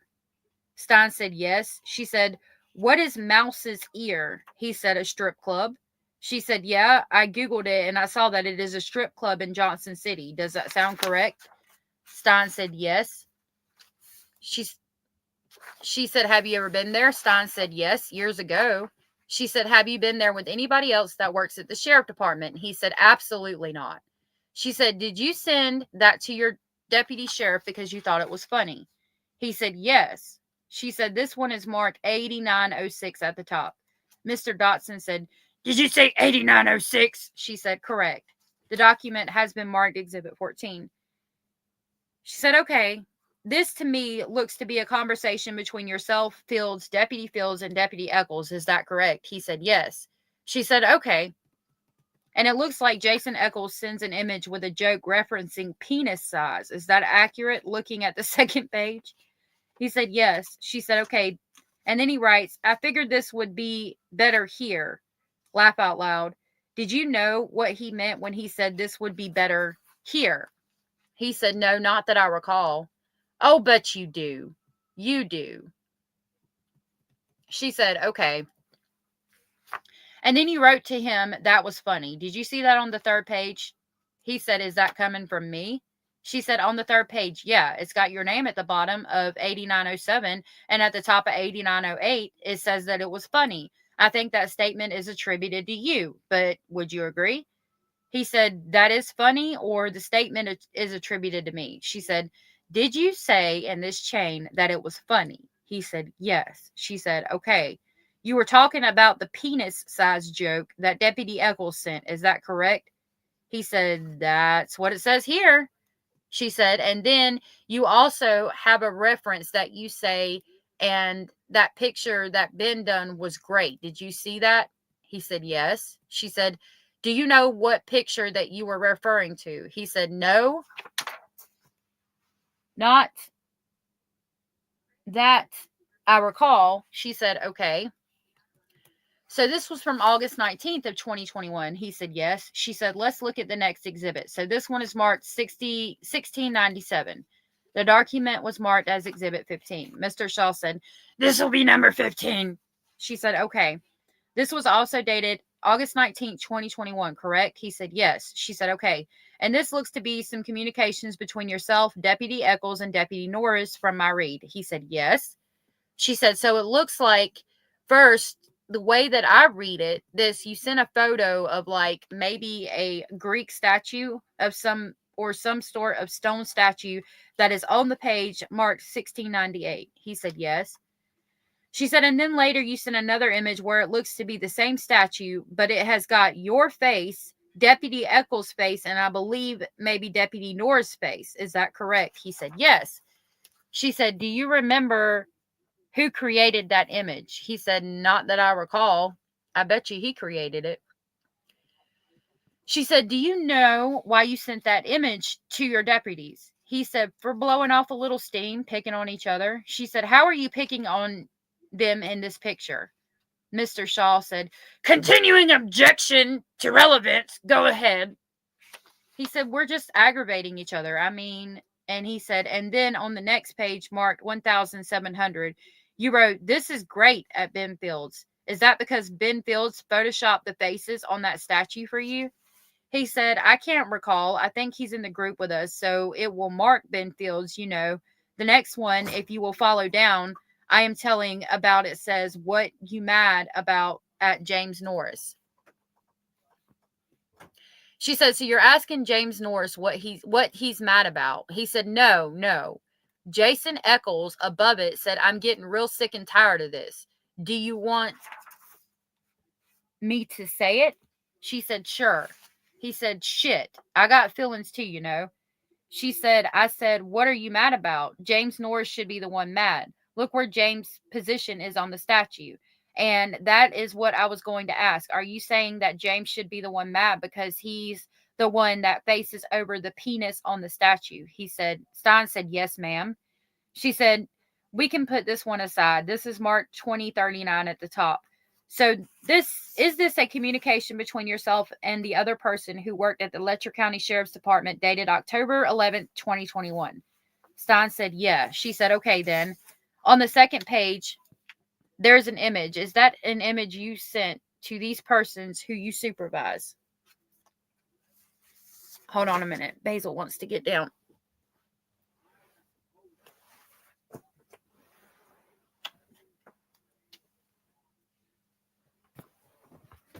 Hold on, I gotta open the door for it.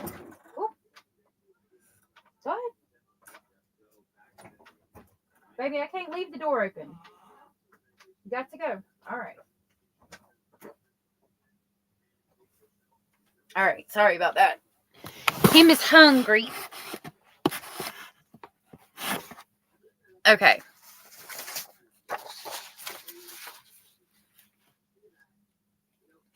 Basil eats celery leaves. He does not like carrots. It's crazy, but it's probably because I feed him like crackers and things that he shouldn't have. Pretzels, popcorn, he eats stuff like that.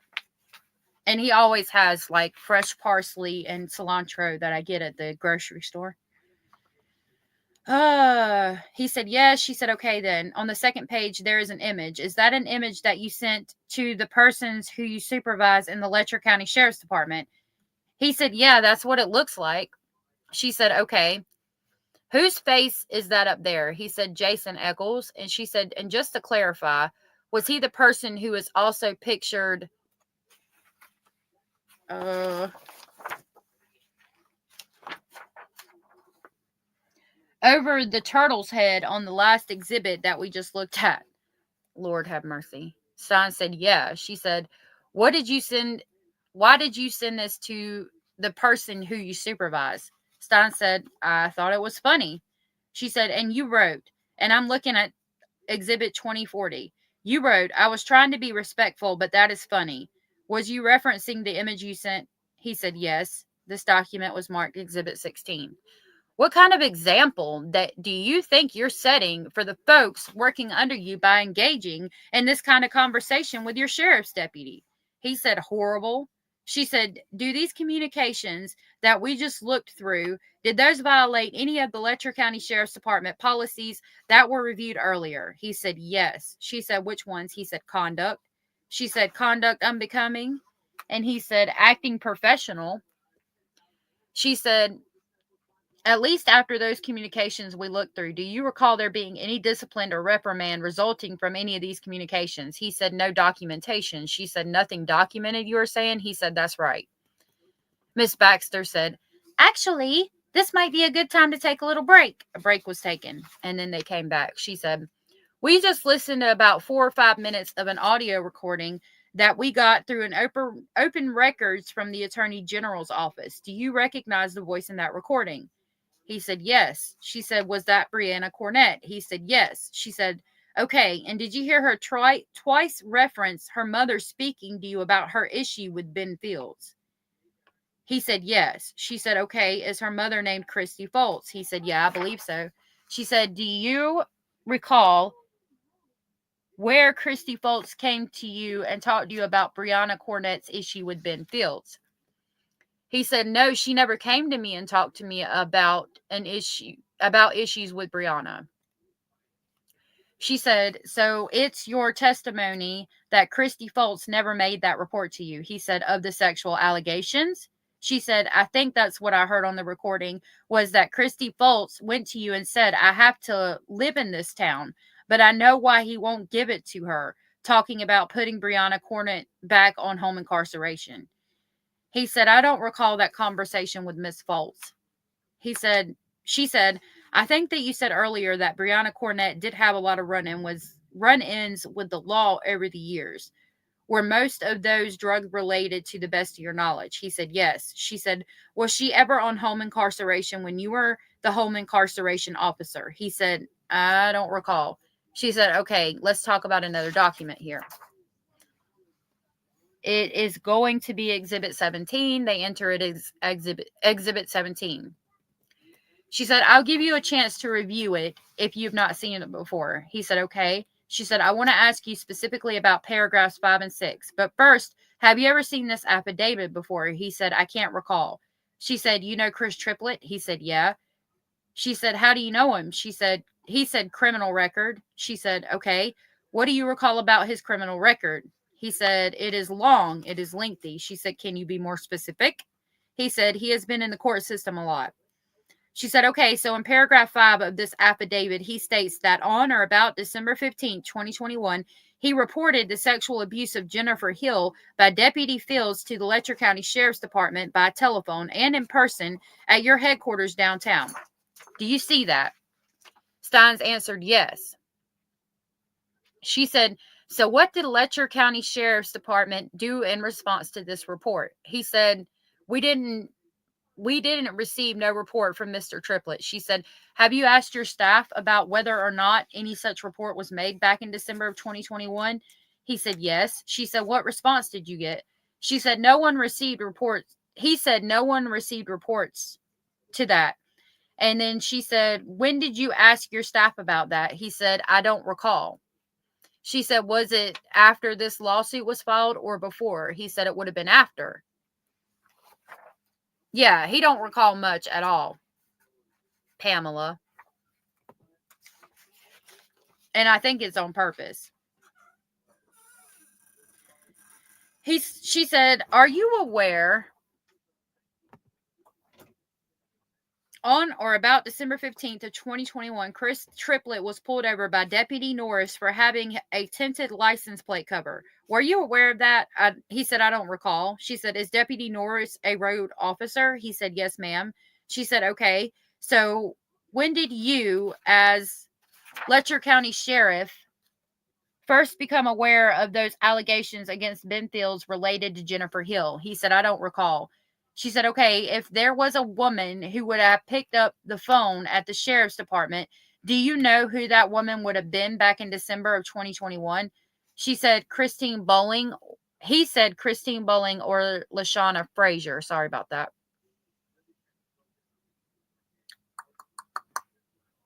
Okay. She said, okay, and they are sort of office support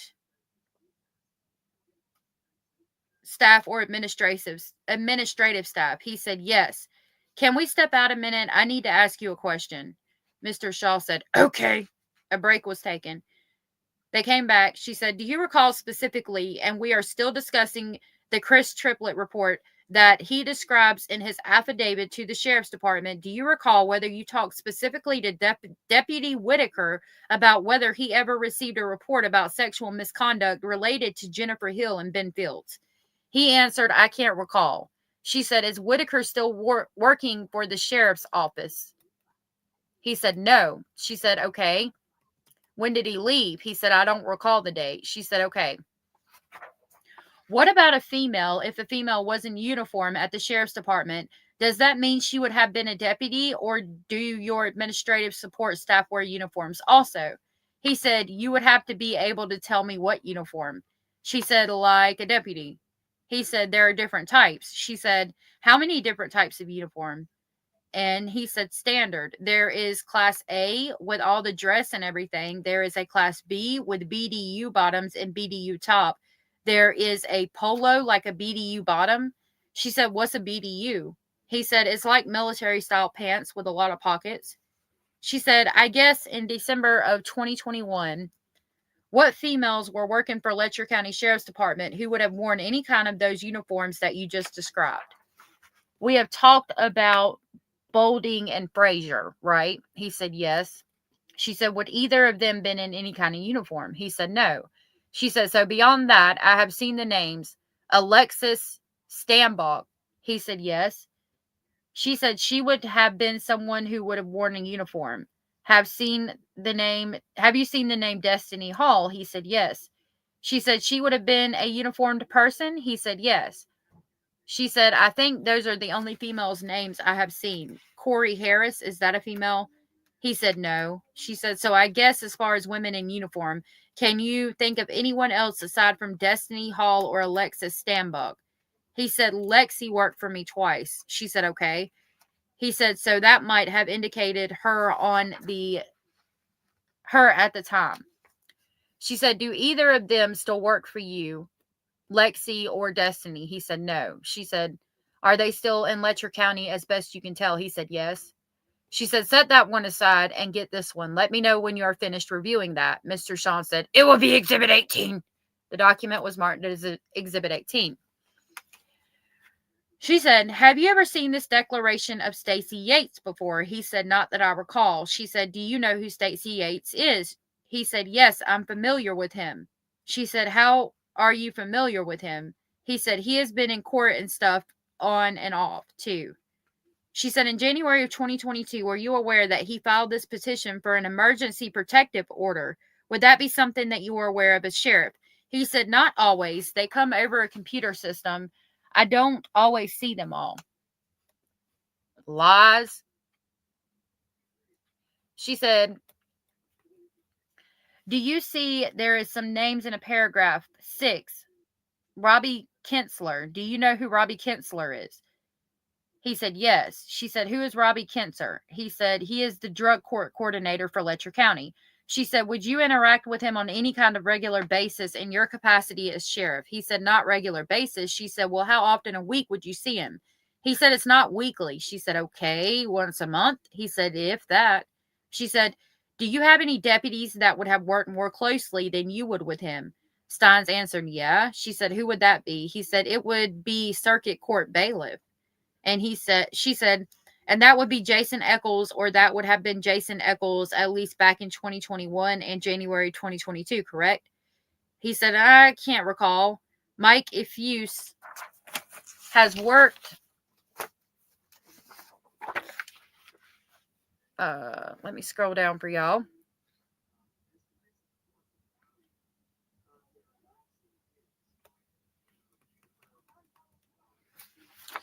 For like the time, so Mike Ifuse has been up there too. Keith Smith has been up there also. So there's been several. She said, so it could have been either Eccles, Smith, or what was the other guy's name? He said Ifuse. She said, do you know who Holly Boggs is?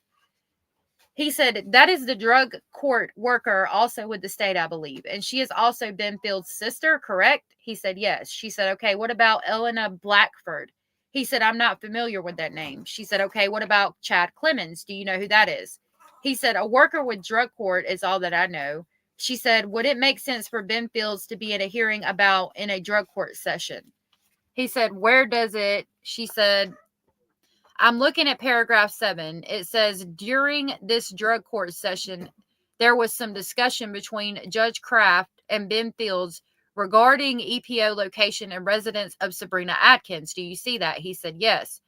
She said, I'm guessing that Ben Fields, as I understood, was district court bailiff. He said, yes. She said, but I guess it would make sense for him to be discussing with Judge Kraft the location and residence of some home incarcerations. He said, Stein said, yes. She said, and Sabrina Atkins, do you see her name there? He said, where? She said, yeah, it's in the declaration a few different times. He said, yes. She said, when was the first time that you heard her name or met Sabrina Atkins? He said, I don't recall. She said, so have you met her? He said, I don't recall. She said, do you see? He said, when Judge Kraft and Robbie reported to me in my office that day after the reporter, they also apologized to me because they did not come to me and tell me all of this earlier. She said, so they let you know they had this information for some period of time, but did not divulge it to you. He said, yes. Mr. Sean said, objection to the characterization. She said, why would they wait? Did they tell you why? Nonverbal answer was given. She said, are you pointing something out on the affidavit? He said, yes. Did something catch your eye? He said, yes. What caught your eye? He said, it is some handwriting. She said, yeah. I will say that Stacey Yates adding some additional details to this. Mr. Sean said, I was going to ask whose handwriting that is. Miss Baxter said, it is my understanding that it is Stacey Yates. She said, so I'm looking at paragraph 13, and it says that Robbie Kilser called Stacey Yates and asked him to park across the street behind the apartment so no one would see his car. Looking at the top of page 2, paragraph 13. Stein said, yeah. Let me get my coffee.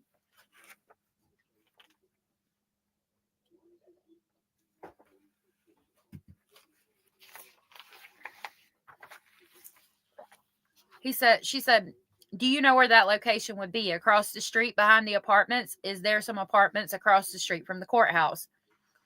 He said, there's a bunch of apartments around the courthouse. I don't know which one that he is talking about. She said, okay, so you don't know where the location is? He answered, no. Mr. Shaw said, object to the extent that you are wanting this witness to identify anything about the veracity of this document. He is not mentioned in it. There is no indication. There's handwritten notes at the bottom that no one ever told him anything. This document speaks for itself. She said, okay, where is the Letcher County Drug Court office? He said, it's been different. It's been different locations and different times. She said, good point. Where was it in January of 2022? He said, I don't recall. She said, based on what you said earlier, at some point you became aware that Robbie Kinsler and Judge Kraft had some knowledge about Ben Fields. Is that correct? Stein said, yeah. She said, okay. And do you know whether the information about Robbie Kinsler and Judge Kraft had come from Stacey Yates? He said, that is what they told me. She said, okay, what else did they tell you? He said that he had reported some sexual interaction with Mr. Fields and Sabrina Atkins, that something about messages. She said, okay, that they were sorry they didn't come to me sooner. She said, did they mention Brianna Cornett at that time? He said, no, not at that time. She said, okay, did they mention her later? He said, no, they did not mention her at that time. Okay. She said, and he said, yeah, they did mention her at that time. And she said, and did they give you any of the messages or have any physical documents to share? He said, I didn't take any of it where I was getting investigation. She said, did they tell you that they had reported it to anyone before reporting it to you? He said, not that I recall. She said, did they tell you how long that they had that information before sharing it with you? He said, not that I recall. She said, there is some reference to someone trying to get Stacey Yates terminated from drug court. Do you know who that could have been? He said, no idea. I don't work close with drug court. I am not on the drug court team. Are there any sheriff's deputies that are on the drug court team? She said. He said, no. Is the bailiffs... There is the bailiffs that are upstairs.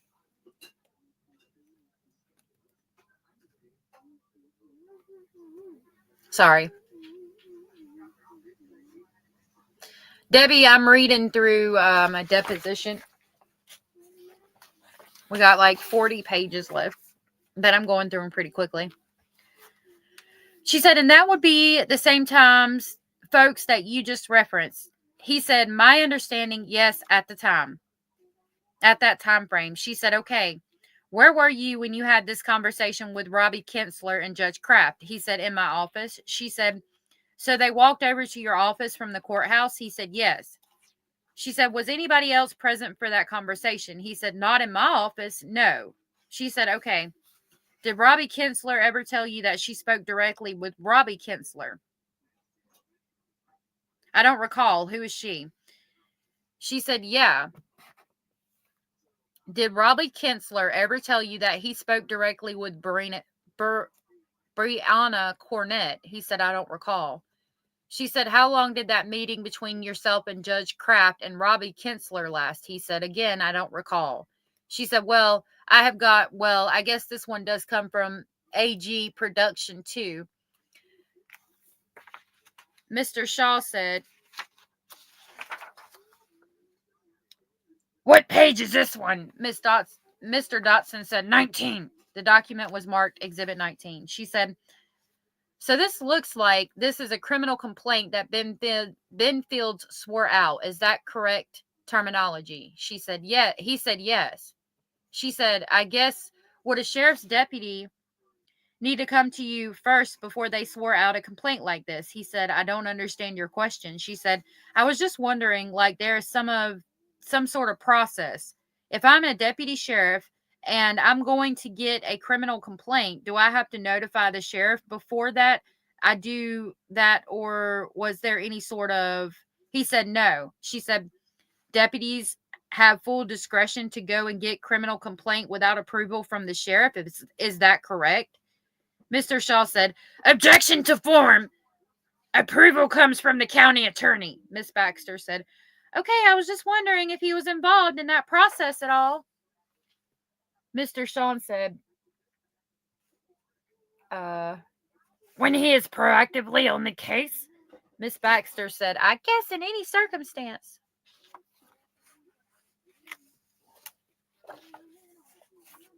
I want some fresh bread. That sounds good. Hold on, I gotta turn my light on. It's getting dark in here.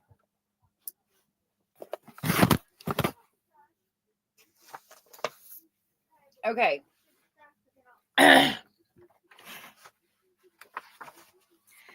She said, if a deputy sheriff wants to go and get a criminal complaint, would the sheriff be aware of that? Sheriff Stein said, not at all times. She said, okay, what would the circumstances be when you would be aware of that? He said, if I'm on the case. She said, what does it mean to be on the case? He said, if I'm working the case, if it is my case.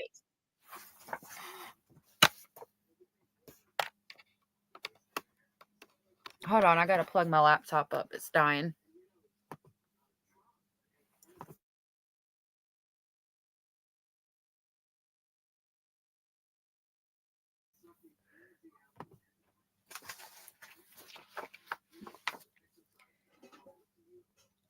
Okay, she said, well, if it's your case, wouldn't you be the person to get the complaint? He said, yes. She said, okay. So if it's your case, would there ever be a situation where instead of yourself, a deputy would go to swear out the complaint? He said, if he was a witness to it, he could go down. She said, okay, thank you. I don't practice criminal law, so I'm not trying to ask dumb questions. I'm just trying to understand how the process works. He said, just trying to understand. She said, and likewise, I am not trying to belabor it. So this says that the offender on home incarceration failed to report to the Letcher County Sheriff's Office. Do you see that?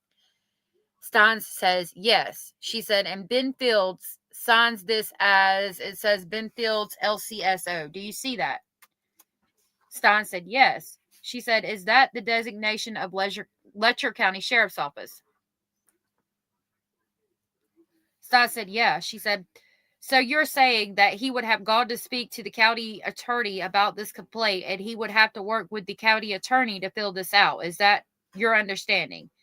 Stein said he spoke with the county attorney's assistant. She said, so Angela Trent's signature down there at the bottom. She said, Stein said, yeah. She said, and that is one of my questions. Who is Angela Trent? He said, she is secretary for the county attorney. She said, okay. So as best as you can tell, Ben Fields worked with Angela Trent and swore out this complaint, correct? Stein said, yeah. She said, and it looks like this got printed on January 14th. And then if you look at the next page, it looks like this complaint warrant was generated on the 15th. Do you see that? He said, yeah. She said, so would you have been aware of the fact that complaint warrant has been generated? He said, no, it wasn't generated on the 15th. You looked at that wrong. She said, okay, well, help me. He said, the judge signed it on the 14th. And she said, oh, I see. And he said, it says the date it was printed, the copy. She said, and I was looking at the top right corner where it just says generated. Mr. Dotson said, where is? And she said, number 14. Number 14? Oh, that was Mr. Shaw. Number 14. And then Stein said it was actually, the judge signed it on the 14th. So it actually should have been generated then in the computer system. She said, but in this case, it looks like it was not generated until the next morning. Regardless, would the sheriff's department get a copy of this after the warrant is generated? He said, no, ma'am.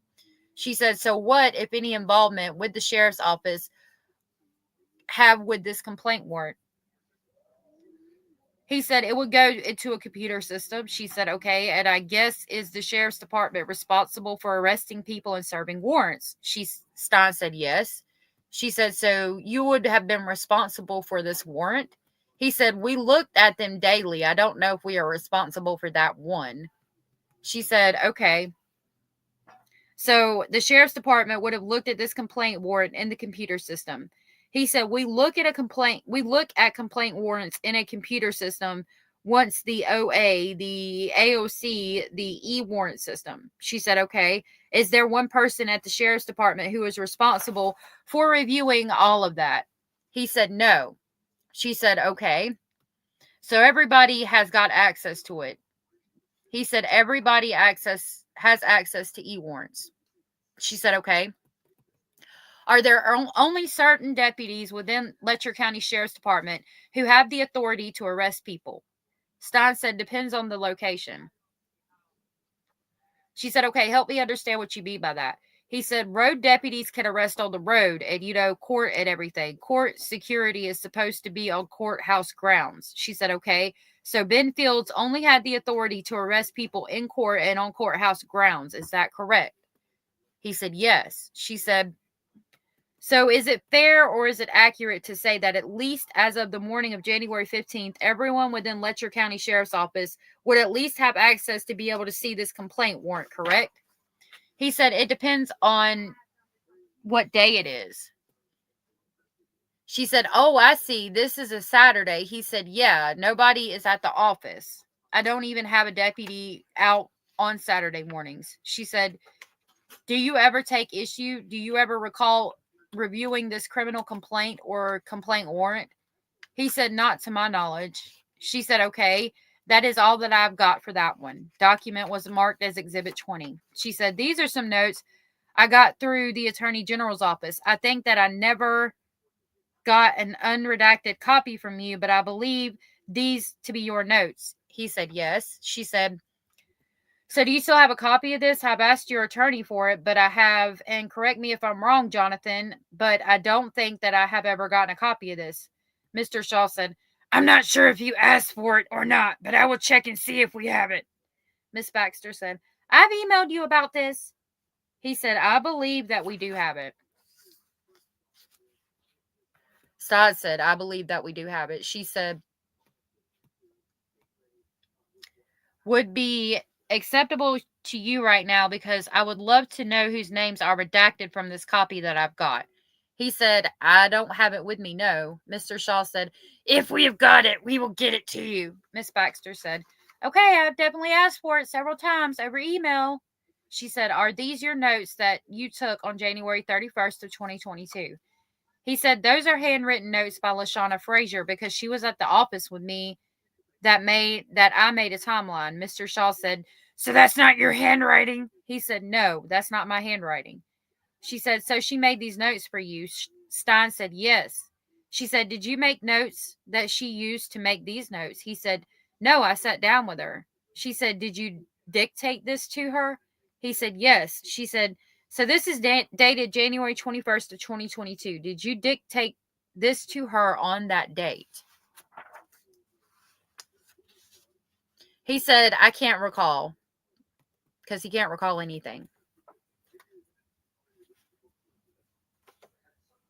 She said, so it looks like you noted that a reporter called you and notified you of the lawsuit. Do you see that? He said, yes. She said, do you remember who that reporter was? He said, no, I do not. She said, it looks like the next thing you did happened 15 minutes later. So were you on the phone with that reporter for 15 minutes? He said, no.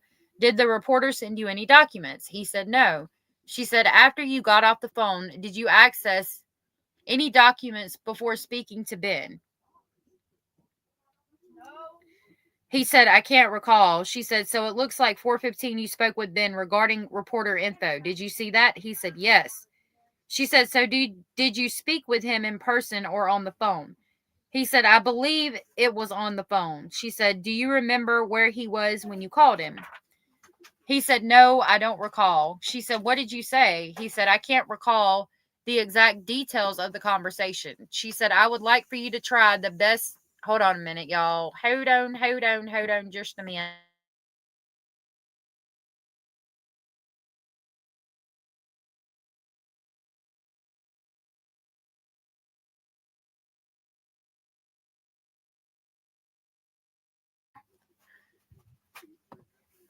She said, I would like for you to recall for you to try the best that you can because this is my only chance to ask you about it. He said that a reporter had called and that somebody had filed a lawsuit against him. She said, okay. And what did he tell you? Stein said, I can't recall. She said, did he admit? He said, I can't recall. She said, did he deny any wrongdoing? He said, I can't recall the exact conversation. She said, how long did you speak with him? He said, it was just very brief. She said, was there any sort of intent to follow up or next steps discussed? He said, I can't recall.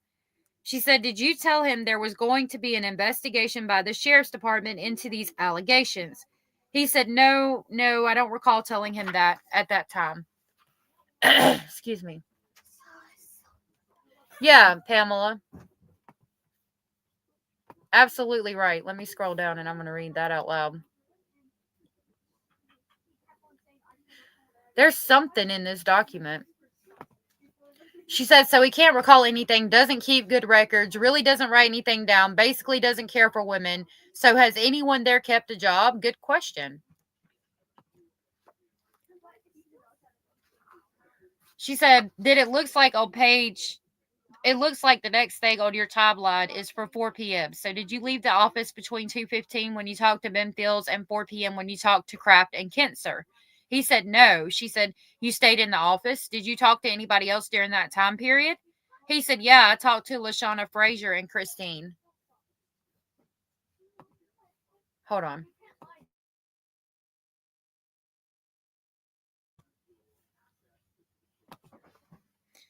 And she said, what did they say? And he said, they were shocked. She said, did you look up Sabrina Atkins? Did the reporter give you her name? He said, I don't recall. Bullshit.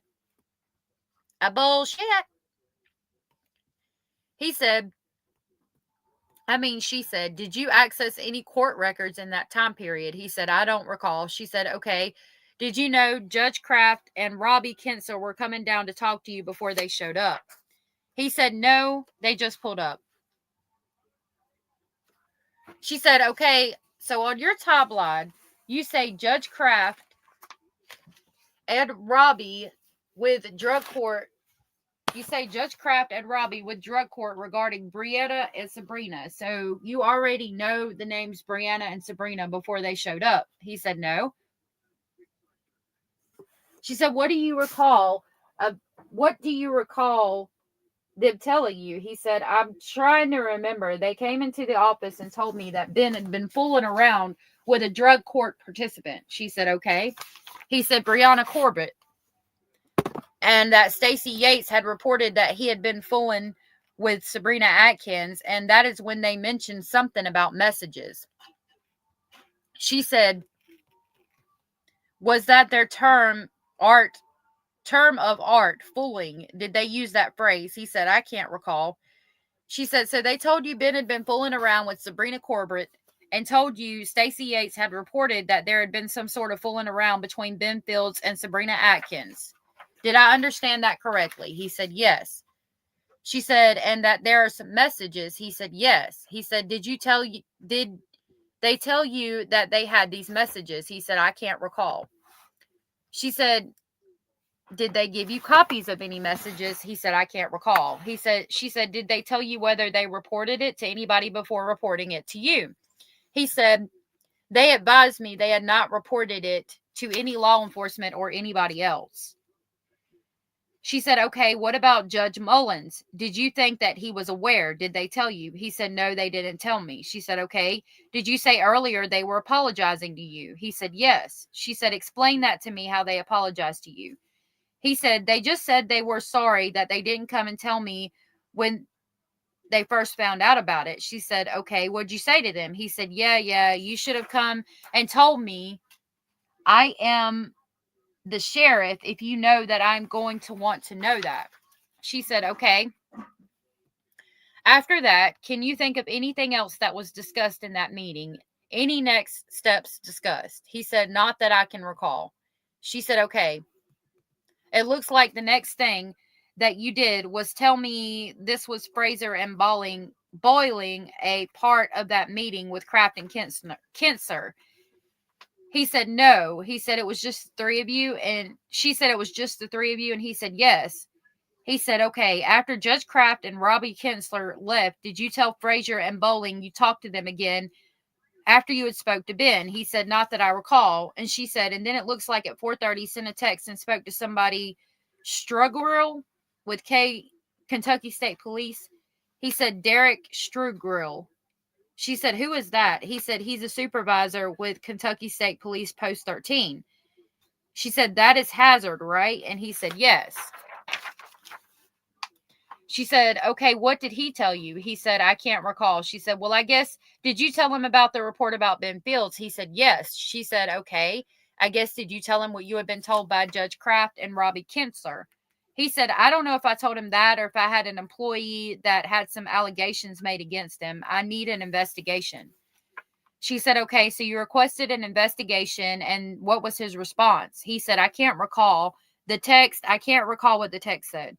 She said, do you have the text still? He said, I can check. She said, okay, I would like for you to check on that. Okay, then I'm sorry if I missed this, but did you actually get a hold of any messages between Ben Fields and either of these women from Judge Kraft and Robbie Kinsler that day? He said, I can't recall if they gave me messages or not. She said, so the next thing I see on your timeline is that the state attorney came to your office. He said, yes. She said, who is that? He said, James Hatton. She said, okay, did he come to your office because you asked him to come to your office? He said, yes. She said, okay, did you call him to tell him? He said, yes. She said, and what did you guys discuss? He said, just what some of the allegations were. She said, okay, and what was his advice to you? He said, the letter suspending without pay. She said, I have a copy of that here. I have a ton of copies because it was the form Mr. Fields, because it was the from Mr. Fields' deposition. That document was made Exhibit 21. She said, is this the document you created after having the conversation with Jamie Hatton, who's the state attorney, on January 31st? He said, yes. She said, there's not a lot of detail in there. Do you see that? He said, yes. She said, why are you putting Ben Fields on supervision without pay? She said, because he's been messing around allegedly with drug court participant, another female. She said, aside from the folks that you have mentioned, as we have been reviewing this exhibit Mark 20, was there anybody else that you consulted with about this decision to suspend Ben Fields without pay, aside from the folks you mentioned already? He said, not that I'm aware. She said, did you ever instruct Ben Fields to delete any of his Facebook group messages? He said, no. She said, did you delete any of your messages with Ben Fields after these allegations came to light? He said, not that I'm aware of. She said, so you just met with Ben Fields. Did he actually come to your office that night? Stein said, yeah. She said, okay. So who else was present aside from yourself and Mr. Fields? I'm switching to the next page. How much you want to guarantee? It says nobody. I'm willing to bet money. Bless you. He said, I took him to the office and shut the door. So, nobody. Of freaking course. She said, so there was no witness to this. He said, She said, okay. What did you say to Ben Fields? He said that a reporter has made some allegations and a lawsuit has been filed against him for sexual abuse. She said, okay, did he respond to that? He said, I can't recall what he said. A bullshit. Okay. That requires this. A bullshit? A bullshit? A bullshit. A bullshit. She said, did he deny it? Did he admit anything? He said, I can't recall at the time. She said, okay, before we get to Ben Fields' aspect of this, at 1816, so I guess this is 1626, someone whose name is blacked out came to your office. Do you remember who that was? He said, yeah. She said, who was that? He said, that was Brianna. She said, was she in jail at the time? Did they bring her up from the jail? He said, I can't recall. She said, did you call her on the phone and ask her to come to your office, or how did she end up knowing to go there? He said, I don't recall. She said, did anybody bring her there? He said, I don't recall. She said, did she come to your office at your request? He said, I can't recall. She said, so she appeared at your office, and what was the conversation? He said, she came into the office and sat down at the desk, and LaShawna was there, and she came in and said, Ben Fields, he had kissed her, I believed, in his car. She said, okay, did you make any notes or any kind of record statement of what she was telling you? He said, no. I told her to give me her name and number, and I would have somebody contact her. She said, okay, you already knew her name, though. He said, yes, I had her write it down. I will try to find that. She said, okay, you think you wrote that down? You say you wrote down her name and number, but you don't recall making any notes about the substance of what she told you. He said, no, of freaking course. And she said, and no one was present for that conversation. He said, yeah, LaShawna Frazier was there. She said, okay, LaShawna, okay. Did that take place in your office or in the, he said, in Lashana's area out front, not in my office. She said, anybody else present in the office at that time? He said, by that time, dispatch is gone. She said, okay. How long did that conversation last? He said, a few minutes. She said, do you believe Brianna was telling you the truth? Is that your impression? He said, I didn't see why that she had any reason to lie. She said, okay. And the next person that you spoke to was, did you call the county attorney back and update him on what you learned from Miss Cornett? He said, I believe I did. She said, okay. He said, I talked to the state attorney multiple times. Even when he wasn't at the office, I called him. She said, do you think this suspension without pay memorandum was created after that you spoke to Brianna Corbett or before? He said, I think it was after. I gathered all this information here. Jamie came over before Brianna came in and told him kind of what we had. What Jimmy Kraft and drug court, you know, the messing around stuff. And Brianna comes and I called him and I told him about Brianna saying that Ben kissed her. And then I think that is when he said, you have to suspend him without pay. She said, and it's your understanding that Ben Fields had kissed Brianna Corbett while she was on home incarceration. He said, yes. She said, so you met with Ben Fields and advised him of the suspension and gave him this memorandum on the 31st day of January, correct? She said, he said, yes. She said, and what did he say? How long did that conversation last? He said, it wasn't long. She said, did he apologize to you? He said, yeah, I think that he did. She said, we will mark this memorandum number 21, and it was marked Exhibit 21. She said, anything else net-worthy about what he told you? He said, me and him was meeting in the office, and I told him about the allegations that was made with Sabrina. She said, right. He said, I think he just sat there. She said, just so we're clear, you are describing the conversation that happened on January 31st at 1845. He said, yeah, I'm pretty sure. And then I get up and I say, I've got to have your gun and badge. And I said, there are others. I said, are there others? There are others. And he said, who? And I said, Brianna and them. And he leaves. She said, did he respond at all to when you said Brianna? Stines said, not that I recall. She said, you don't recall him denying having that there was an issue with Brianna. He said, what do you mean? She said, well, if you said there are others, Brianna, did he respond at all? The way that you said it, it sounded like he did not, but I was just trying to clarify. Stein said, yeah. He said, what others? And I said, Brianna, I'm trying to remember. She said, I appreciate it. Did he say anything after that? Stein said, I can't recall. She said, did you speak to Patty Stockham at any point on January 31st? He said, yeah. She said, okay, tell me about that communication. He said, I called her after I suspended Ben and told her that I had got some allegations that he had been having a relationship with some people on house arrest, and I had to suspend him without pay. She said, you told Patty Stockholm that after your meeting with Ben at 1845. He said, yeah. She said, okay. And what did Patty say? She said, I can't recall all of the details. She said, did you give her names of these women on home incarceration? Stein said, I can't recall. She said, do you recall anything about what she said? He said, no, not really. She said, okay. You remember what her response was? Could you tell whether she was surprised or upset or anything? He said, yeah, she was shocked. I told her, that I was sorry. She said, so you apologized to her? He said, yes.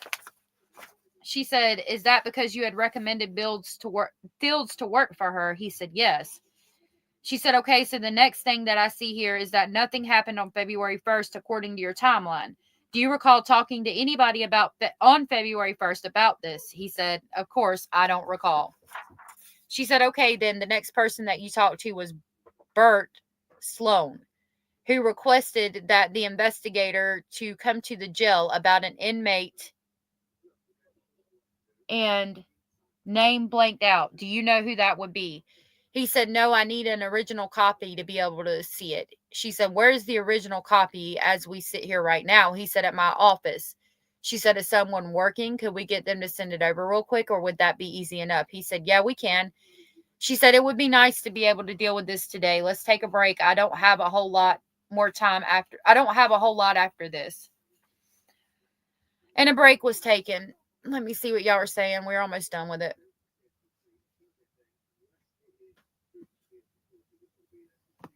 Yeah. I hope y'all are all doing okay. See y'all talking about anxiety and stuff. All right. So Miss Baxter said, can we just change that to the new 20 without redactions? Mr. Shaw said, or can we do 22 if you want to? Mr. Dotson said, I say we add it. I don't say that we take anything out. Miss Baxter said, okay, make it 22. She said, okay, this is an unredacted copy. I see Brianna Corbett's up from your 1824 meeting on January 31st, as you recalled. He said, yes. She said, then we are on February 2nd now, and it looks like Brett Sloan wanted someone to come to the jail regarding inmate. Is that and sign Brianna Corbett? He said, yes. She said, do you know who the unidentified inmate is? Stein said, no. Oh, hold on. Let me get a sip of my coffee. They're about to tell Ben's wife.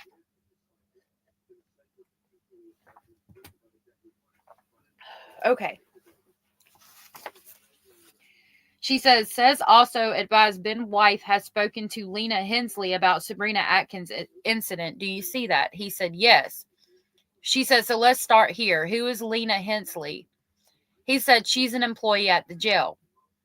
She said, and Ben's wife, she's also an employee of the jail, right? He said, yes. She said, okay, so I guess Bert Salone is calling you and relayed that information to you. He said, no, he came over to the office. She said, okay, so what did he say when he showed up to the office? He said that whoever investigated it needed to come over and talk to Ben's wife. She said, did you ask him? Did you know anything more about what Ben's wife told Lena Hensley beyond what is in here? He said, I can't recall if he said, of course you can't recall anything. She said, do you know if anybody ever did go over to the jail to speak with Lena Hensley or Ben's wife? He said, I don't know. She said, have you ever spoken to Lena Hensley about these allegations about this issue with Ben Fields? He said, no. She said, have you ever spoken with Ben's wife about the issue with Ben Fields? He said, no. She said, did you pass this request to anyone? He said, so at the time that all this started happening, I was tore up and I was having a bad episode, so my memory is fogged. I made this later just to kind of have some guidelines to go back. She said, okay, so you did make this sometime after February 11th, do you think? He said, yeah, I think so. I don't know the exact date. We didn't put it on it. She said, would Miss, what's her last name? Frazier, who is the woman that recorded this for you? He said, yeah, LaShawna Frazier. She said, okay, do you think that she would remember when this was created? He said, I don't know. She said, we're going to come back to this. I want to look at another document too while we're doing this. Mark this 23. That's 23. Now she said, do you recognize this form? He said, yes. She said, what is this form? He said, it is, we sent it to Kentucky Law Enforcement Council, that just making sure that I'm telling you right. Okay. She said, yeah, sure. He said, there is a criminal investigation and suspended without pay. She said, okay, so this is the form that you have to submit to Kentucky Law Enforcement Council when you put someone on suspension. He said, yes. She said, okay, do you see under redaction, you have checked both boxes under criminal investigation and under administrative investigation. Do you see that? He said, yes. She said, okay, so was there any administrative investigation here? He said, just taking the information I took here, speaking with the county attorney and the Commonwealth attorney, I have left the Commonwealth attorney off my timeline, and KSP refused, and that he would get up with the AG's office and that they told me they would investigate it. I can't remember, my timeline here is bad because I had such a bad episode. I can't remember the details. She said, okay, I guess if anyone performed an administrative investigation aside from yourself, who would that have been? He said, it would have just been me. She said, And as far as the administrative investigation that you conducted, is it documented on this piece of paper marked Exhibit 22? He said, yeah, mostly, yeah. She said, okay, what other documents might exist that document your investigation? He said, I don't have any other documents. She said, okay, it looks like you signed this on February 1st of 2022. Do you see that at the bottom? He said, yes. She said, and then it was the next day on February 22nd that you decided to terminate Fields. Is that correct? I have got a document here, and this is what was produced in discovery, and it's marked 24. The document was marked Exhibit 24. But that is not quite descriptive as the other version that you came with today, correct? He said, yes.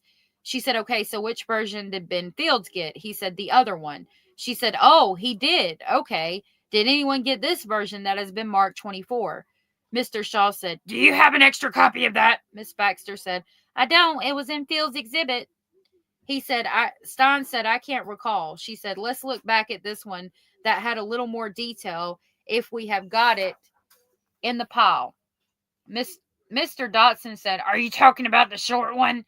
Miss Baxter said, they're all pretty short. It is longer than Exhibit 24. Mr. Shaw said, what was the number? Do you remember putting it in? Miss Baxter said, I don't know. I thought we made it a number. Mr. Shaw said, we did. Mr. Dotson said, what are you looking for, counselor? Mr. Shaw said, number 6. She said, we got like 10 pages left.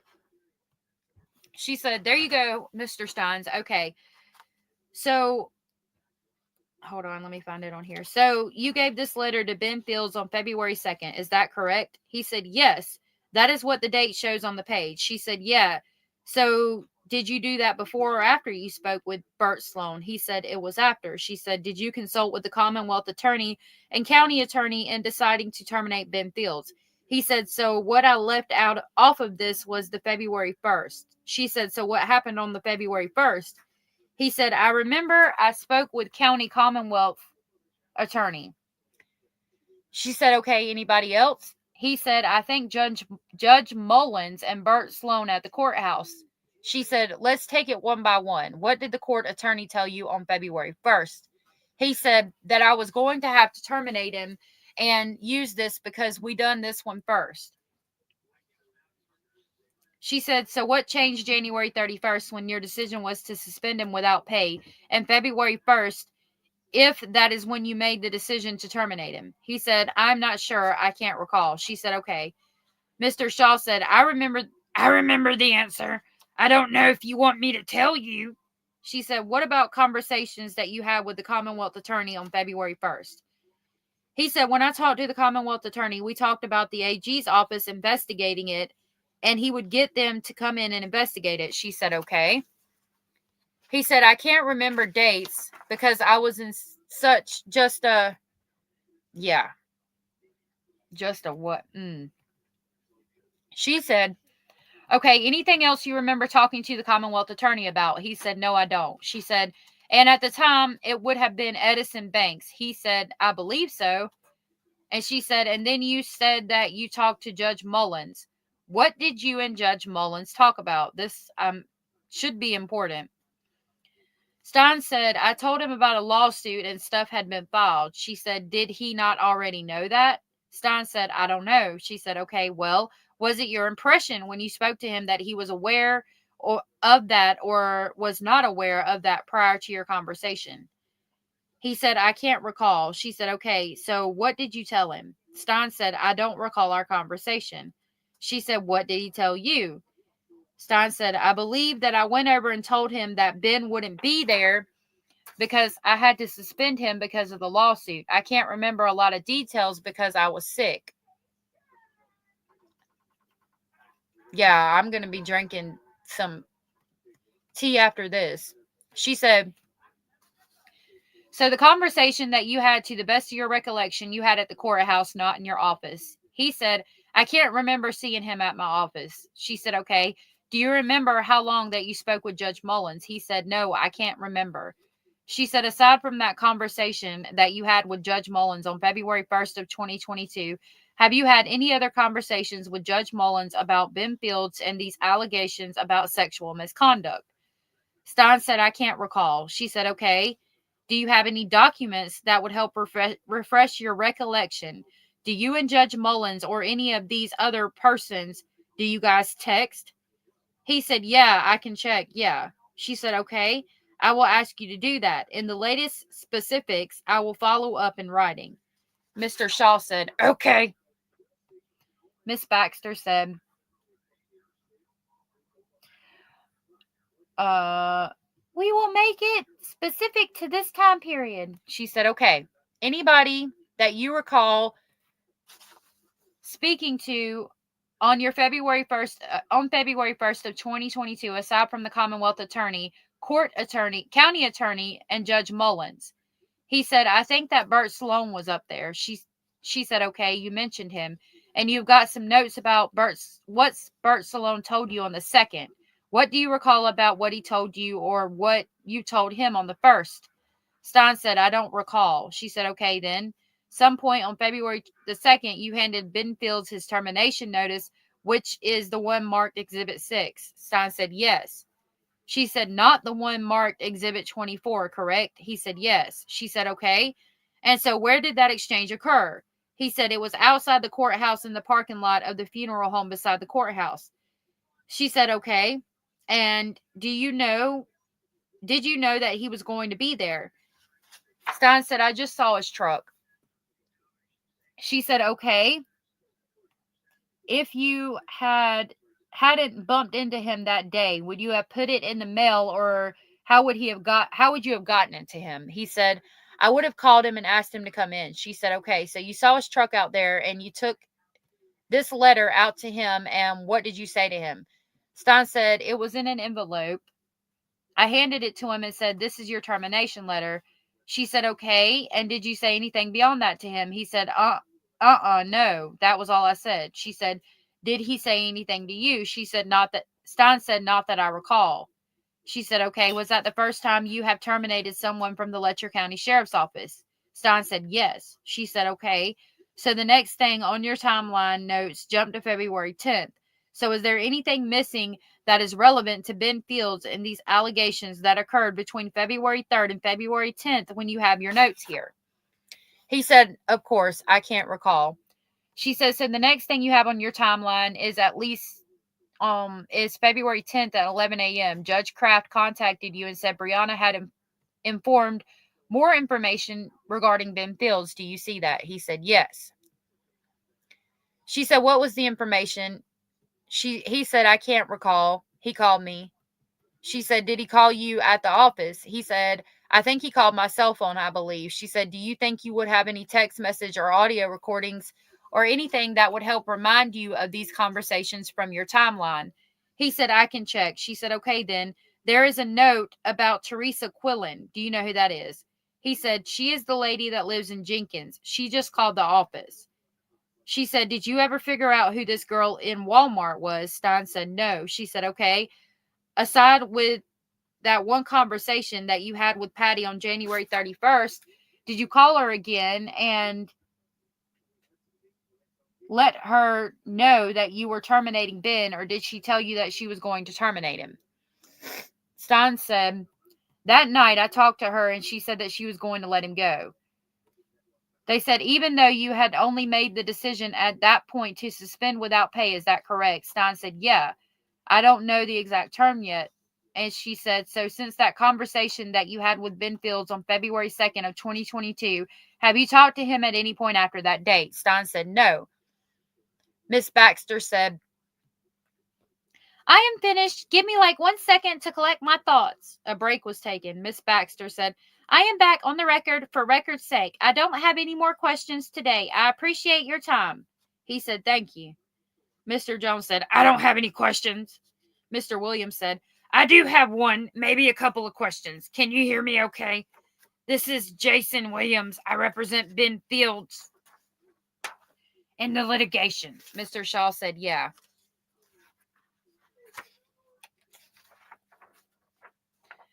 Okay, I'm going to ask on behalf of Mr. Williams. There's only a couple of questions he asked. Hold on. So Mr. Williams said, question, Sheriff. I tried to listen carefully today while you testified about various meetings and discussions that you have had. So I just want to limit my questions to those conversations you had with Ben Fields after you learned of the allegations, okay? Stein said, okay. He said, so I understand it sounds like at least a couple of, okay, I'm going to talk regular so y'all can understand what I'm saying. So that a couple of occasions that Ben came to your office and had some conversations with him, at least one being, I guess, where he was handed his termination letter. Stein said, yeah. He said, the person asking said, and I understood your testimony. It sounded like you had great difficulty recalling anything that Mr. Fields said in particular in any of these meetings. Steins said, yeah. The attorney said, you made reference to at one point he might have said something to the effect of what others do you recall that testimony? Stein said, yes. He said, are you even sure that he said that? Stein said, at the time, I was really sick and everything going on. I'm pretty sure that is what he said to me. And then he was asked, okay, as I heard you testify about it, that is the only words from him that you could recall at any time saying. Stein said, yes. Mr. Williams said, thank you. I have no further questions. Mr. Shaw said, I have one, and it's not really even a question. It's more housekeeping. This is some things in the personnel file. Mr. Shaw said, question, Sheriff. I'm going to feed you a couple of documents. One is the Ben Fields oath. Is that his personnel file? Stines said, yeah. He said, are all deputies, are they sworn in? Do they have written oath as part of their personnel file? Stines said, yeah.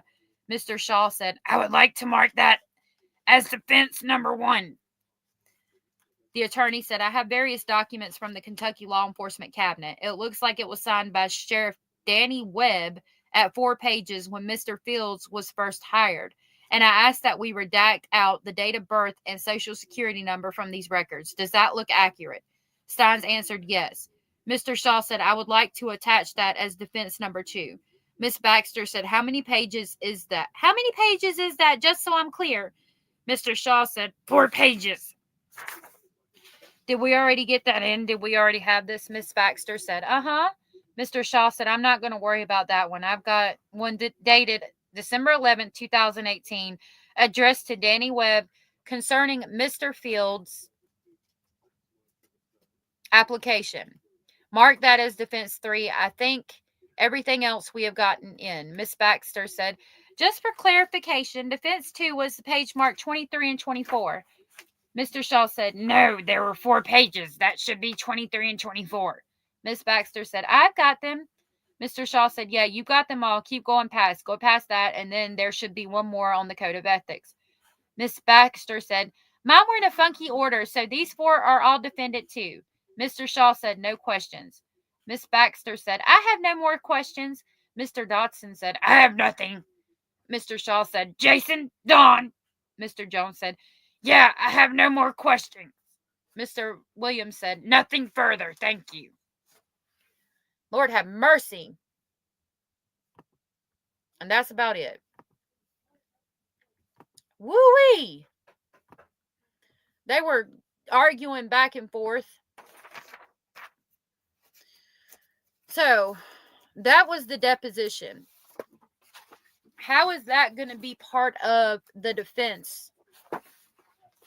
How does that correlate? What does that have to do with what Ben Fields, how does what Ben Fields did have anything to do with why the sheriff shot the judge, I'm wondering. I'm going to have to go back and listen to that when I'm busy cleaning or something and see what we can figure out from it. I want to thank y'all for being here with me. I'm definitely about to go drink some lemon tea. I really appreciate y'all. I know this was not an easy one to sit through and listen to, but you guys are just so freaking amazing to sit here and listen to all of this and sit here with me today. I really love y'all. Thank you all for being here. Thank you for your support. Thank you so much. My throat is killing me, so I'm going to go. Thank you guys so much for sitting through this. Again, I know it was not the easiest thing.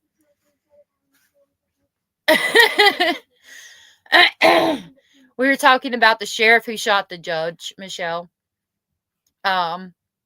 That deposition is important. It's part of the trial, so we need to figure it out.